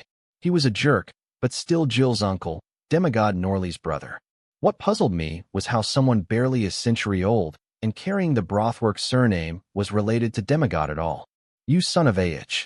Sean roared as he lunged at me with everything he had, hoping to reach me before I could deploy my limitless barrier. Unfortunately for him, my thoughts moved far faster than he ever could. A massive wall-shaped, limitless barrier materialized instantly, cutting him off. He slammed into it, unable to cross the endless stretch of space it contained. Realizing he would never reach the far side, he tried to pull back and switch tactics. But when he stopped, he didn't bounce off the barrier as his attacks had before. Instead, the limitless barrier folded around him, sealing him inside a sphere of limitless space. I called it limitless prison. Inside the limitless prison, Sean thrashed with everything he had, unleashing every technique in his arsenal without restraint. Unfortunately for him, he clearly lacked any understanding of space rules. Without that foundation, he had no chance of unraveling the mechanics behind the limitless barrier, much less escaping it. Every second he struggled only widened the gap between him and any hope of freedom. When he finally realized his efforts were useless, he stopped and began screaming, though nothing he shouted crossed the infinite gulf isolating him from the outside world. Whether he was threatening me or begging for release, no one could tell. So, we simply ignored him. So, what's his story? And what exactly is going on? Who has the guts to forcefully invite the great Jill Norley to their dinner party? I asked casually now that the nuisance was contained. Before that, tell me why you're here. What do you want? Jill countered instead of answering. She assumed, as usual, that I only came to her when I needed something from her. It pains me that you think so little of me, I said with feigned disappointment, masking the fact that she was absolutely right. She knew it, I knew it, but she didn't need to call me out so directly. I asked you first. So you go first, I quipped, tilting my chin toward the scotch glass in her hand, signaling her to feed me.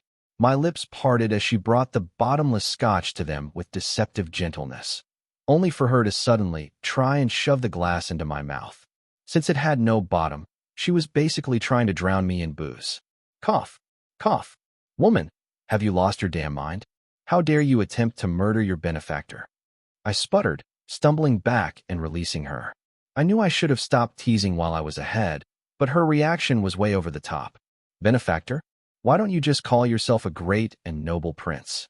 Jill shot back before ramming the glass against my mouth again, this time hitting my teeth and forcing the scotch into my nose, over my lips, and down my chin and neck.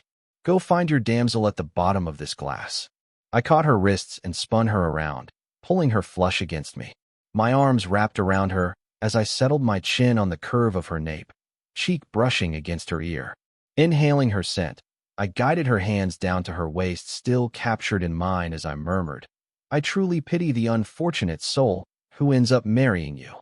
Wow, I haven't seen anyone ignorant enough to pity themselves, Jill said, making it perfectly clear she meant I would be the one marrying her. And what makes you think I'd marry a wild girl like you? I murmured, rubbing my nose against her cheek as she twisted in my hold, trying to free her arms. If you're not going to take responsibility, then behave yourself, Jill shouted, mortified as she noticed her new group of friends openly watching and recording us. I ignored them and quietly instructed Hive AI to wipe their footage, hacking into their grimoires without a sound. Why should I buy the book? I teased, brushing my face through her hair before nestling into the curve of her neck, when I've already read it cover to cover without missing a single detail. Not to mention I can reread it any time I feel like it. Do you follow? Let go of me, you vulgar bastard. Jill snapped.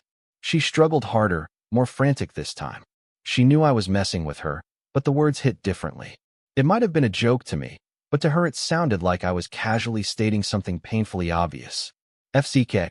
I cursed, not because of anything Jill did, but because Hive AI informed me that some of Jill's friends weren't just recording us, they were live streaming us. I was screwed. They had broadcasted us across the 5 regions without our permission. Who even does that? Apparently, even card apprentices would sell their souls for views. Hearing my outburst, Jill finally stopped struggling. Well, now the whole world thinks I'm yours and you're mine, she said smugly. Let's see how you dodge responsibility now, you bastard. My eyes widened. I had no idea when she planned this, if she even had planned it. I didn't have time to figure it out before she revealed everything herself. I know you're here for the pleasure card venture I started. I launched it despite knowing it was your next big project, just to piss you off. Before she could deliver the punchline, I cut in. So you did all this just to catch me off guard and legitimize our short but illicit relationship by exposing it to the world. And for the money, of course, Jill added, snuggling into my embrace as if she hadn't been trying to drown me in scotch moments ago. I told you I'd get you. Yes, you did, I said, shaking my head and releasing her. Jill turned around, placed her hands on my chest, and leaned in. She brushed a quick kiss against my nose before smiling up at me. This should teach you to never underestimate me. Inside the mystic dimension, a woman seated in a lotus pose abruptly opened her eyes. They were steady and determined, yet behind that resolve trembled a sharp, chilling sense of foreboding, an instinct that she was about to lose something precious. The fear only hardened her resolve. Her figure flickered and vanished, reappearing before the massive seal that guarded the dimension's only exit. She stood silently before it, fixing her gaze on the immovable barrier. Then, gathering every ounce of strength into her fist, she struck. A brittle, web-like crack spread across the seal from the point of impact, creeping outward until the entire structure collapsed, only to reveal another seal beneath it. She didn't flinch. Though unsurprised, a flicker of frustration and urgency flashed through her eyes. She had to get out of her ASAP no matter the cost. Drawing her power together once more, she drove her fist into the new seal. This time, it didn't budge, not even a tremor. Even so, she kept hammering at it, blow after blow, refusing to relent. Her knuckles split open, blood smearing across the cold surface, but she continued to strike with unyielding force. I thought you were giving up, a faint, almost withered voice echoed from afar. Distant yet perfectly clear, carrying a note of curiosity at the woman's sudden burst of urgency. I thought you were going to keep pretending to be deaf and dumb, she shot back, irritation threading through her tone as she continued to strike the seal without pause. No matter how hard she struck, the seal didn't so much as tremble. She couldn't scratch it, couldn't even leave the faintest dent. Her breath grew ragged, but her bloody fist kept rising and falling, each blow more desperate than the last. "Let me out," she roared, finally abandoning the futile attempt to break the seal through sheer force. Her fists lowered, blood dripping between her fingers. Then she addressed the voice from earlier, trying to reason with it. "I think something's wrong with him. You entered the mystic dimension for his sake, didn't you? He needs us now. Do you really no longer care for him?" When no response came even after a long silence, the woman exhaled and shook her head in disappointment. Yet her resolve only hardened. She will get out of her and be there for her beloved or die trying. She lifted her bloodied fists again, ready to strike the seal once more. Just then, the voice from earlier finally replied, "And how do you know he's in trouble?" "I just know," the woman answered without hesitation. She paused for a moment, then added, "I can't explain it, but you have to trust me." "You just know? Since when did you become a diviner?" The voice mocked, its tone dripping with sarcasm. "I'm not a diviner, but something is wrong. I feel like I'll lose him if I don't find him now," she yelled, her voice breaking into a mix of panic and desperation. "Let me out of here, please." When her plea was met with silence, her expression twisted, and she resorted to threats. "Let me out right now, or if something happens to him, I swear I'll kill you, even if it kills me." "Ha ha. Good luck with that," the voice sneered, utterly unconcerned. "But until then, if you want to leave the mystic dimension, you already know where the exit is." Then it fell silent. "Yuich, how can you be so heartless? After everything he's done for you?" The woman shouted into the vast emptiness of the mystic dimension, her rage echoing back at her. The voice's cold indifference only stoked her fury. You're just as ungrateful and calculating as your mother. I guess the apple doesn't fall far from the tree. Shut up. I am nothing like her. And what did he ever do for me? The voice shot back instantly, finally showing some emotion in it. The woman's words had struck a raw nerve. How dare you? The woman snapped, disbelief twisting her features. Did you forget he made a deal with the devil to save your ass when you got stomped by that semi-demigod? He was ready to sell his soul for you. Her voice shook with fury at the voice's ingratitude. If she had been capable of it, she would have taught that ungrateful brat a lesson herself. Yes, he did. And I am grateful to him. Not just me. The entire southern region is, the voice replied, its tone returning to a cool, controlled neutrality.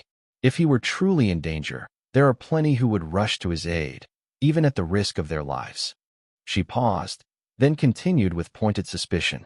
And I would go myself. But how am I supposed to know you're not lying to skip training, just so you can run off to see him? If you want to be by his side so badly, you're free to leave. Nobody is stopping you. Why do you assume I'm lying? The woman shot back, stung by the accusation. She couldn't understand what she had done to earn such distrust. Why? Do you really need to ask? The voice replied, its tone cooling once more. When it comes to him, I can never trust you. There was no intention of explaining further, nor of continuing the argument. The voice had already decided there was nothing to gain from dragging this conversation on.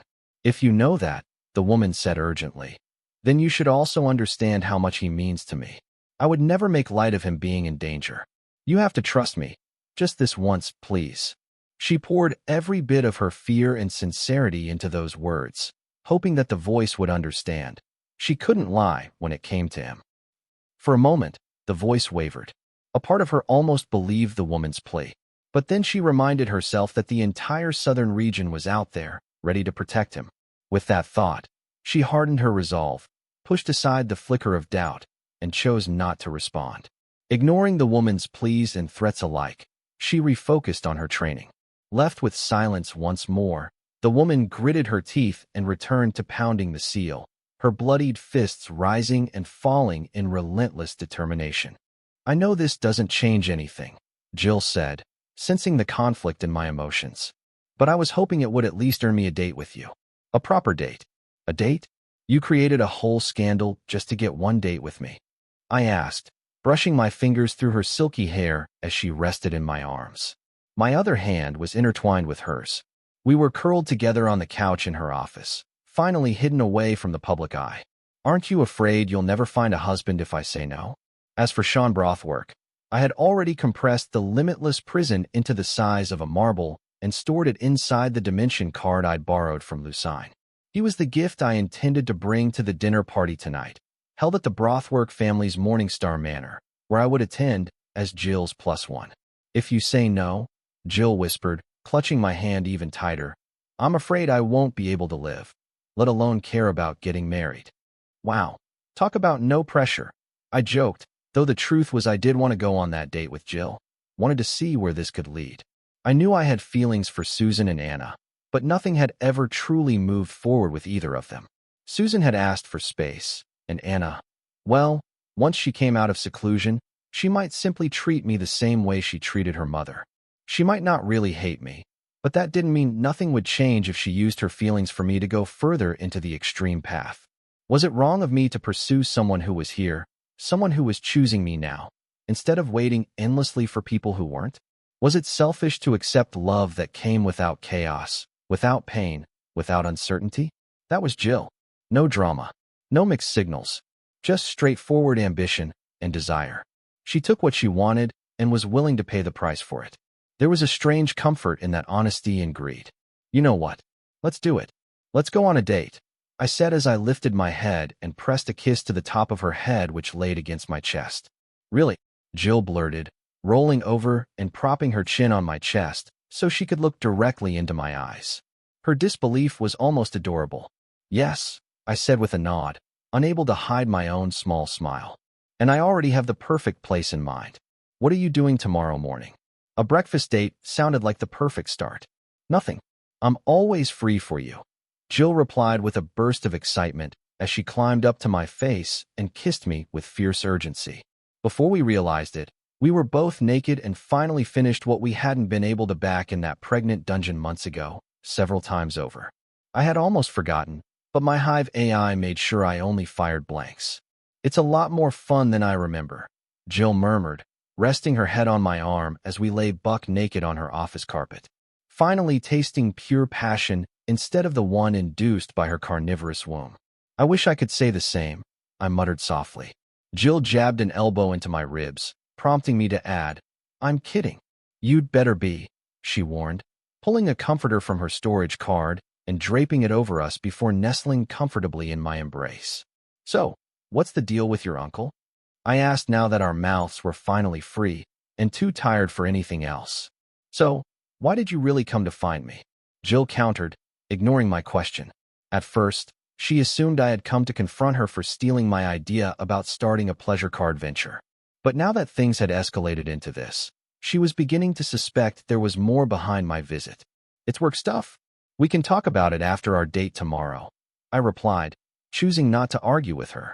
Sean Brothwork is a bastard born to someone important in the Brothwork family, descendants of one of the founders. Jill began getting a straight answer from me. He's not actually my uncle. I only call him that to keep him from getting any ideas about me. Hold on. You're the daughter of one of the founders, yet you still have to be cautious of a bastard from an obscure branch of another founder's line? Doesn't that sound absurd? I asked, startled to realize that Jill's childhood had been far more complicated than I assumed. I already knew her birth had been tragic, but as the only child of a founder, I expected she wouldn't need to worry about things like this. Well, Sean isn't just a bastard of the Brothwork family, Jill said after a brief pause. He's also my father's designated heir. She exhaled softly before continuing. When my father wanted to step down and live a normal life raising me, the transition wasn't simple. The other founders told him he could only retire if he chose a successor, essentially, his heir. Because my father was a loner and deeply repulsed by his own past, he didn't want any of it passed down to me. That left him with no one suitable to act as his heir. The other founders, of course, were more than willing to let him pick one of their descendants instead. Realizing exactly what they were plotting, my father chose Sean, a bastard, not as his disciple, but as his brother and heir, purely to spite them. Sean was honest in the beginning, but as he grew stronger, inheriting most of my father's years of knowledge and hard work, faced with my father's indifference toward him and his hard work, he became corrupt. He started developing ambitions toward me and my father's fortune. But because he feared my father, he never dared to act openly on those intentions. At least, not until recently. Jill's expression darkened. Lately, he's begun conspiring against my father, openly. Hold on. He only became that strong after inheriting your father's life's work? Then he's either useless, or I've been giving the founders too much credit. I laughed, realizing Sean was demigod Norley's heir. From everything I'd learned and seen in Clown Mask's future vision, the founders were frighteningly powerful. So powerful the three mischiefs had to scheme together and stab them in the back at their weakest. And yet this so-called heir of demigod Norley didn't even require me to dope myself with SSS rank curses. I took him down with nothing more than a simple trick from my space rule rune. What makes you think my father would share his life's work with that joke? Jill rolled her eyes as she pulled my free arm around her. I had no idea how much closer she expected to get to me. At this point, she was practically burying herself in me. Dad only teaches him just enough to keep the other founders off his back. That's one of the reasons Sean hates him. It's not that my dad has anything against the guy. He just doesn't want to help the founders create another monster like he used to be before I was born. He's willing to teach Sean other things that are just as good, but Sean isn't interested. So, over the years, things just turned into what they are now. So he wouldn't mind if I killed Sean, right? I asked, breathing in her intoxicating scent. I'd considered turning Sean into a calamity daughter gem, but the thought of him being around the founders too often gave me pause. Those people were far too sharp and perceptive. A calamity daughter core would never hold up under their scrutiny like a bloodkin would. He wouldn't, but the other founders would.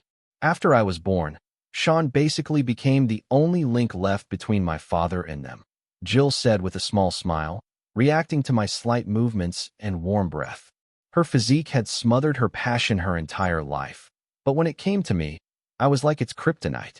Even my slightest touch let her feel the heat, the desire, everything that made her feel like a woman. For the first time in her life, she felt whole, at peace, exactly where she belonged. So he's basically their snitch, the flimsy straw keeping them at bay, I said, realizing Sean was more than just demigod Norley's designated heir. He was the only thing keeping them off her father's back. A snitch, that he is. But he's not what keeps them off my father, Jill corrected. I am. They know my father would return to the past he abandoned for me. If it were for me. Then what's the deal with this young master Brothwork? I asked, shifting the topic as Jill's mood dimmed every time we mentioned Sean or her father or the founders. Besides, Hive AI couldn't find anything on this so-called young master of the Brothwork family, or the family itself. I figured these people didn't like being in the spotlight, just like their ancestors who preferred pulling the central government's strings from the shadows. That's Brolock Brothwork. The Brothwork family is grooming him to be their next leader. He became a card demigod just a few weeks ago, yet he's already managed to kill a couple of elite demigods. You've heard of the Divine Heirs Club, right? He's their current leader. Divine Heirs Club. It's an old group started by the founders' descendants. The younger generation in those families kept it going for the generations to come. Are you part of that club too? I cut in. No. Jill snapped, genuinely offended that I'd even consider it. My dad never let me mingle with those families when I was young. And by the time I got older, I'd already developed my own interests and my own opinions.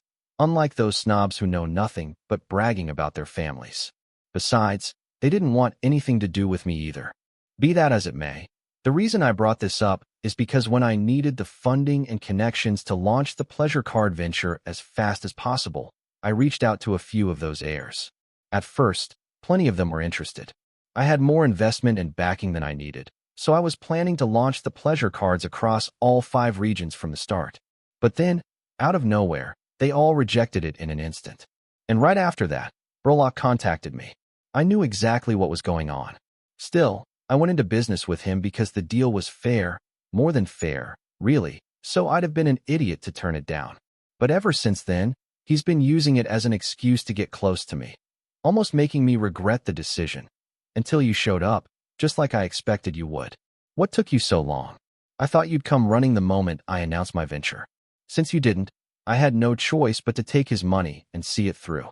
My dad is going to lose his mind when he finds out I used his subpar card recipe to sell cards to the public. Jill kept ranting, going on and on about how I hadn't taken her bait fast enough, forcing her to use Brolock's money just to make more money for both herself and him. I let her complain until I'd heard enough, then pulled her small head into my arms and kissed her so hard she nearly felt her scalp blow off. Jill slapped my shoulder, telling me to stop and let her catch her breath. I only eased up when I was sure she couldn't hold on any longer. The moment I let her go, she gasped for air, and as soon as she caught her breath, she climbed on top of me, settling on my torso. Then she leaned forward, her hair spilling over my face as she bent down and sank her teeth into my neck. I couldn't tell whether she was trying to hurt me or turn me on, but I was already worked up enough to go a few more rounds. We're late, Jill complained as we rode my gold nanomorpher hoverbike to Brolock's dinner party, the one he was hosting to celebrate the success of the pleasure card venture he'd invested in. For once, I was actually dressed for the occasion, wearing the fancy suit Jill had picked out to match her dress. I thought you didn't even want to go, I said, genuinely confused. After all, the only reason we were attending was so I planned to use the event as a stage to launch my fairy slime cards that were far superior and cheaper than their joke of pleasure cards. I had Henrix make a run to Sky Blossom City to fetch enough fairy slime cards for me to give away during the party. After all, the one thing I could always count on the rich second-generation kids for was being the most depraved people in the world. I didn't, Jill replied. But since we are going, I want to do it properly. I hate doing anything half-assed. In truth, she was still annoyed because I'd overindulged in her body earlier. I'd nearly dislocated her hip. Viltronians were an energetic species, with the power of the celestial and the world calamity tree mixed in. I may have gone overboard. There was no denying that. Thankfully, she loved me enough to handle that part of me, even though her body could barely cash those checks. I'm sorry, I'll be gentle next time. I apologized, but Jill, whose head was resting on my back, simply replied, "Don't worry about it. It was rough, but I enjoyed it. Besides, once I forge the runes I have in mind, you will be the one begging me for mercy." I fell silent. That was the moment I realized her dissatisfaction wasn't rooted in me almost wrecking her body, forgetting myself in the moment's pleasure, but in me enjoying her body more than she had enjoyed mine. I knew she was competitive, but this level was utterly insane. The thought alone got me aroused again. Was I going crazy too? "Oh gods, you're up already?" Jill exclaimed, her arms wrapped around my waist, registering the bulge in my pants.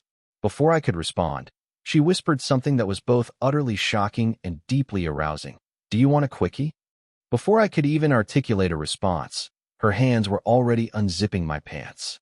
We were only a few hundred yards from the Brothwork Manor's front gate. Guests were arriving one after the other. There were far too many eyes in the air. "What in the world are you doing? Have you gone completely insane? Go higher and circle around."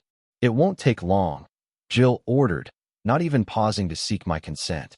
I wondered if this was her way of getting back at me for ramming her until she could no longer hold on and had to beg for surrender. Just when I thought she couldn't get any crazier, she went and completely outdid herself.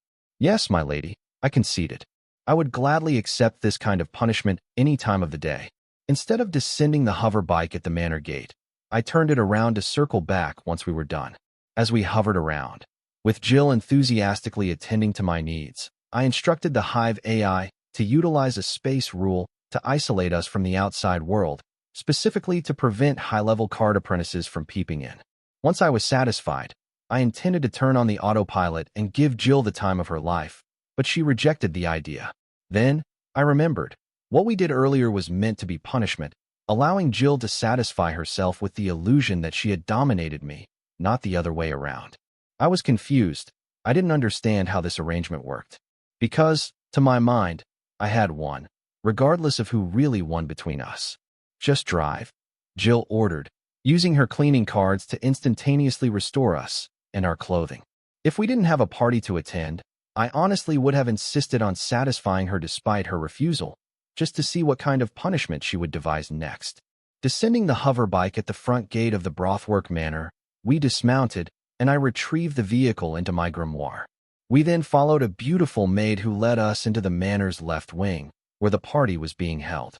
As soon as I set foot inside the left wing of the manor, the entire theme changed abruptly, from its stately Victorian style to what resembled a depraved sex dungeon. I couldn't help but ask, "Jill, are you sure this is a dinner party and not some sort of orgy party?" "I don't know. I can never tell with these people. If it is, feel free to join in." Before Jill could finish, I cut in, asking, "You are kidding, right?" I knew instantly that this was a test. "Nope, I'm serious. We just started dating. How can I know your preferences? If you like orgies, I won't stop you. I also need to find out how I feel about you taking part in one while you're with me." Jill replied honestly. After all, this was her first relationship.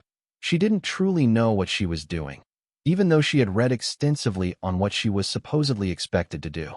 Yes, it was a test, but it wasn't one of the stupid scenarios shown in brain-dead rom-coms. She genuinely wanted to gauge her own feelings about me being with other women while we were together, because deep down, no matter how much she tried to ignore it, she knew I had feelings for others, specifically Anna and Susan. She was still trying to figure out how to feel about that. Furthermore, she herself was still unsure if I harbored similar feelings for her, believing she had strong-armed me into accepting the date. "You know I wouldn't have asked you out if I didn't genuinely want to date you." "Stop overthinking things," I assured Jill, pulling her closer and pressing a kiss to her forehead. Well, look who finally arrived, the scandalous couple of the year." A cutting voice sliced through our moment. Jill and I turned to see a blond man standing behind us, dressed in a white tux with a pink shirt and a red bow tie, a cocktail balanced casually in his hand. "Drew, get lost," Jill snapped.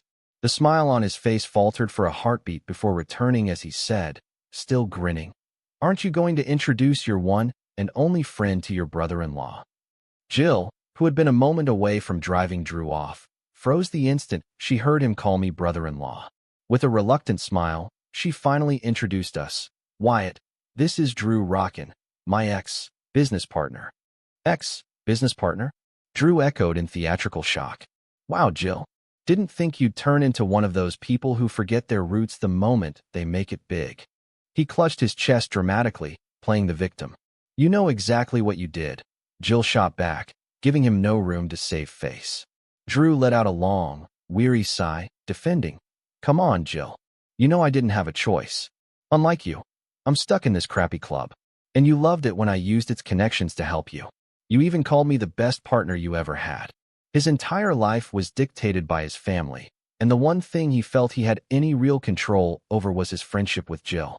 Seeing her still furious with him, despite knowing why he made his choices, left him visibly disappointed. He threw his hands up in frustration, accusing, "But now that I can't use this identity to benefit you, suddenly I'm an ex-partner? That's cold. I never thought you could be so ungrateful. How dare you call me ungrateful? After everything I did for you? And you still chose your little club over me." Jill fired back. Her anger only made it clearer that she genuinely valued Drew's friendship. She wouldn't waste a second arguing with him otherwise, not with me standing beside her. You did a lot for me, sure, Drew said. But you also charged a premium for every favor. He didn't get far. That's because if I didn't, you'd never appreciate my help. You take anything free for granted. Jill snapped, cutting him off. She really was more like me than she realized. She wouldn't lift a finger without charging something for it, and was incredibly petty. But charging a premium even to a friend? Even I wouldn't take it that far. No, it's because you're a money grubber. A total cheapskate. Drew shot back, clearly unmoved by her reasoning. Both of them looked seconds away from saying something they'd regret, so I stepped in. Go greet the host first, I said, slipping between them. I wasn't here to watch Jill argue with her friend. I was here to launch Feingold's fairy slime cards. Wyatt, stay out of this. I need to teach this ungrateful brat a lesson, Jill said, trying to push me aside. When she couldn't budge me, she simply climbed over me instead, planting herself between us as she glared daggers at Drew. Consider this my last lesson to you. This one's free, she warned, her voice low and fierce, ready to give him a thrashing. They were both card emperors, but Jill was already on the verge of forming her divinity, while Drew was still miles from that point. So yes, if I hadn't stepped in, she absolutely would have taught him a lesson. I wrapped my left arm firmly around Jill to hold her back, then used my right hand to give Drew a light pat on the back, saying, "You two can sort this out later. For now, take me to the host."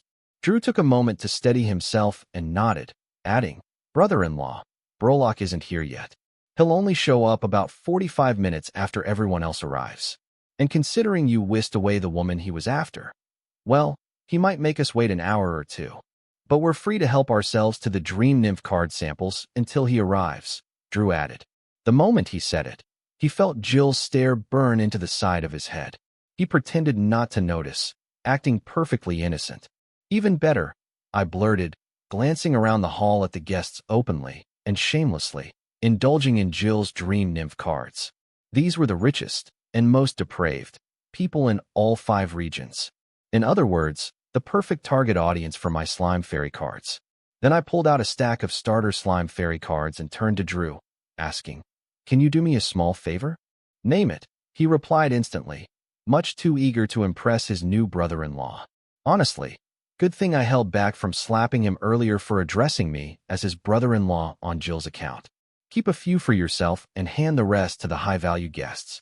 Tell them they're a gift from Jill, I instructed Drew, passing him the stack of slime fairy cards. Drew skimmed one of the cards, brows shooting up in interest. He couldn't help but ask Jill, "Slime fairy? I thought the upgraded version was going to be called Dream Nymph 2.0. Jill, who had no idea what I was planning, was momentarily caught off guard. Even so, she played along smoothly. She caught a glimpse of the card info from the corner of her eye and said coolly, "Those pleasure cards were created by Wyatt. They're the whole reason I've been rushing to unload as many Dream Nymph cards as possible. Once his cards hit the market, no one will bother buying mine. Give me a minute. I'll unload these and be right back," Drew said, hurrying off into the hall, which honestly looked like one massive, extravagant sex dungeon. If not for the purifying array continuously cleaning the air and sanitizing everything, I wouldn't have stepped foot in that place at all. "So, is this the business you wanted to discuss with me after our breakfast date tomorrow?" Jill asked once Drew left, clearly wondering whether I planned to use her dream nymph card distribution channels to sell my slime fairy cards in the central region. Well, it's part of it, I replied, choosing not to elaborate. I wouldn't have dared to promote my pleasure cards under Jill's name if I hadn't already known how she would answer after tomorrow's talk. At first, I thought Jill had started the pleasure card venture just to make quick money. But now that I knew she'd done it to trap me, I understood that she wouldn't refuse anything I asked of her. After all, she was willing to tarnish her father's long-standing reputation just to secure a single date with me. Women this obsessed with you were rare. Most people would keep their distance from someone like her, but I preferred keeping her close. I barely had time to love or care for myself, but she loved and cared for me enough for both of us. With her at my side, I knew not a single day of mine would ever be dull. How about we have that talk now? Jill asked. Neither of us had any interest in whatever this party was supposed to be, group sex, group masturbation. Who even decided the distinction? Nah, I want at least one proper date with you before I go and ruin it. I declined. I was confident Jill would agree to work with me, but only the ignorant find comfort in certainty. I knew better than to assume. Listening to my words, Jill blinked in surprise, then her face lit up. She took my hand and led me toward one of the empty gardens in the mansion's left wing, not bothering to wait for Drew. Don't worry about him, she said reassuringly. He has a good nose. He'll find us. He seems to genuinely care about you, I said, still surprised she had someone she could actually call a best friend, especially one from the opposite sex. With Jill's physique, most men couldn't help but have profane thoughts about her. Resisting them was nearly impossible. Why? Are you jealous? Jill teased, a wide grin spreading across her face. She clearly enjoyed the idea that I disliked her having a male best friend. If that were truly the case, I wouldn't have asked him to help distribute the slime fairy cards at the party. But I didn't deny it. Better to let her have her fun. Yes, I said. He's a good-looking fellow. Don't tell me you're keeping a boy toy on the side. Yes, I am. What are you going to do about it? Jill shot back, letting go of my hand as she rushed ahead, spinning around to face me while acting cute and ridiculous at the same time. Woman, did you already forget what I can do? I asked, raising a brow. It hasn't even been that long, I added, alluding to our intimate combat session that had lasted the entire day. The moment I brought that up, the playful smile on Jill's face faded. Just you wait, she declared. Let's see if you can still say that once I finish creating those runes. I sighed, realizing exactly where I had gone wrong. Do you have to be that competitive? Most women would be thrilled to have a partner who can help them reach orgasm. And here I am giving you multiple, each lasting for hours. Well, I'm not like most women, am I? Jill shot back, clearly offended by the comparison.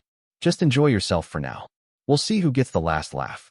I'd made that mistake before, with the other two as well. I supposed I was just like most men in that regard, incapable of learning from my own missteps. Still, there was one upside to all this. Jill wasn't planning to abstain from sex while forging those runes she believed would make her the best in bed across the entire myriad realms, not just the card world. Well, how could she abstain? She clearly enjoyed the deed. Maybe not as much as I did, but she certainly enjoyed it. I leave you alone for one moment, and you're already fighting with my brother-in-law. At some point, you should consider the possibility that you are the problem. Drew's voice came from behind us, mocking Jill's competitive, petty streak. Already? I asked, surprised he'd returned so quickly. Yep. They were instantly mesmerized by the beauty and sound of the slime fairy card. Drew said, stepping closer. You were right. It's leagues above the Dream Nymph card. Even if you priced it at 10 times the Dream Nymph's cost, they'd still clear out every store. Once I ran out of cards to hand out, I honestly thought they might tear me apart from disappointment. I barely escaped with my life. Brother-in-law, you've created another game-changing card. Congrats. Drew didn't hold back on the praise. He did me a favor without even exerting any effort. I took out a small stack of premium slime fairy cards, ones I'd set aside for VIPs, and handed them to him. Thank you, I said. Keep these. Use them however you see fit. One premium slime fairy card was more than enough to satisfy a card apprentice. Yet I gave Drew an entire stack. They were meant to be gifts for his friends and elders to his relationships and connections. Even though the card hadn't officially entered the market, its value was already undeniable. He could auction the whole stack and make a fortune if he wanted. I wouldn't mind in the slightest. All I cared about was ensuring the depraved elite of the 5 regions learned that the southern region now had a pleasure card far superior to the Dream Nymph card. It was only a matter of time before they came knocking on my door. My work is done. Since the host is too arrogant to show himself, shall we take our leave?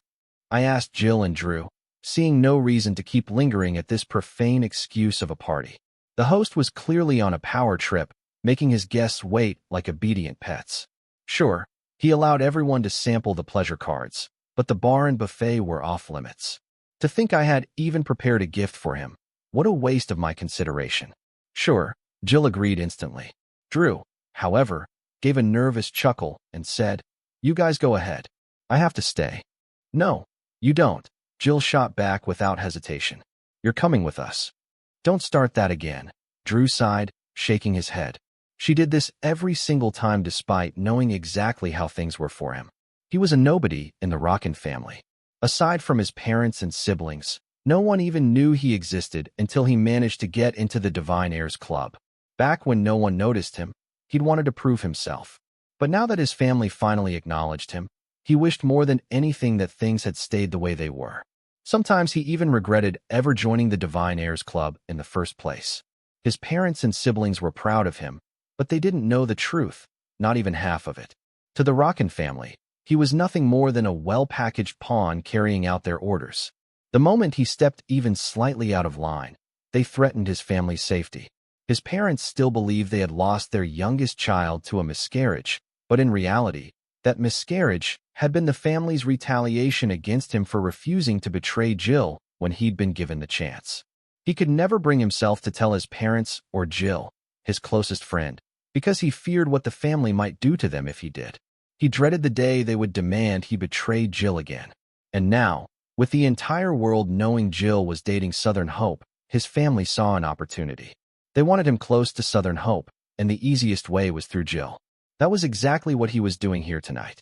In truth, he should have left the party with them to strengthen that connection, but he stayed behind because the pleasure cards he had received from Southern Hope were enough to keep his family satisfied for the moment.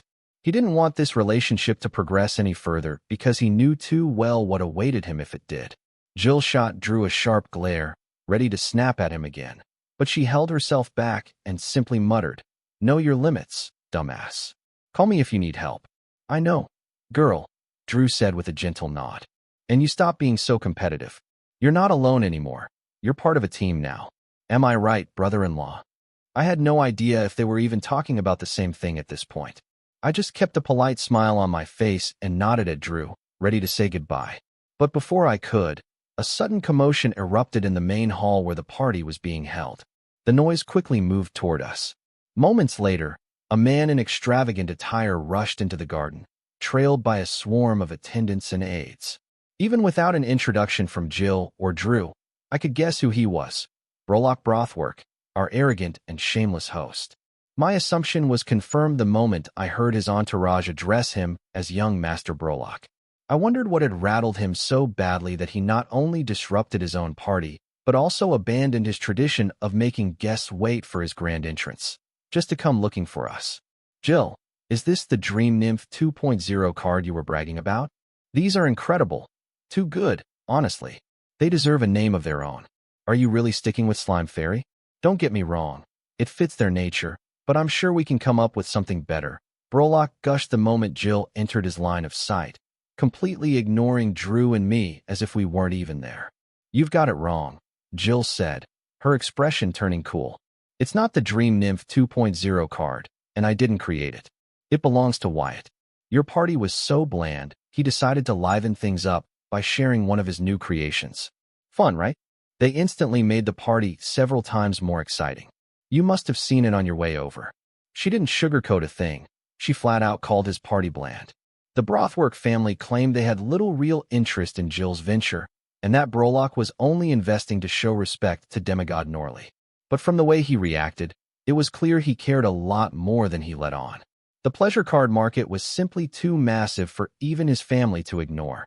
Judging by his behavior, the only reason he hadn't already tried to seize control of Jill's venture was because she kept insisting that the better pleasure cards were still in development. Now that he had seen my Slime Fairy card, he finally understood she hadn't been bluffing. And that realization was a double-edged blade for him. He was both tempted by it and frustrated that it wasn't his. That was why he broke his own tradition and rushed out to meet her the moment he learned about these new cards. But the instant Jill told him the slime fairy card wasn't hers but mine, Brolok's expression froze and hardened. When his gaze shifted to me, I suddenly wasn't invisible anymore. Even so, the stiffness in his face didn't fade. He understood perfectly well that unlike Jill, I wasn't short on investors. All I had to do was utter a single word and world leaders would line up, whether they believed in the venture or not. For the chance to earn my goodwill, they would gladly pay fortunes. Not that I needed it.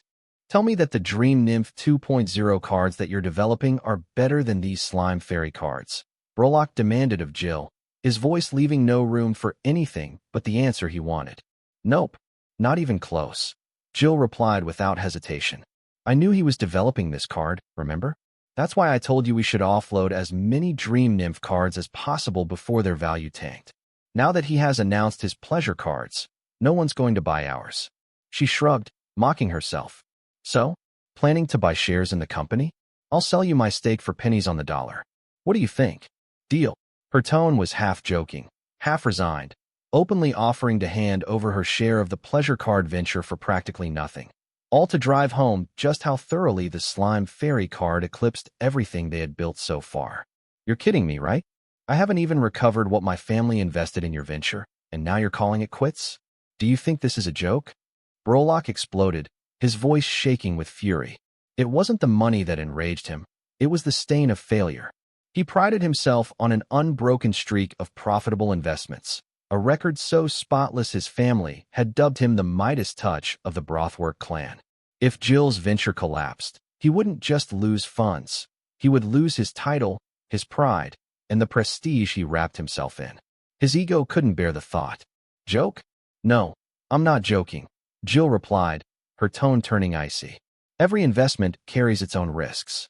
You knew that perfectly well when you backed my venture. And now you've seen my competition, you should know this is the end.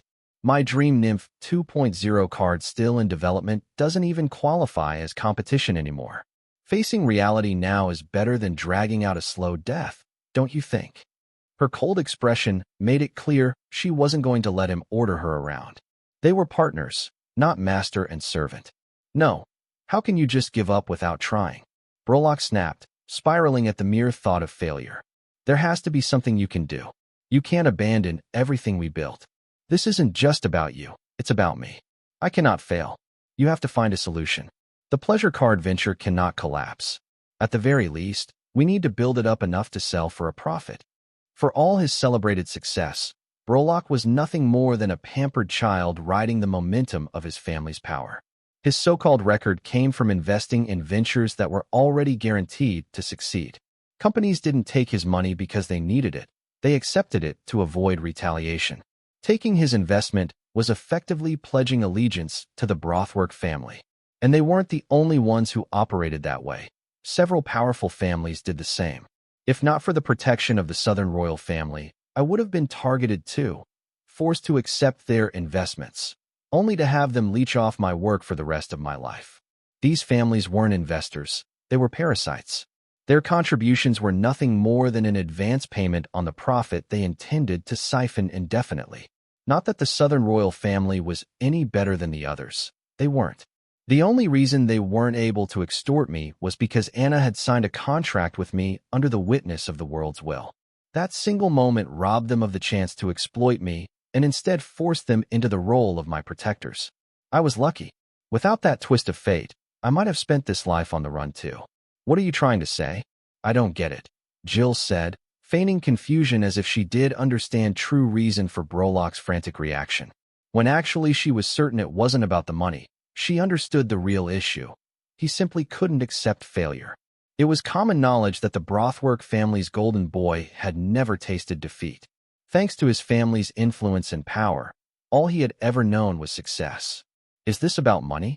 Jill asked, tilting her head as if genuinely trying to help. I can look for a buyer, but selling it at a profit might be pushing it. Unless you want to sell it right now, before the slime fairy cards are officially announced and hit the market. She offered the suggestion as though she were doing him a great favor. Watching Jill work, I immediately understood what she was aiming for: full control of her venture. That was why she was being so bluntly honest with her investor. And it made perfect sense. The company owned the data and service rights of most professional sex workers across the central region. Even if my slime fairy cards completely eclipsed her dream nymph cards in the market, she could still earn back 100-fold by selling that data alone.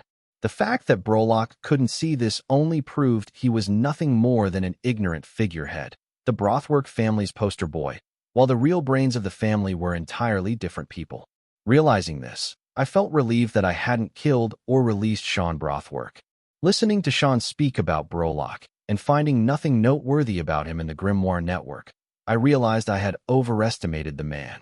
This fool, obsessed with maintaining a title, yet blind to what Jill was truly after, clearly lacked both the intelligence and the courage to orchestrate a conspiracy against demigod Norley using Sean as a pawn. The mastermind had to be someone else. It seemed I needed to have a conversation with this so-called heir of demigod Norley to uncover who was actually pulling the strings from the shadows. Given the founders' long-standing relationship, it wasn't impossible for grudges to exist, but their interests were too deeply intertwined for them to act recklessly, unless someone crossed a line they couldn't tolerate. So it definitely wasn't the founders. More likely, it was a bold descendant attempting to leap the Dragon Gate by using demigod Norley as a stepping stone. Really? You would do that for me? Brolock asked Jill with reverence, clinging to her words like a drowning man grasping a floating log. Don't mention it. One company has been approaching me for a while, trying to buy my venture. Their offers were never high enough, so I kept them at arm's length. But now, Jill paused, as if the idea had only just occurred to her. Now I might as well accept before they hear about the southern region's slime fairy cards. Seeing Brolock nod, she summoned her grimoire and immediately got to work. Give me a moment. I'll contact them right away and finalize the deal. Then, Brolock's attention shifted to me. With a detached tone, he asked, "Do you want to buy her venture?" It would make expanding into the central region easier. I hadn't expected him to speak to me so directly after treating me like air, and not to mention, after learning I am the reason he was failing. For a moment, I wondered if I had misjudged him. Apparently, after repeating the same task for decades, even a pig could learn a trick or two. Still, I had no interest. I offered a polite smile and shook my head, choosing not to interfere in Jill's plans. Though Brolock knew nothing about the inner workings of Jill's venture, he did understand one thing clearly. The central region was his home turf. Without support from his family, or from any of the other major families, I wouldn't be able to expand here even if I bought Jill's venture. They would make sure of that, at least until I handed over a sizable portion of the pie. He understood this well enough to approach me with the offer. Or perhaps it was his aides who urged him to do so. I ignored him and instead studied the members of his entourage. Brolock himself wasn't the real obstacle, they were. If Jill intended to pull this off, these people were the ones we had to worry about. I had no doubt they were more than mere attendants. They were his advisors, the counsel he leaned on when making major decisions.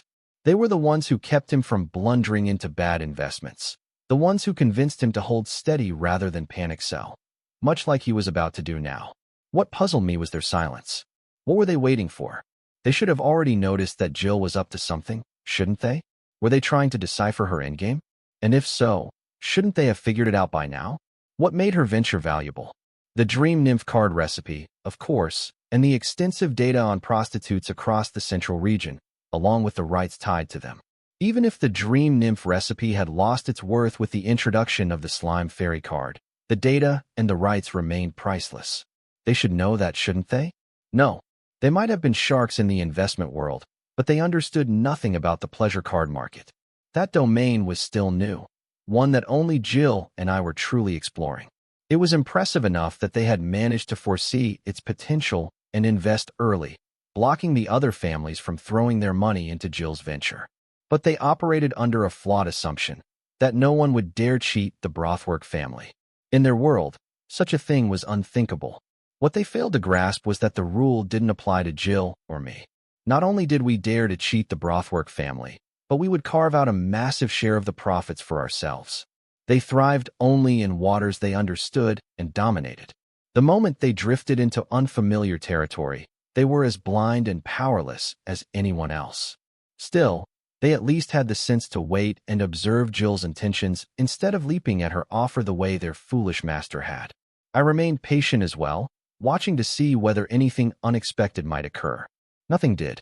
Jill contacted the so-called organization interested in buying her venture, had them draft the agreement, and sent a copy directly to Brolock. Only then did her eyes reveal a hint of concern.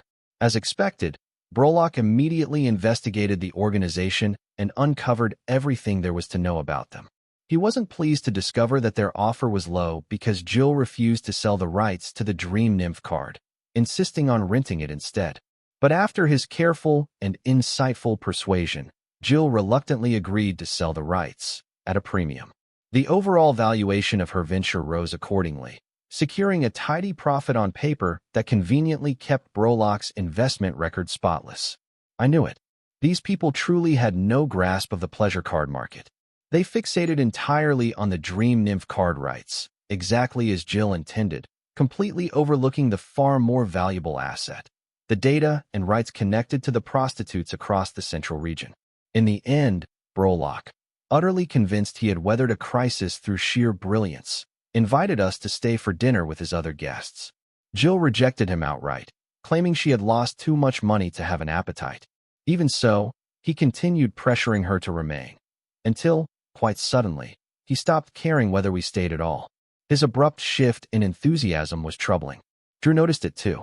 He finally stepped in, urging Jill to stay for dinner while subtly rubbing at the corners of his eyes, trying to signal her. But Jill, having just secured a massive profit, was far too excited. She could barely wait to get back and celebrate with me by making the bed creak. Just as Drew was becoming painfully obvious, Brolock shot him a sharp look, silencing him instantly. That was when Drew and I both confirmed our suspicions. Meanwhile, Jill remained blissfully unaware.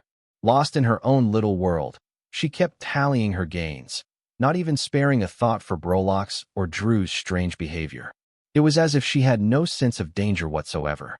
Then again, thinking back on it, unlike other heirs I had encountered, she didn't have bodyguards lurking in the shadows wherever she went in the 5 regions. And why would she? She was the one and only daughter of a founder. As a maid escorted us toward the manor's main gate, I glanced at Jill, clinging to my arm, completely absorbed in her own jubilant little world, and let out a long sigh. She was unlikely to be the one in danger. Their target was almost certainly me. I had been in the central region long enough to expect something like this. Ever since I left Morningstar University and arrived at Jill's pub, I had wondered when they would finally make their move. Yes, I had defeated card demigod Sean with ease, but that alone wasn't enough to intimidate the people plotting against me. Now, at last, they had chosen to act. They took their time, clearly wanting to be thorough, not to spook their prey into retreat. But I wasn't concerned. I had come fully prepared for this outcome. In fact, I was looking forward to the loot. Many among the freedom fighters needed diamond-grade grimoires to break into the Card Emperor realm and rise further. And now, I had the perfect opportunity to stock up. What concerned me was Jill's complete lack of caution. She behaved as if the entire central region were her personal backyard. Part of me wanted to believe Demigod Norley had given her some powerful safeguard, a card she could rely on in times of danger. After all, she had once handed me Demon Merchant Ezra's card, which later revealed itself to be Devil Merchant Belphegor's card in disguise. That single act led me to uncover the Devil Merchant code and eventually become a Demon Merchant myself. Again and again, I had seen signs indicating that Demigod Norley possessed far deeper ties to the dark races than any of the other founders. Whatever those connections entailed, I could only hope Jill wasn't carrying another concealed monstrosity like that demonic card, or be forced into a situation where she would need to use it. Though I had come prepared, so had they. Because of that, I couldn't be certain how the situation would unfold. I was confident the enemies waiting outside wouldn't harm Jill, but Jill wouldn't simply stand by and watch me get ambushed. If she interfered, she might force their hand, pushing them into harsher measures. Hopefully, my preparations were enough to prevent things from escalating that far. Yes, I could have called Hendrix and avoided the ambush entirely. But that wasn't why I was here. I hadn't come to run or hide. I came to make a statement. To show the world that anyone who thought they could take what belonged to me was gravely mistaken. This would give those eyeing a share of my pie something to reconsider. As we reached the manor's front gate, my primordial soul pupils immediately detected the ambush lying in wait just beyond the property. They didn't want to take any chances.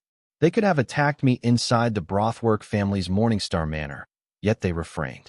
I suppose even they still had a bottom line they weren't willing to cross. Wyatt, stop. There's an ambush ahead.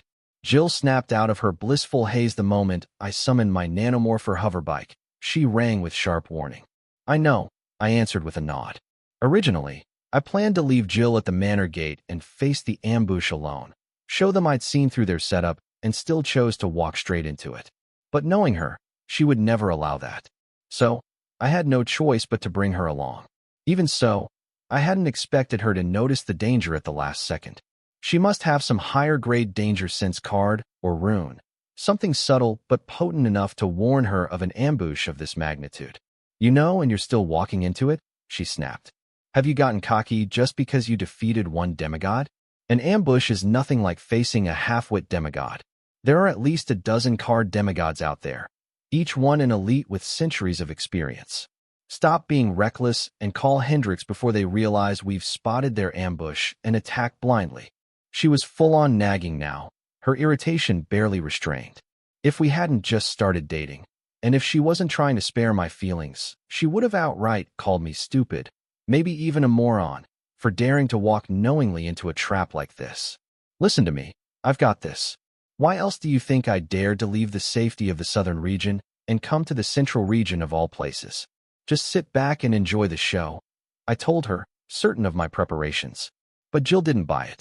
She insisted, I'm coming with you. I never said you couldn't.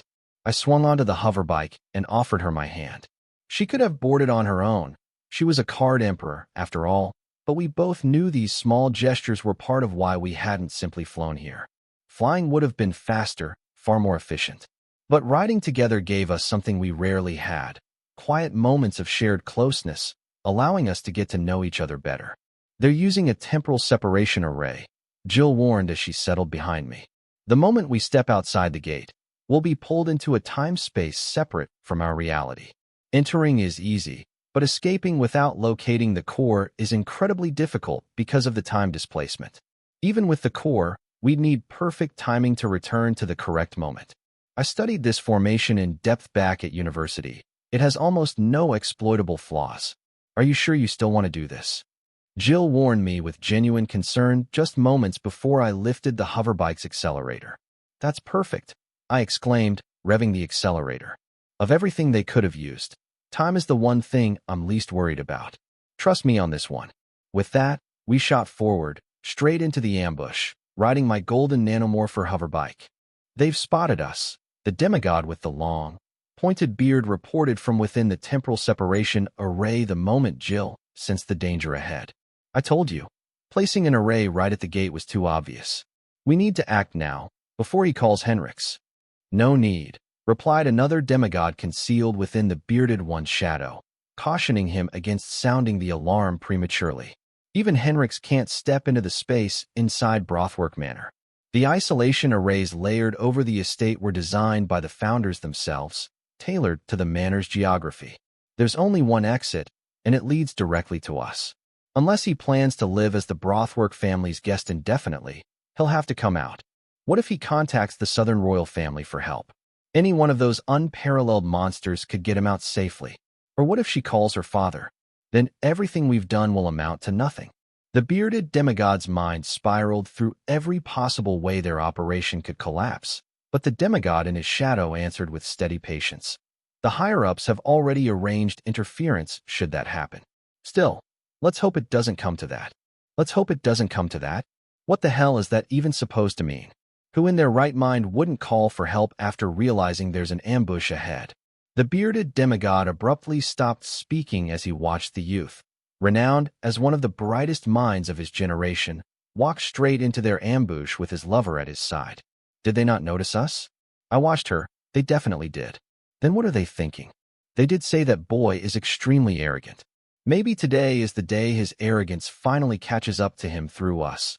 The demigod lurking in his colleague's shadow offered, drawing from the briefing he'd received on their target.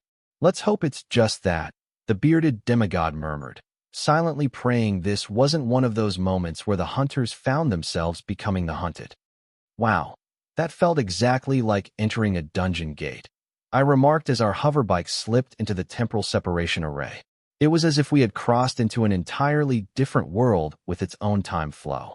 Usually, the moment one were to pass through one time flow to another, they would be hit with a heavy wave of temporal dissonance, an abrupt, disorienting jet lag that they couldn't ignore. For an average card demigod, it would take minutes for their body and divinity to acclimate to the local time. As for a card master or a card emperor, they wouldn't even get that chance. Caught in an ambush here, their strength would be crippled, their bodies reduced to dust long before they could adapt. And that was only one of the array's many passive effects. Everything about this formation was engineered for assassination. But Jill and I were different.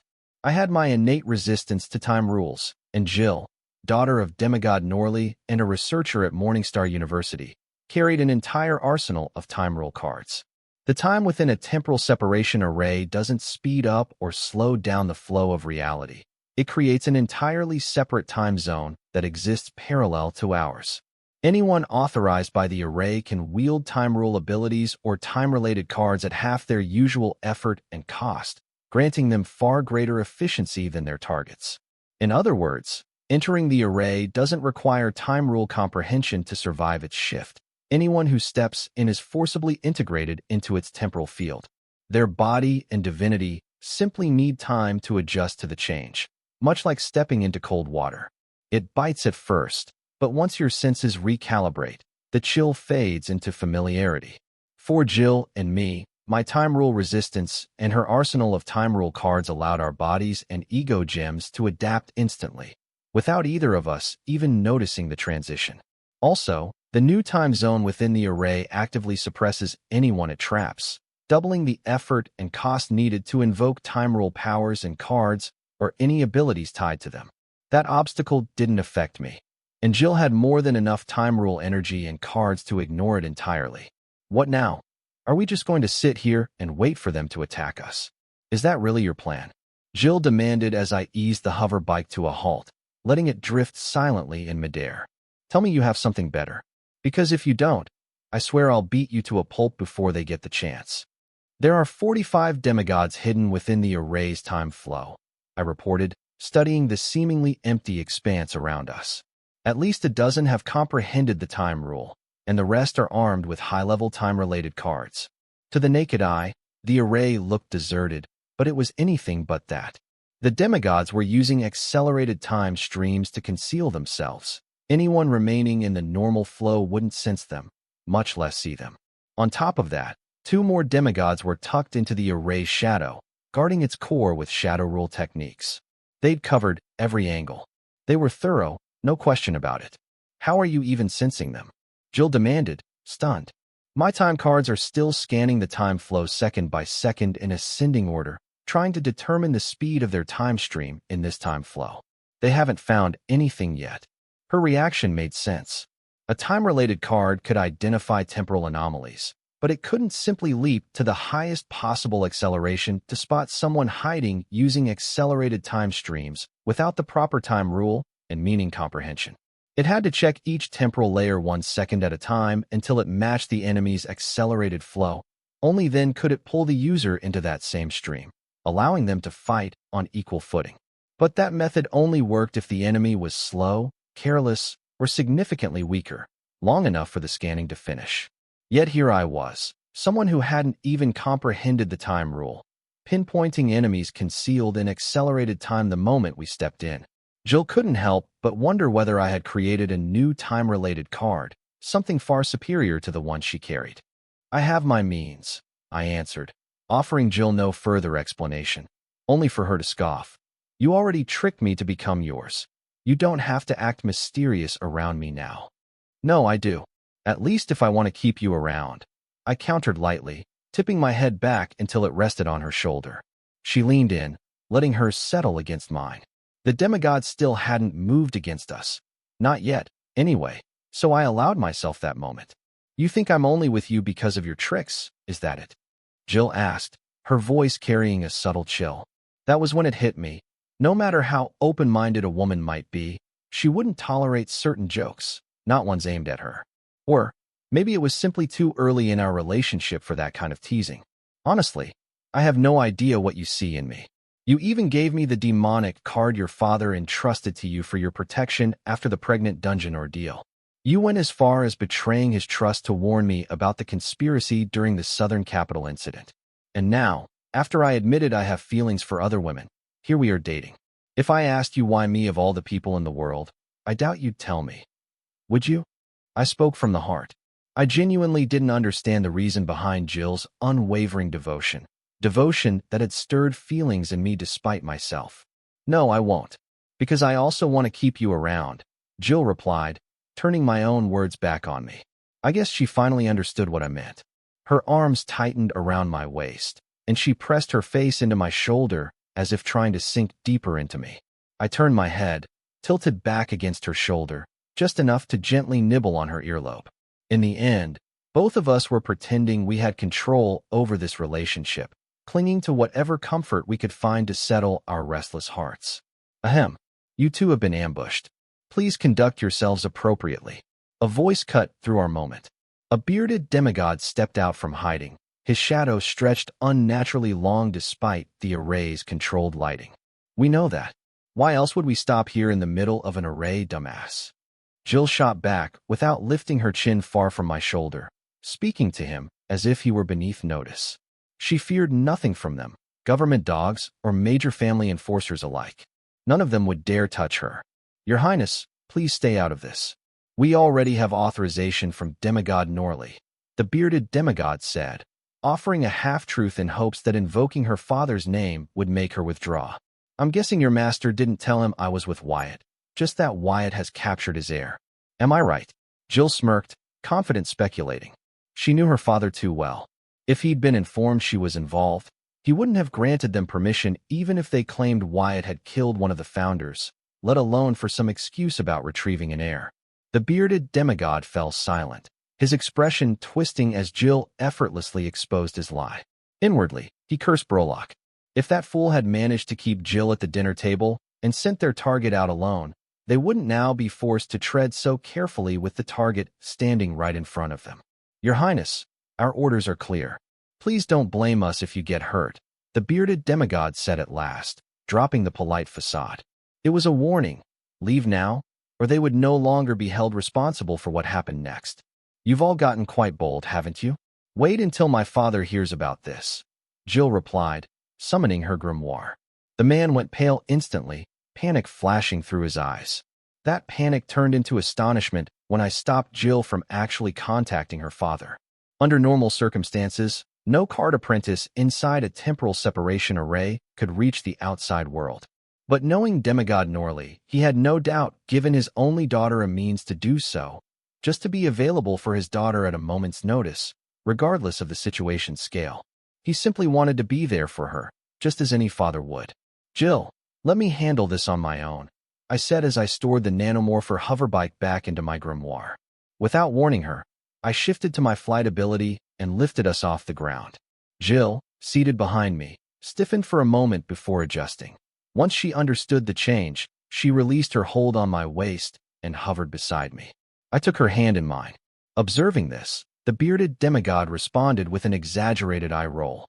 Fine, but if they push too far, I'm calling my father, Jill warned, directing a cold glare at the bearded demigod, promising that he would face consequences far beyond anything he wished to face. Your Highness, please rest assured, the bearded demigod said quickly, hands raised in a placating gesture. We are only here to negotiate with Master Wyatt. As long as he cooperates with our requests, you may continue your date as if nothing happened. His tone made it clear that he wanted a peaceful resolution even more than we did. Then he summoned his diamond grimoire and unfurled a scroll. The moment Jill saw it, her eyes widened. World decree, she exclaimed. She couldn't believe the founders had gone so far as to use something as precious as a world decree just to deal with me. At first, it felt excessive, but when she considered who I was, what I possessed, and what I was capable of, she realized it wasn't unreasonable for them to bring out a world decree to restrain me. The bearded demigod extended the scroll toward me. Master Wyatt, please review the contract and sign it. If anything in the terms displeases you, speak up. My masters are more than willing to accommodate a brilliant mind like yourself. The moment he mentioned the masters, the color drained from Jill's face. She understood immediately. The only way I would be allowed to walk out of here alive was by signing the world decree, and in doing so, acknowledging them as my masters. World decree, I murmured as I took the scroll from the bearded demigod. I had no intention of signing it, yet I couldn't help but be captivated by it. The scroll radiated a level of authority far beyond anything a mere card demigod, one who hadn't even broken past the chivalry class, should possess, let alone channel through an item. It seemed I had once again underestimated card apprentices, just like any other demon or devil merchant who dared to the card world. My primordial soul pupils revealed that the scroll contained only a single ability, celestial voice. But its execution was far more sophisticated than anything I had achieved with my own celestial voice. The scroll could directly whisper the words recorded in it into the ears of the card world's will, the card celestial. Until this moment, I hadn't even known to wield my celestial voice to that level. Then again, I was still little more than a novice when it came to wielding my celestial senses. Yet of all the questions swirling in my mind, the one that troubled me most was this. Why would the card celestial heed the wishes of card apprentices conveyed through a world decree? I took this question personally because it had ignored my own calls. The world decree functioned more like a letter to the celestial. Whether the card celestial chose to act on it was ultimately its decision. But judging by how the masters were willing to use such a measure to enslave me, they clearly believed the card celestial would honor it. Wyatt, Jill called out in shock when she saw me take the world decree, but her voice was abruptly cut short. An unseen pressure wrapped around her, choking off her words. She traced the force to its source and shot a sharp glare at the bearded demigod, who offered a cold, passive-aggressive warning. Your Highness, this doesn't concern you. Please stay out of this. Like hell it doesn't. The bearded demigod halted mid-sentence as a dangerous surge of power tore apart his hold on Jill, freeing her voice in an instant. Both he and Jill turned toward me, disbelief etched across their faces. Neither could comprehend the force now pouring off me. It was no mere card master's aura, but something already eclipsing the strength of most demigods. After emerging from the time vestige, the hive spirit had already combed through the interrealm network and replenished the SSS rank curses in my arsenal.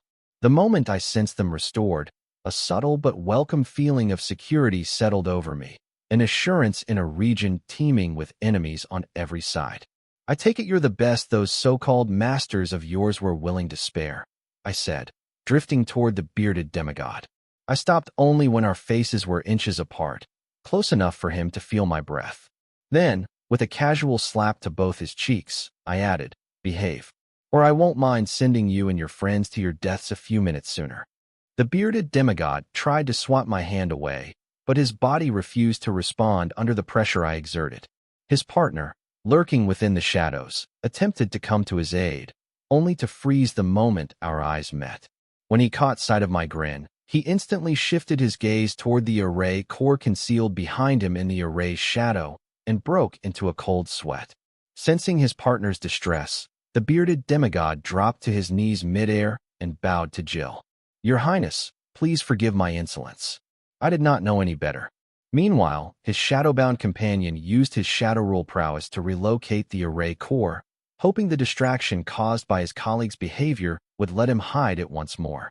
But with my primordial soul pupils, I immediately tracked where he shifted it within the array's darkness.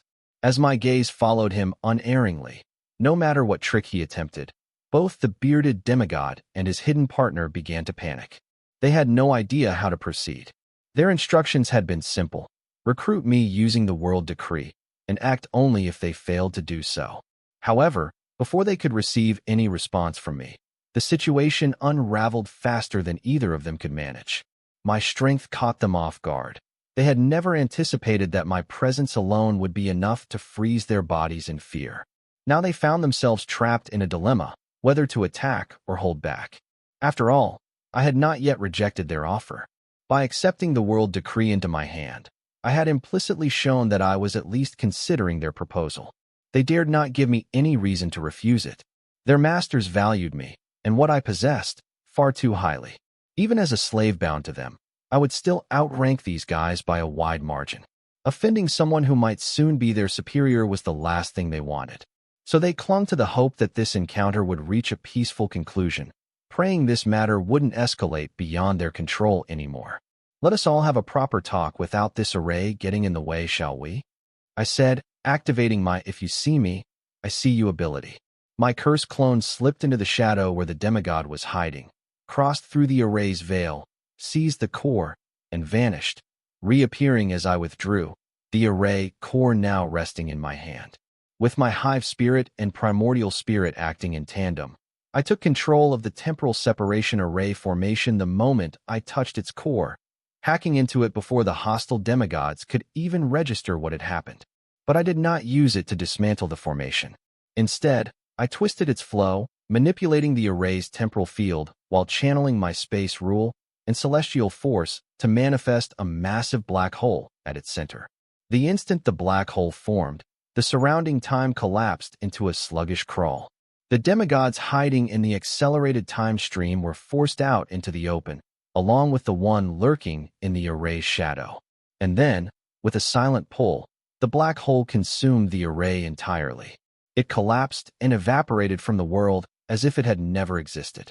Ever since the bearded demigod revealed himself, Hive Spirit and I had been on high alert, tracking each demigod across their respective accelerated time streams. I had only one physical pair of eyes, two, if I counted my spiritual body in the spiritual plane, 1,000 more if I included my primordial clones, and twice that again if I counted their spiritual bodies. Yet, despite all that, I was currently relying on my one pair in my regular form. Even with my abilities, monitoring all of them scattered across different accelerated time streams was far from easy. Normally, I wouldn't have been able to maintain this level of awareness. With my time roll resistance, I would have been pulled directly into whichever accelerated time stream was the fastest. In that scenario, I would exist in the same time flow as the demigod with the greatest mastery over time acceleration, while the others would appear frozen to me. But now, thanks to my mastery over the space rule working in tandem with my time roll resistance, I could peer into multiple accelerated time streams while remaining anchored in the original one. It allowed me to see them all, without being forced into any single temporal flow. Yes, it was incredible, an ability most card apprentices would kill for, but it was also incredibly taxing, even for someone with my capabilities. So the moment an opportunity arose to pull everyone back into the original timeline and ease the strain on my vision, I took it without hesitation.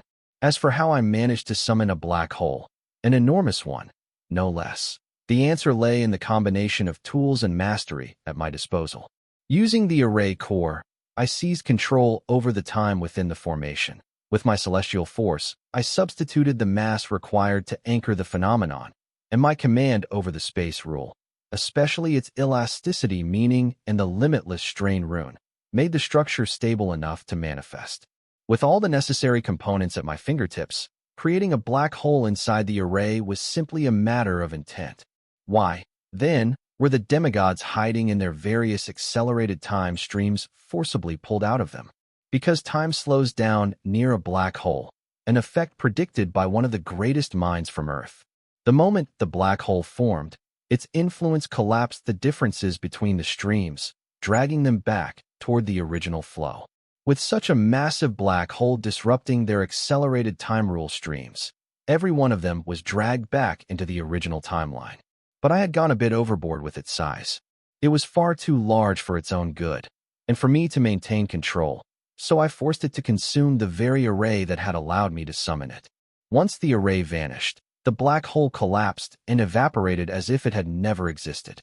Had it persisted even a moment longer, it would have swallowed me and Jill along with the demigods. And that would have been monumentally stupid on my part.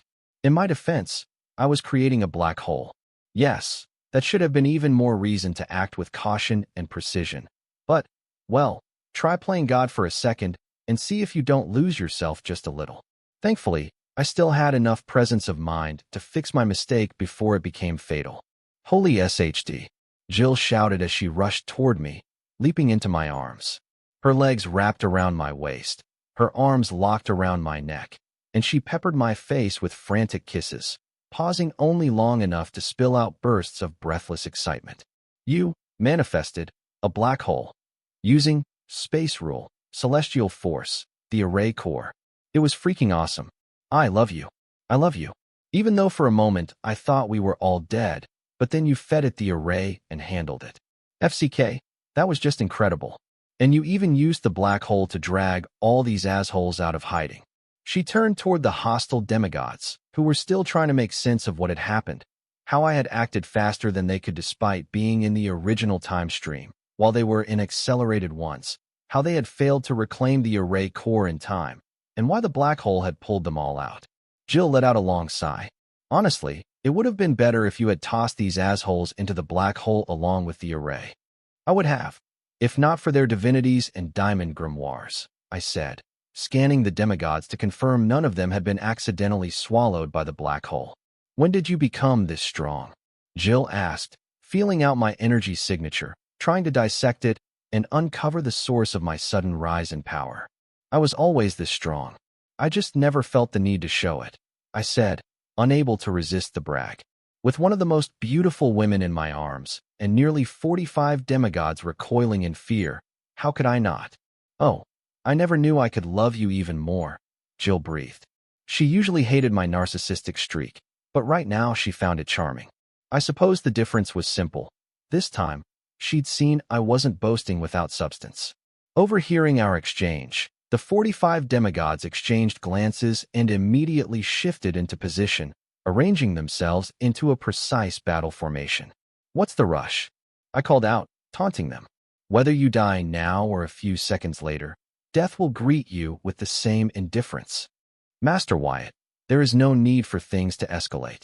Please, look over the contract and tell us how we can adjust it to your satisfaction. As I said earlier, our masters are generous and tolerant when it comes to recruiting someone of your prowess, and no. The bearded demigod never finished his sentence. His body folded inward, collapsing as his divinity and diamond grimoire tore free from him and drifted into my hands. I stored them away and sighed. You talk too much. If you want to fight, then shut up and fight. Using my celestial force and the limitless strain rune, I can stretch space without limit, free from the risk of tearing or distorting it. If a card apprentice were caught inside a space I had stretched in this way, it would look to the naked eye as though they were simply stuck walking at that point of the pace, when in reality, they would be running across an endlessly elongated space, unable to make any actual progress. Now, what happens when I stop channeling my celestial force to maintain that limitless stretch? The moment I release it, the space snaps back to its original state, and the card apprentice trapped within would be crushed instantly by the recoil of that violently contracting space. The temperature released from this process would instantly evaporate whatever was caught in it, like their mangled remains. That was how I killed the bearded card demigod, making it seem as though his body folded inward and collapsed before evaporating. Afterward, I used my celestial force to gather his divinity and grimoire. The bearded demigod died in a gruesome instant, without even the chance to resist. With his death, the companion hiding within his shadow was forced out. He attempted to slip into another shadow the moment he emerged, but he too was dragged into the endlessly stretched space similar to the one that had trapped his partner. Unlike before, there was no shadow within that boundless expanse for him to take refuge in. With nowhere to escape, he suffered the same fate, crushed by the recoil of space snapping back to its original form and evaporating into nothingness by the resulting heat, without managing even a token struggle. Once again, I used my celestial force to gather his divinity and diamond grimoire. Watching two of their comrades die gruesomely, without resistance, and before any of them could even process what had happened, the remaining 43 demigods in their battle formation reacted at once.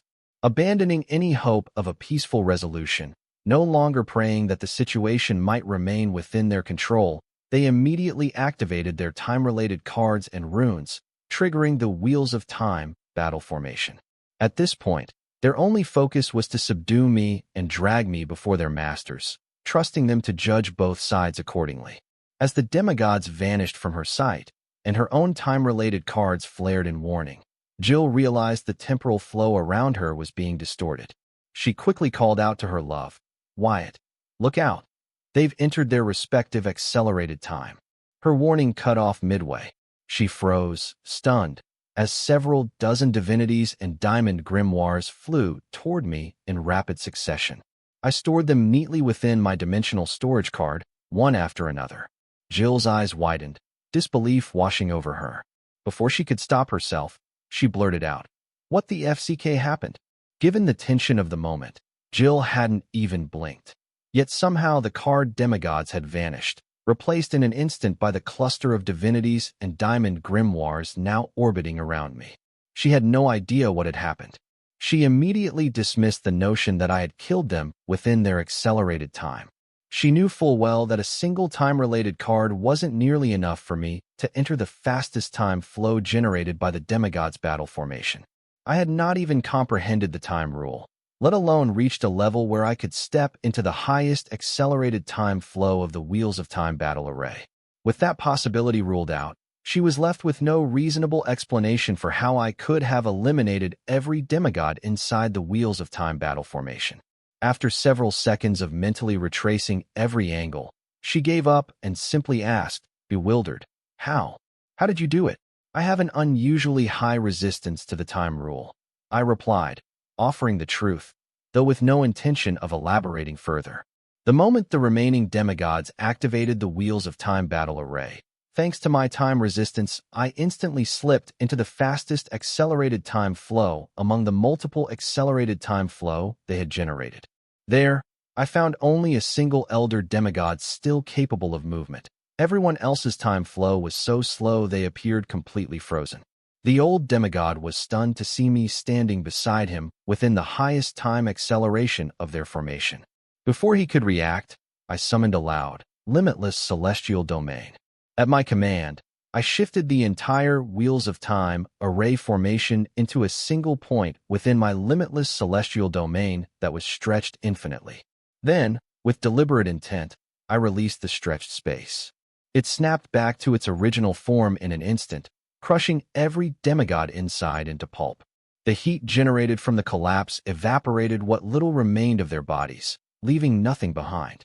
With the domain retracted, I calmly gathered the divinities and diamond grimoires that surfaced following their deaths. The time and space rules were severely wronged by most card demigods, unable to bring out their true destructive power. Not all of them possessed the talent or affinity required to comprehend these rules, and even those who did often found themselves lost when they reached the bifurcation points. Without luck along with proper insight, they could never hope to showcase the true potential of either rule. Take Henrik's, for example. His mastery of the space rule was largely confined to spatial travel. It wasn't that he lacked ambition. He simply lacked compatible foundations. The three foundational space rule meanings he comprehended to the ultimate tier were all random. Using sheer insight and creativity, he repurposed those mismatched rule meanings to incorporate them in his spatial travel and aid his origin card.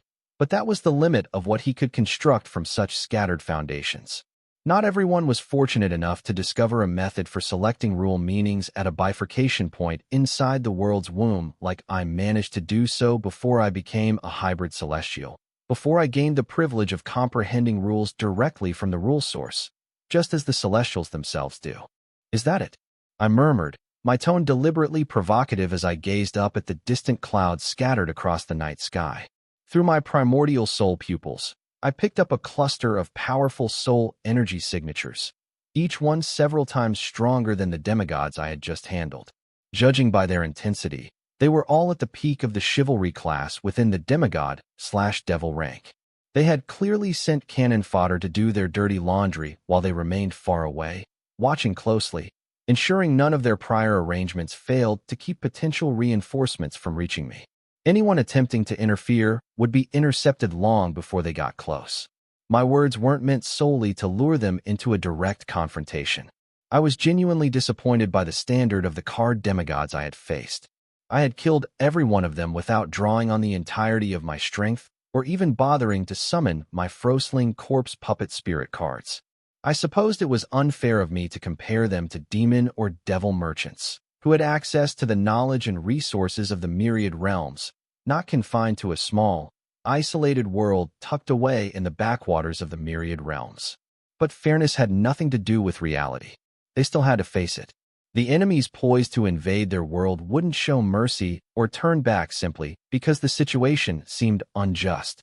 If anyone deserved blame, it was the founders, the so-called masters, or whatever grand titles they preferred. They were the reason the card demigods performed so poorly. These people clearly possessed the knowledge and the means to uplift their forces. The existence of the world decree alone made that obvious. Yet they refused to share it, afraid their own card apprentices might one day become threats to their rule. A relic with the potential of the world decree could allow the demigods to reshape and elevate the card world to unimaginable heights. Instead, these greedy fools used it merely to tighten their grip over the 5 regions. I couldn't help but wonder whether any other race, given the ability to commune with their realm's will and command it to act on their behalf, would make the same choices. Just thinking about it made my blood boil. I wanted to storm their bases right then and smash their skulls open just to see what kind of filth sloshed around in their so-called brains. Had they lived under the comfort of authority for so long that they'd forgotten to wonder what lay beyond the boundaries of the card world? How much longer did they intend to cling to such a hollow existence? Ah, right. They were still waiting, still accumulating, preparing for their grand raid on the unranked dungeons. Cowards, the lot of them. They had stalled the growth of the 5 regions for millennia because they were too terrified to step into the myriad realms for the unranked resources they needed, and too distrustful of the dark races to trade with them honestly. In contrast, my respect for the descendants of the unparalleled bloodline, JJ and Anna's ancestor, rose sharply. The one who left behind the ruby vault, JJ was now in possession of, had not wasted his life trapped within the card world. He had dared to explore the myriad realms. I had no idea what became of him, but at least he hadn't lingered in the southern region, leeching its fortune like the founders had. With his talent and potential, he certainly could have, had he chosen to. However, I now understood why the masters weren't truly worried about a second demon invasion. With something like the world decree under their control, they had little reason to fear devils entering the card world. Don't worry, they won't make a move against us, Jill said, following my gaze toward the figures hidden in the distant clouds. Why? I asked, genuinely puzzled about the certainty in her voice. For the same reason someone like Field Marshal Lorne doesn't rush to handle every minor disturbance along the southern borders. It's all to preserve the illusion of peace, the illusion that keeps the 5 regions from fracturing into endless small civil wars fueled by hunger for power and authority. Once a card demigod reaches a certain level of strength, the rest expect them to abide by a set of unwritten rules if they want to continue living within the 5 regions. Otherwise, they're free to explore the way beyond and carve out a land for themselves, like the Empire did. But most choose to rebel, like the freedom fighters you're sheltering now, and eventually end up on the most wanted list. Her words settled heavily. It was another crucial piece of history and regional law I had never come across. I had always believed the Empire was founded solely by the followers of demigod Michelangelo. While that part was true, it was also a fact that they had been forced to do so because the founders of the 5 regions refused to let their practices spread within their territory. That's a pity, I sighed, glancing at nearly half a dozen divinities and diamond grimoires, so close, yet completely out of reach. You know, my dad created it, Jill said suddenly, watching me take out the world decree after storing away the divinities and diamond grimoires. Really? I stared at her in astonishment. I had never imagined demigod Norley as the one responsible for creating the world decree. It wasn't that I underestimated his capability, but his demeanor and personality never hinted at such monumental accomplishments. Can you tell me what it actually does and how it works? I asked, pretending not to understand the mechanics behind the world decree. I wanted to hear how a card apprentice perceived it. They were the ones who created it, so of course they knew its function, but I was more interested in understanding why the card celestial responded to them. I'd love to hear from you. Thanks so much for watching. Did you enjoy this video? If you did, Make sure to hit that notification bell so you never miss an update. And don't forget to subscribe and give this video a big thumbs up. Your support means the world to me, and I can't wait to see you in the next one. Thank you.